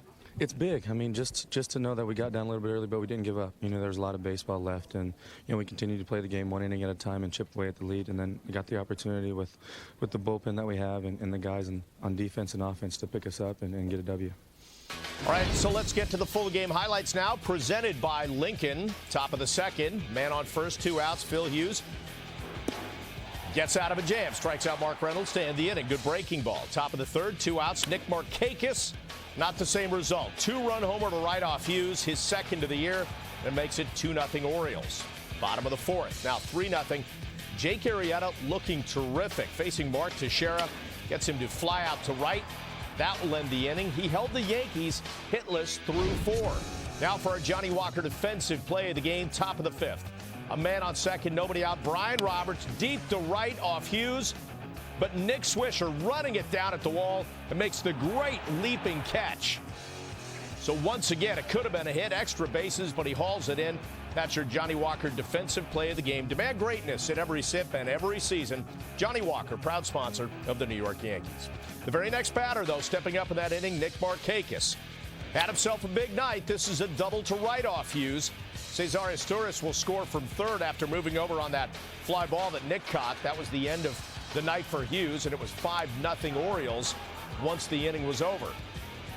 Now bottom of the 6th, Yankees chipping away, 5-1. 2 men aboard, Mark Teixeira. Blooping one to left off Arrieta, and it drops in for the double. Brett Gardner will score from 2nd. An A-Rod sac fly would make it 5-3. Bottom of the 7th, Martin grounding one towards the hole off reliever Jason Birkin. Izturis, nice play, nice scoop by Derek Lee, but Swisher's in. Now it's 5-4. Next batter, Birkin. Striking out Gardner to prevent further damage. Gardner 3 Ks in the game. Still a 1-run game. And then here comes Jabba, top 8. Pitching to Reynolds. The wild pitch. But Martin, quick reflexes, gets it to Jabba. Looked originally like he might be safe. Not the case. As you see, Jabba's foot slide over and block out PA. A terrific play there by Jabba and by Russell Martin. That was out number 2 in the inning. And then in that same at-bat, Jabba, 96 miles an hour. Goodbye, Mark Reynolds. Bottom of the 8th. 2 on, 2 out. Jim Johnson on in relief with 2 aboard. Gets Swisher to ground to 2nd. Baltimore still up 5-4. Now, bottom of the ninth, Jorge Posada leading off against O's closer Kevin Gregg. Gone. First pitch he sees, deep right center. 5th of the year for Posada, and that ties the game at 5, and they go to extra innings. And then bottom of the 10th, leadoff walk for Teixeira. Double for Alex Rodriguez. Then with 1 out, Nick Swisher to right off Mike Gonzalez. Nick Markakis there, but forget about it. It's up the line. Mark Teixeira's hustling in with the game-winning run as the Yankees win it 6-5, battling from 5 runs down. And again, last time they did it, last August 11th against the Rangers, overcoming a 5-run deficit. It spoiled a terrific start by O starter Jake Arrieta. Here's what Buck Showalter had to say about it on Masson to Gary Thorne. Feel bad for him. He pitched well there, but that's 9 good hitters in the lineup, and that's why they're a challenge. But we were real close there to getting it done. One pitch that got away from us a little bit there in the 9th inning, but impressive way Kevin came back, and it's his 4th outing, his first run he gave up. It tells you a little something about his moxie. He came back and got us in the dugout. Those walks will always find you, won't they? I mean, there were only a couple in the ball game. They both ended up crossing the plate. Yep, it never fails, especially with a team, these good offensive teams in the American League and then in the East. They seem to get multiplied because so many good hitters. The walks are just an added plus for them, and defensive miscues. You got to make them earn their way. We will step aside for a moment. When we come back, we'll hear from Phil Hughes. How's he feeling about his latest outing? We're going to find out right after this.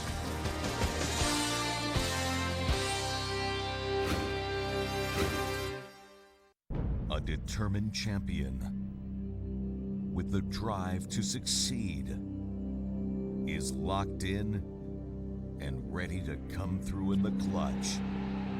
Rangers versus Yankees. Coverage starts tomorrow at 6. Let's go Yankees!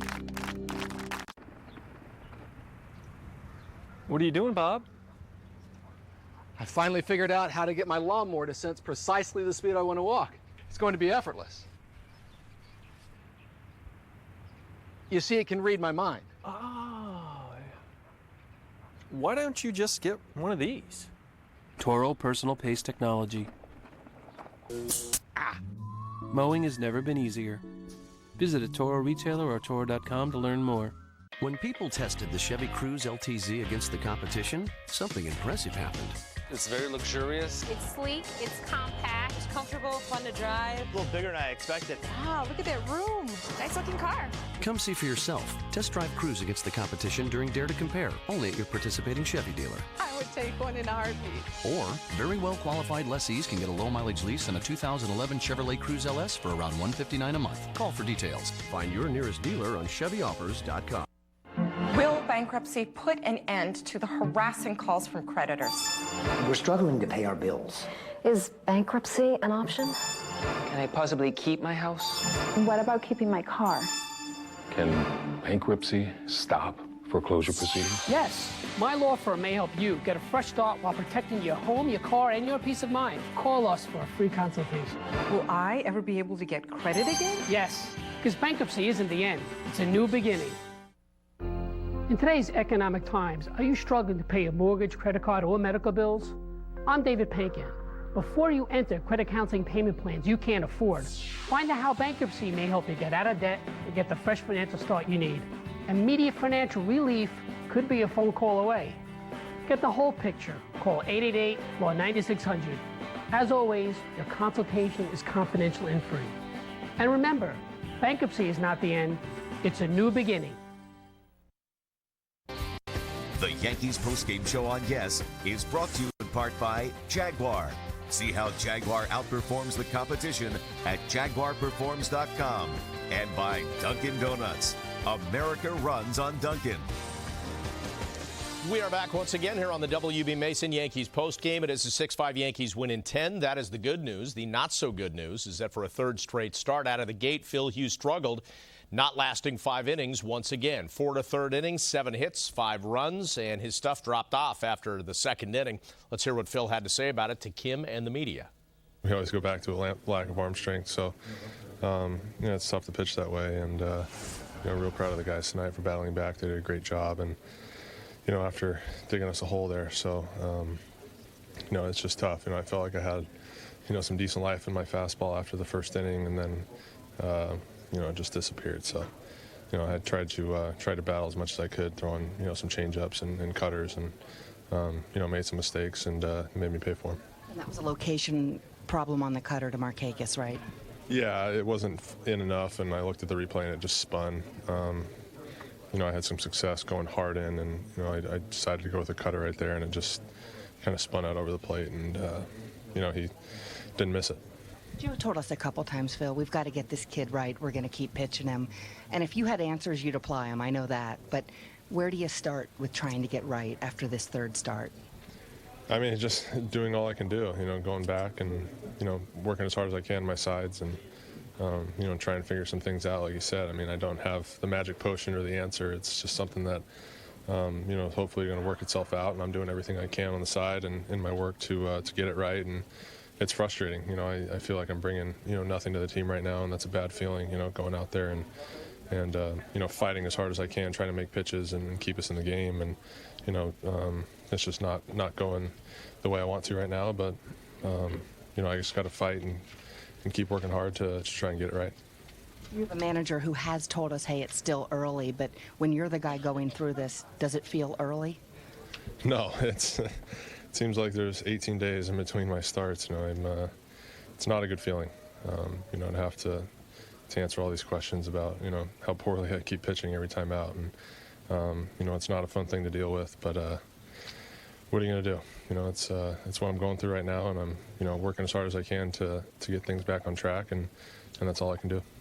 Right, certainly working with pitching coach Larry Rothschild, also with catcher Russell Martin, who was trying to coax at least 5 innings out of Phil Hughes tonight, not able to do it. But Russell Martin tonight getting his first up-close view of a walk-off win in pinstripes. Let's hear from him. It was big, trailing pretty much the whole game. It's definitely a big win. It kind of a pick-me-up there, especially for myself. I kind of help the other team tonight. And then, for us to have some big at-bats late in the game, Jorge coming up big, and then, Mark getting the leadoff walk, and then A-Rod with the double. I mean, that's just, I guess that's how good teams play. What's the key to Bartolo Colon being able to come in like he does and essentially keeping things where they are so you guys can come back? He was big for us tonight, for sure. He just locates his fastball well, and he varies, his 4-seamer mixes in with his 2-seamer, and, he's just able to throw a lot of strikes and induce his contact. He has a really tough pitch for lefties to hit. When he locates that sinker, inside on them, it just looks like a ball coming at him, and then it kind of just, makes a sharp turn, and he catches the corner. So that's probably his biggest pitch right now. How do you and Jabba team up for a play that wins that game, really, because it prevents a run? That was just, Jabba getting away. I was like a 180-pounder against a 250-pounder, whatever Jabba is. I mean, Jabba's going to win that fight every time. It was a lucky play. We got away with the break, and it ended up working well for us. Does the bounce back to you have to be as perfect as it was to make that play? For sure. We got a lucky bounce. And then Jabba just blocked the plate, and the guy just, couldn't run through him, so it was a nice play. Hughes appreciated all of you giving him a lift, he said, but I know you empathize with what he's going through. Any ideas how to get Phil Hughes on track? For a moment, and just his bullpen was better coming out the gates today. And then, it looked like he might have got, a little fatigued or something was off. But early on, he looked like he was back. And then he kind of just, slowly lost a little bit of his velocity. But I thought he pitched better. He made more pitches today. He had better command of his stuff a little bit. And it was definitely a step forward for him, I think. All right, we'll take a break. But coming up, we take you around the majors, including Troy Tulowitzki teeing off against the Mets. From green jacket to green shirt. Tonight, golf legend Tom Watson sits down with Michael Kay to discuss his masterful career as one of the world's best golfers. If I'm in that same position, I probably still can win. GMC presents Center Stage with Michael Kay tonight after the postgame. Only on Yes. A beautiful steering wheel is great, but only if the dash it's attached to is equally beautiful. So we made sure it was. But we couldn't stop there, so we kept going and going. And before we knew it, we had a 2011 Jeep Grand Cherokee. During Jeep's 70th anniversary event, lease Grand Cherokee Laredo 4x4 for $369 a month for well-qualified lessees. It's time to rethink your DVR. Because the Fios Multi-Room DVR lets you record in one room and play in up to 6 others. It also stores over 300 hours of programming, and you can watch one show while recording 2 others. Want to know how many other DVRs have all this and a 100% fiber optic network? Record in one room, play in up to 6 rooms, even program it with your mobile device. Call and ask how to get our most advanced DVR free for the life of your services. Fios, a network ahead.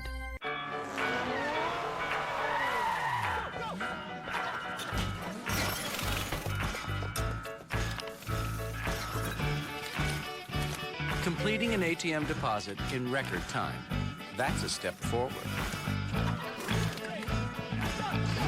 With deposit-friendly ATMs, you can make ultra-fast, secure deposits with no slips or envelopes. Take a step forward and chase what matters. It's not a title that's bestowed, and certainly not one that's just handed out. It's a title that's earned, quietly. Here's to the world's #1 dads, from the #1 selling minivan. The new 2011 Chrysler Town & Country, now backed by a 60-day pledge. Love it or return it. Or instead, during minivan month, lease the 2011 Town & Country Touring for $319 a month for well-qualified lessees. We are back once again on the WB Mason Yankees postgame. It is a 6-5 Yankees win in 10. You could certainly term this a team effort in getting the win as the offense picked up starter Phil Hughes, and the bullpen really came through. Bartolo Colon, Jabba Chamberlain, and Mariano Rivera to help seal the 6-5 win in what turned out to be a 2-game series sweep. Now, as for other games, Troy Tulowitzki was like a one-man wrecking crew. He didn't need his team, but they played well against the Mets. Take you back to Monday in the series opener at Citi Field. Hit his 4th homer of the year. Rockies won that game. Wednesday, off Jonathan Neese, 5th of the year. Rockies won that game. Today, they played a doubleheader, and in the opener, he hits one off Parnell again, homer number 6, and 3rd in the series, and then this solo shot to left, his major league leading 7th homer of the season coming in the nightcap as the Rockies sweep the 4-game series, and Tulowitzki becomes the first player in Major League history to hit a home run in each game of a 4-game set against the Mets. There's your home run leaders in the majors, and it is brought to you by Toyota, and he is atop the list. Meantime, Phillies Nats, it was Jordan Zimmerman and Cliff Lee, and the story early on was Zimmerman. Bottom of the 3rd, runner on 3rd, and Zimmerman grounding one of Jimmy Rollins at short. He throws home, gets Danny Espinosa at the plate. But that wasn't the story about Zimmerman. That was him at the plate. The story was him on the mound, top 6. Carlos Ruiz leading off, hits one to left and gone. To that point, Zimmerman had a perfect game against the Phillies through 5. But that ended it. 1-0 Phils. Cliff Lee, meantime, cruising. Bottom 7, Rick Ankiel goes down. Next man, Jason Worth, waving at it. And then he fans Adam LaRoche to strike out the side. Lee with 12 on the night, one shy of his career high. 4-0, bottom of the 9th. Worth at the plate, and Lee gets him to ground into the 6-4. Force at second for the final out as the Phillies win it 4-0 and improve to 9-3 on the season. Now, as for Cliff Lee, a complete Game 3 hitter, and well, now he and Roy Halladay pitching up to what everybody expected. Lee's last time out was not that good. He got knocked around, but they have back-to-back perfect game, not perfect games, complete games. Roy Halladay scattering 6 hits and 2 runs, and Cliff Lee with the shutout of the Nationals tonight. Well, on to Tampa Bay. Twins and Rays. Rays looking for their first home win of the season. Top of the 5th, Michael Kadire popping one foul on the first base side. John Jaso, Dan Johnson, they're on it. Johnson makes the great catch and flips into the dugout to end the frame. Bottom of the 8th, Carl Pavano stymieing the Rays. Gets Johnny Damon there. He struck out 7 over 8 innings. Joe Nathan, bottom of the 9th, in for the save. Matt Joyce to the gap in right center. Felipe Lopez and Ben Zobrist score. That ties it at 2. So Joe Nathan can't get the job done. They go to extra innings. And at the top of the 10th, Kyle Farnsworth in to pitch. Danny Valencia with a base hit and a runner on second. Matt Tolbert comes in and scores the go-ahead run. Now it's 3-2 Twins. But hang on, bottom of the 10th, 1 on, 1 out. Johnny Damon off Matt Capps over the railing and right, and that's your game winner for Johnny Damon, a two-run homer, his third-round tripper of the season, as the Rays stumble but rally to win, and a little pie served up in St. Pete as well for Johnny Damon as the Rays win their first home game of the season, 4-3 over the Twins. Now, if that wasn't bad enough news for Minnesota, how about this? They sent their catcher to the disabled list. Joe Mauer was not in the lineup. At first, it was termed soreness by Ron Gardenhire, but now he's on the 15-day DL with what's called bilateral leg weakness. He will see a specialist in Baltimore tomorrow, but that is not good news. He will be out of the lineup for the Twins for a week or so. Right now, let's take a look at the Tri-State Ford standings in the American League East. And with the win tonight, the Yankees, again, 11 games in, but they are atop the division. 1 game over the Orioles, 1.5 games over the Blue Jays. By the way, in case you missed any of our O's Yankees recap, just go to YesNetwork.com and click on Post Game Plus, presented by Bigelow Tea. You can check out the top plays, plus get reaction from 2 of tonight's heroes at the plate, Nick Swisher and Jorge Posada. All right, we'll take a break. When we come back, we're going to hear from Posada, hit the game-tying homer in the bottom of the 9th, and then we'll spin it ahead to the series opener against Texas on Friday. Don't go away.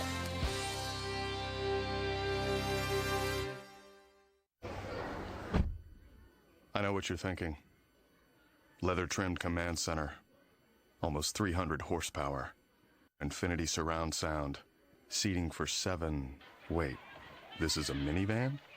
Makes you almost want to have kids. Almost.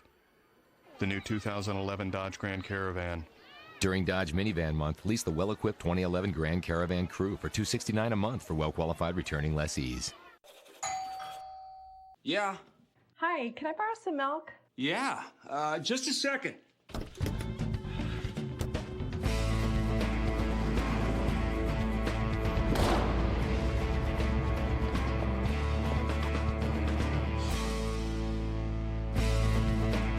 Just for Men. In 5 easy minutes, targets only the gray. Anything else? Pancakes? Just for Men. Live forward.